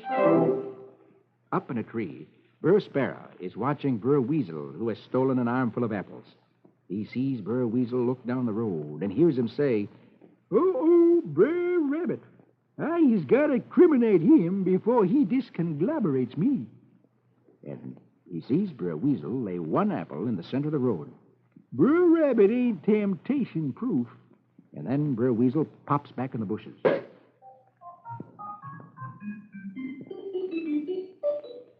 And there comes Brer Rabbit down the road. He sees the apple and stops, bends down, and picks it up. Up in the tree, Brer Sparrow says to himself, Uh-oh, Brer Rabbit has done stepped into the swindle trap. And sure enough, Brer Weasel pops out of the bushes. Brer Rabbit, apple snatching. And I is claiming the reward. And then comes judgment time. Last picture, top row. Brer Weasel, holding Brer Rabbit by the ears, has brought him before old Judge Owl. Judge, I caught him with the goods. Judge Owl looks at the apple in Brer Rabbit's hand. Well, I hears the confab, and I sees the evidence. But where's the witness? And out of a tree speaks Brer Sparrow. Here he is, Your Honor. And first picture, bottom row, Brer Sparrow jumps off the tree limb he's sitting on and flies toward Brer Weasel. I has got some witnesses of my own to unlatch. I seed Brer Weasel fill his whole hat full of evidence. And Brer Sparrow pulls Brer Weasel's hat off. And out fall 11 apples. Well. And a short time later, Brer Weasel is standing before the sheriff and Judge Owl, who says, And so, Brer Weasel, I sentences you to the calaboose for a day and apple. And last picture, Brer Rabbit walks off down the road with Brer Sparrow, who has collected the reward. Hey, tell me, little Jack Sparrow, what is you going to do with all this reward money? Oh, I He's going to grow a whole plantation full of birdseed. And Uncle Remus says, Frame up generally ends in showdown.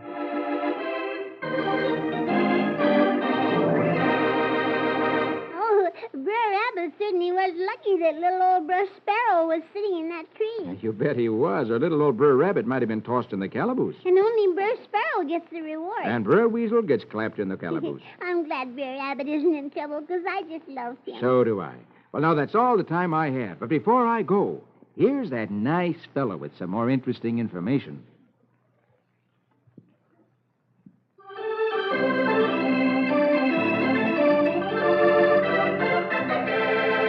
Well, honey, and all you boys and girls, I gotta go now. All right, Mr. Comic Weekly Man, but I'll be waiting for you next week. Okay, that's a date. And a date with all you boys and girls. Be sure to meet me with our little friend, Miss Honey, next week when I read Puck the Comic Weekly. For I'm the Comic Weekly Man, the jolly Comic Weekly Man. I'll be back to read the funnies to you happy boys and honeys. Don't forget, boys and girls, see you all next week. Your friend, the Comic Weekly Man, the jolly Comic Weekly Man.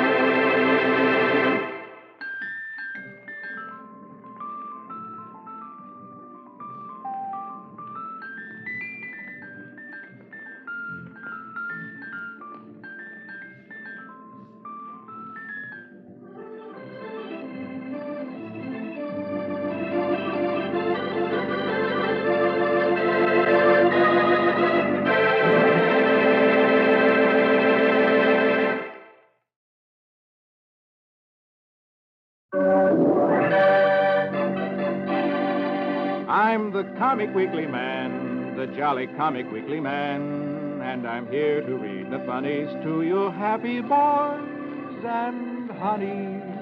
Yes, boys and girls, it's Comic Weekly time, and here I come right into your house to bring a little fun and happiness, right out of the pages of Puck the Comic Weekly, straight into your living room. Your friend, the Comic Weekly Man, the jolly Comic Weekly Man.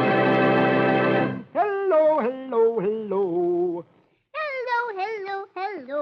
Oh, little Miss Honey, how are you today? I'm anxious because you know who's coming? Oh, I certainly do. That little fat man with a little fat belly who, when he laughs, shakes just like jelly. Yes, St. Nick. And I suppose you have a list from here to tomorrow of presents you want for Christmas. No, not that long. I don't want to be selfish and get all the toys. Now, that's the spirit. I like to see an unselfish child when Christmas comes around. Well, after all, you should be unselfish. St. Nick wasn't born just to be nice to one person. He was born to take care of all the boys and girls in the world and make them happy and bring each of them some toys. Well, I hope that Santa Claus brings you all the things you want. So do I. And one other thing I want, I hope you'll always keep reading the funnies to me all through next year. Oh, I certainly will. Now, could we read the funnies today? Puck, the Comic Weekly? Yes. Very well, I'll read that in just a moment. But before I do, let's listen to this nice man.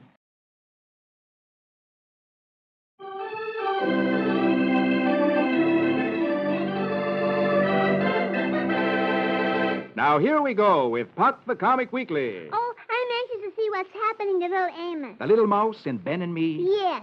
He had a quarrel with Benjamin Franklin, you know, and now they're not friends anymore, and I want them to make up. You think they will? Well, let's find out right away. So let's go past Beetle Bailey on the front page, who gets into trouble again, of course. Turn over that page. Go past Little Iodine on page 2, past Prince Valiant on page 3. Turn over page 3. And here on page 4 is Walt Disney's Ben and Me. Magic words for the music, please. Very well, my lady. Hickory-dickory diddle-dee-dee. Doodle some music for Ben and me. Benjamin Franklin and Amos had broken up their friendship. Ben had played too many tricks on Amos while experimenting with electricity. Now, this was in the early days of America, when the English king had been ruling the American colonies unfairly and unwisely. Ben Franklin, who had become a famous man, was chosen to go to England to lay the complaints of the colonists before King George. And then came the day when Ben returned from England to report to the colonies. But let little Amos tell the story. returned from England. I saw him walk down the gangplank from the ship. People crowded the docks, third picture top row. Even though Ben had played some mean tricks on me, I did admire him, and I couldn't help saying, "Good old Ben." A big cheer went up. Hey, what did the king say, Ben? First picture, bottom row, Ben quieted the crowd. Gentlemen, my mission was a failure. The king was unreasonable. Wouldn't even listen. All right, then. We'll fight for our independence. War! Yeah, there has to be. There has to be a war. Now, war is a terrible thing. Ben raised his hand. War? But, gentlemen, there must be some other way. We gotta fight! What other way, Ben? What other way? We gotta fight! Poor Ben. He walked off shaking his head. Hey, what'll we do, Ben? What'll we do? If I only knew. If I only knew. Poor Ben. I knew I could help him. I had a couple of ideas, as usual. And so I started after him. But then, last picture, I stopped. I couldn't help thinking of the mean tricks he'd played on me. I folded my arms firmly and got a hold of myself. No, I couldn't go back. After all, a mouse has a little pride. Oh, my, I wish Amos had gone after Ben to help him. So do I. Ben needs Amos right now. Do you think Amos will go and help him and forget his pride? Well, a mouse's pride is a teeny-weeny little pride, so maybe he will forget it and help Ben. But we'll find out about that next week, maybe. Now look across the page. There's Roy Rogers. Oh, yes, and Roy's starting a new adventure. You bet he is. Last week, a train was going through the country where Roy lives. And the train was carrying men who were being taken to a jail. And as the train passed under the limb of a tree, an outlaw jumped onto the train from the limb. And he has a gun in his hand. I wonder what he's going to do. Well, let's read now and find out. Here we go with Roy Rogers, King of the Cowboys. Hi-yip-hi-yo, now here we go with Roy and Trigger. Hi-yip-hi-yo.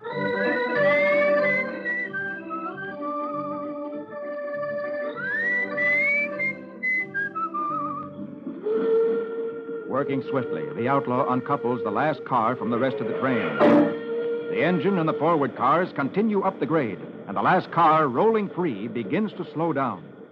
The outlaw climbs back onto the platform and flings open the door. Hey, what's going on here? The outlaw steps in the door. Here's my calling card, guard. And the guard falls to the floor dead. The outlaw walks to a convict chained to one of the seats. All right, I got horses staked out near here, boss. Nice going, Grip. I knew you'd spring me. How about taking us along? Yeah, hey, take us along, too. Grid snatches the keys from the dead guard. Hey, come on. Unlocks the handcuffs from his boss's wrists. Come on, be a sport. Be a pal. Come on, And the two hurry back to the rear platform. Last picture, top row. So long, pals. You'll all be free when this car jumps the tracks at Switchback Curve. Hey, come on, Sparrow. The engineer will be coming back to find his lost car.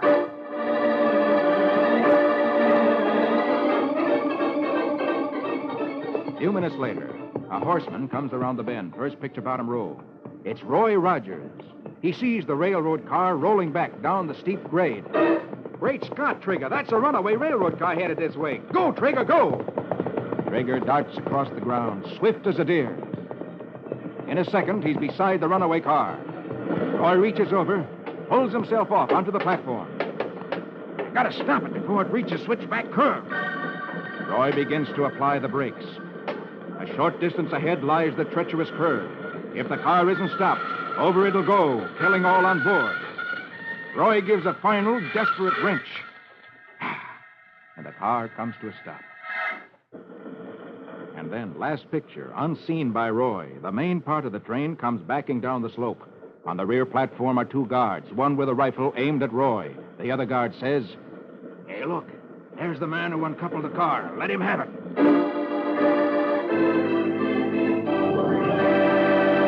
Oh, that's terrible. The guards on the train think Roy's an outlaw coming to rescue the other convicts, and they're going to shoot him. It looks that way. And Roy doesn't even know there are convicts in the car.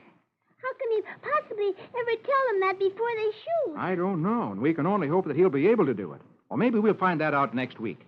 But now let's go to the very last page of the first section. And here we are with Donald Duckle. Oh, my favorite. And we'll read your favorite right now. Say the magic words with me.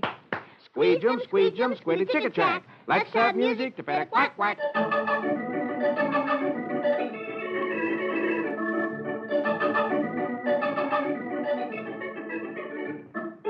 Donald has a pet parakeet named Chip. Chip's cute. Chip's cute. Donald opens the cage to feed Chip. Oh, boy. And out of the cage, Chip flies. Hey, Chip, come back here. But Chip is sitting on the lamp. Donald walks over. Come on, Chip. Hop on my finger. Now, last picture, top row, Chip goes out the window. Donald leaps out the window after him. First picture, second row. Come, Chip. Kill Chip. 55 Frenchmen, blue 44 furlong feet. And Chip's on the mailbox. Of all the... Chip want a cracker? Nice, Chip. Come. 55 Frenchmen, blue 44 furlong. And Chip is in a tree. Last picture, second row, Donald shinnies up the tree. Kill Chip. Come to Uncle Donald. Horror! Said Horatio, the hurricane's upon us. And Chip is on the housetop.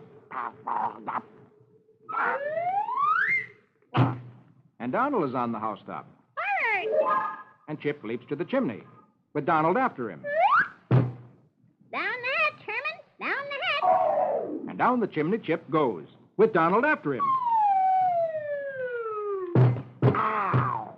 And last picture, there's Chip sitting in the birdcage. Aw, Chip's cute. And there lies Donald in the fireplace, Chip's cute. all covered with soot, Chip's cute. and a bump on his head. Chip's cute. Killed my aching head. Isn't that funny?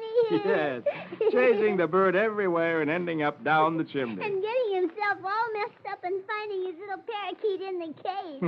But you know, I think that parakeet is cute. Yes, so do I. But Donald doesn't think so. No, Donald doesn't think so. Doesn't he look mad? Yeah. Now it's time to pick up the first page of the second section. Oh, yes. What funny thing does Dagwood do today? Well, let's find out right now. Here we go on the first page of the second section of Puck the Comic Weekly with Dagwood and Blondie. Ramafoo, Ramafum, Zim Zam Zombie. Conjure me music for Dagwood and Blondie. Dagwood has been thinking, and suddenly a bright idea bursts into his mind. Blondie, I've thought up a formula that will astound the scientific world. He dashes into the kitchen where Blondie's making supper. If it works, it'll make the atomic and the hydrogen bombs obsolete. Yes, dear. But now let me finish getting supper ready. Last picture, top row, Dagwood is coming out of the drugstore, his arms loaded with bottles of chemicals. Wives never seem to be enthusiastic when their husbands get these world-shattering ideas. First picture, second row, he's in the bathroom, busy mixing up his chemicals. Visitors from all over the world will someday visit this laboratory I've set up in our bathroom. Meanwhile, downstairs, Blondie's on the back porch trying to find her children. Yoo-hoo! Alexander! Cookie, come to supper. And she hears. Cookie! Alexander, come to supper. And again she hears. So, last picture, second row, Blondie is putting on her coat and going down the walk. It makes me so mad when they don't come when I call them. Now I'll have to go out and get them. First picture, third row, she's found Cookie and Alexander playing in a vacant lot. Alexander, come this minute. I've called you 10 times. And Blondie drags the kids home. I'm going to show you how quickly your daddy comes when I call him to supper. And last picture, third row, upstairs in the bathroom, Dagwood is adding the final test to his experiment. Now for the big test. Everything depends on how these acids act when I mix them. At that moment, first picture bottom row, Blondie calls up the stairs. Dagwood, come to supper. And from the bathroom...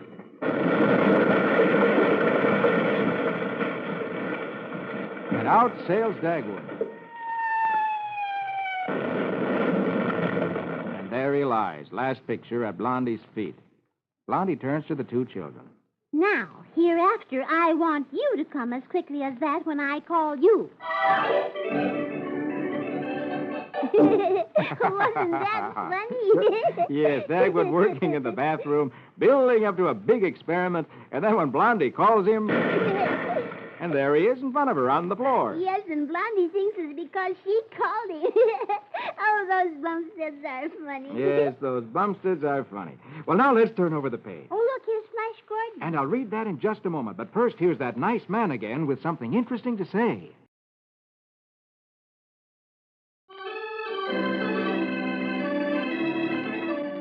Now, here we go again on the second page of the second section of Puck the Comic Weekly with Flash Gordon. Magic words for the music, please. Very well, my lady. A rig-a-rig-a-doon-doon, saskimatash. Let's have music for Heroic Flash.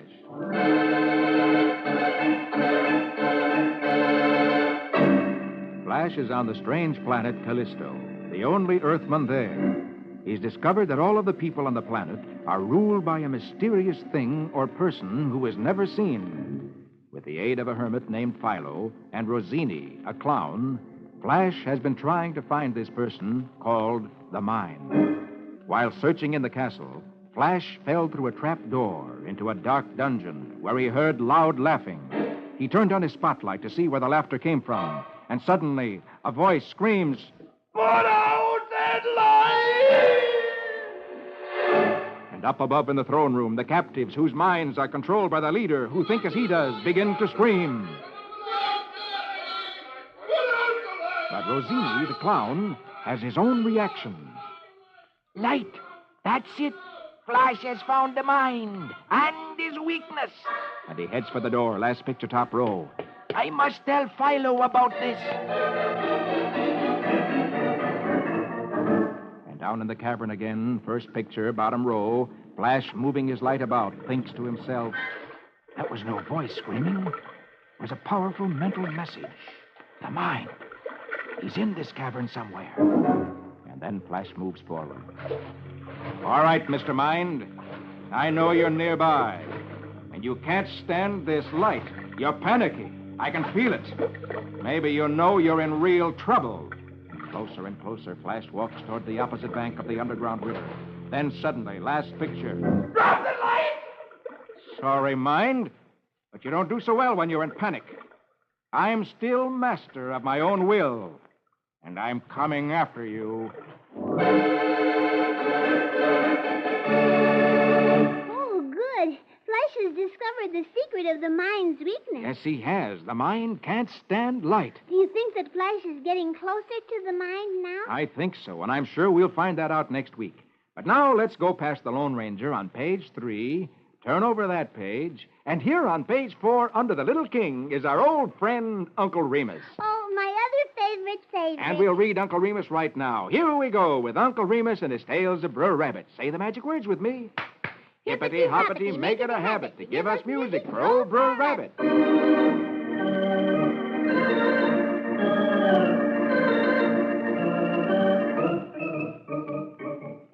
Uncle Remus says, Yes, sir. Old Brer Bar sees the bright and the dark side of everything. Yes, Brer Bar usually does, he thinks. And on one bright sunny day, as Brer Bar's out for a stroll, he passes Brer Rabbit's place. He sees Brer Rabbit wheeling a load of hay in his wheelbarrow. Brer Rabbit is wearing dark glasses like anybody does on a sunny day. Brer Rabbit, how come you is wearing them dark glasses? Brer Rabbit's so amused at such a silly question that he teases Brer Bar. Oh, these glasses is made for seeing in the dark. No fun, huh? Yes, sir. Brer Rabbit, how comes you wants to see in the dark? Well, because it helps me to get faster to where I was going. Last picture, top row, Bar is really curious.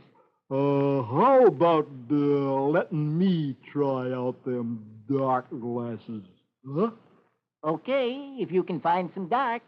First picture, bottom row, Bar looks into the barn.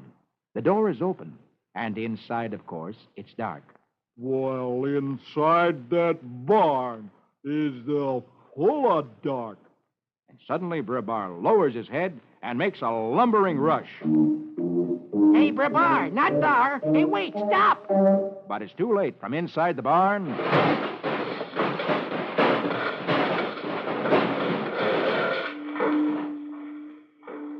And a minute later, Bar staggers out of the barn.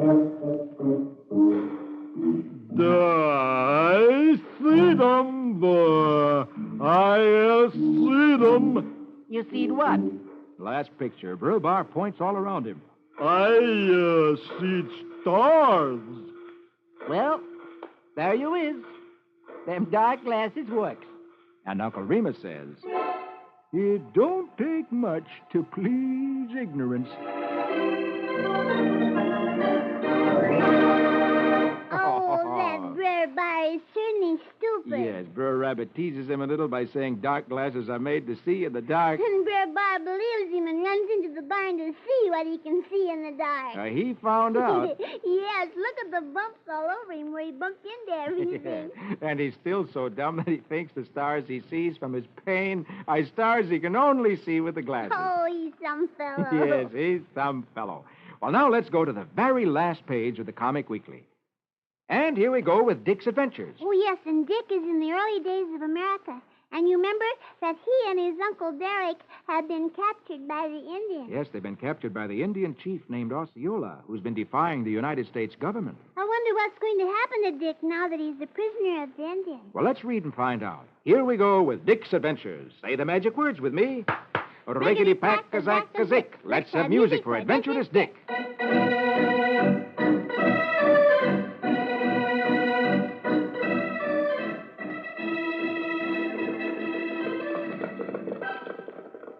Convinced that only by the utmost patience and luck can they hope to escape, Dick and Dr. Derrick pretend complete obedience to Osceola.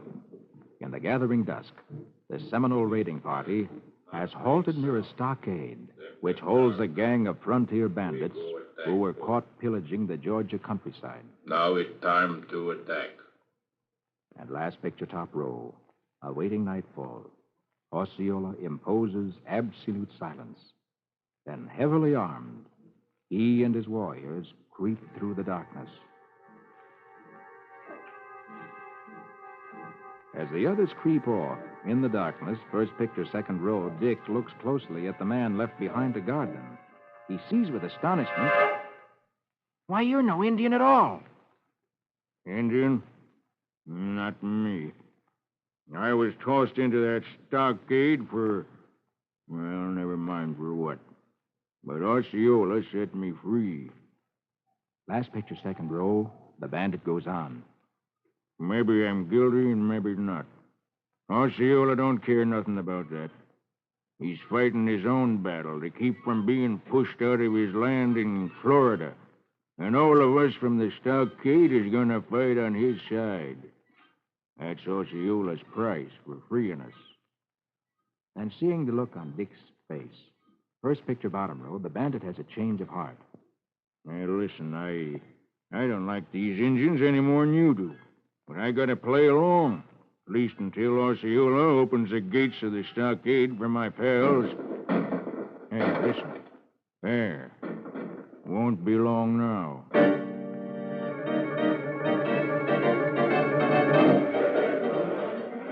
Last picture, Osceola, followed by his Indians and a ragtag group of men, come toward them. The sky is alight with flames from the burning fort. A band of freed bandits is swarming around, wild with joy. The guard whispers to Dick, You can trust me. My name's Jim. I'll get you out of this somehow. Stick close to me. Oh, I'm glad that Dick and his uncle have found a friend. yes, that can make all the difference. It's too bad he couldn't let Dick go now? Oh, but if he did, I'm sure that Dick couldn't get away with all those Indians around him. Oh, no, I guess you're right. It might be better to wait until there's a better chance. Yes, we'll just have to trust this man who's promised to help. That looks like a rough bunch of men that Osceola is freed from that fort, or whatever you call it. Yes, they do. I wonder what they're all up to. Well, we'll find out more next week. But now look below Dick's adventures. There's Rusty Riley. Oh, yes, and I'm so anxious to see how this is going to turn out because you remember Rusty's been arrested for stealing some pearls that he didn't steal at all. That's right.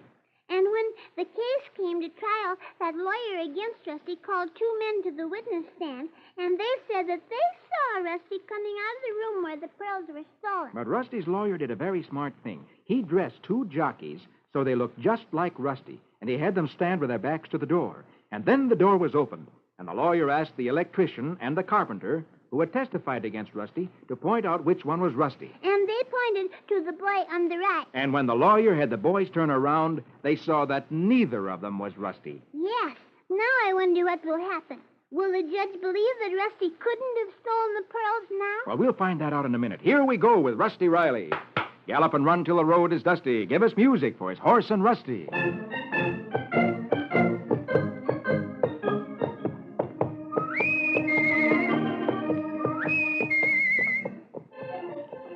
Now Mr. Tyndall calls Rusty to the stand, and the moment has come to hear Rusty's story. Mr. Tyndall sympathetically begins. Now, Rusty, when did you leave the theater the day of the robbery? And what were you wearing? Well, I left just about 3 o'clock, sir, and I was wearing the stable boy costume Mr. Fidgley gave me. You see, I was going to get Patty to sew on a missing button. I see. You were not wearing your regular jacket and red cap. No, sir. Where were they? Why, I left him in Mr. Grant's dressing room where I was supposed to dress. And Rusty goes on, last picture, top row. Then I started home with the horse, but when I reached the dirt road, well, there was a trailer that was stuck there in the mud. There's a strange interruption to the court trial, and the judge speaks up. Oh, one moment, bailiff. See what that disturbance is. The bailiff goes to the door. And there stands Rusty's friend Stovepipe with Jerry, the man from the carnival who has a dog act, the man that Rusty was helping at the time the pearls were being stolen. The bailiff tries to stop Stovepipe from entering, but Stovepipe brushes him aside. Gangway, minion of the law. We are about to tip the scales of justice. Stand aside. Last picture, the judge rises. And what is the meaning of this outrage? Rusty's lawyer, Mr. Tyndall, explains. I crave the court's indulgence, sir. This is my missing witness, who can corroborate Rusty's testimony. Stovepipe bows to the judge. My esteemed friend here has come at personal sacrifice to uphold the cause of justice. I got to keep Flesh and Plum with me on account of the IQ. It's so high, I have a nervous breakdown if I left him alone. Golly, it's Mr. Stovepipe and the dog man.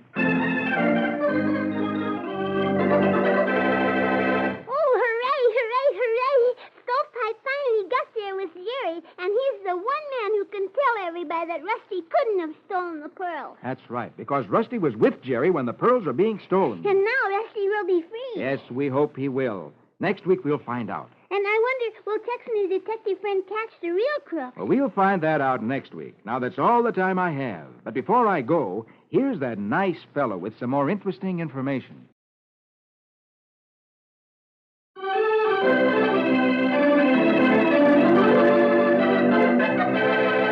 Well, honey, and all you boys and girls, I gotta go now. All right, Mr. Comic Weekly Man, but I'll be waiting for you next week. Okay, that's a date, and a date with all you boys and girls. Be sure to meet me with our little friend, Miss Honey, next week when I read Puck the Comic Weekly. For I'm the Comic Weekly Man, the jolly Comic Weekly Man. I'll be back to read the funnies to you happy boys and honeys. Don't forget, boys and girls, see you all next week. Your friend, the Comic Weekly Man, the jolly Comic Weekly Man.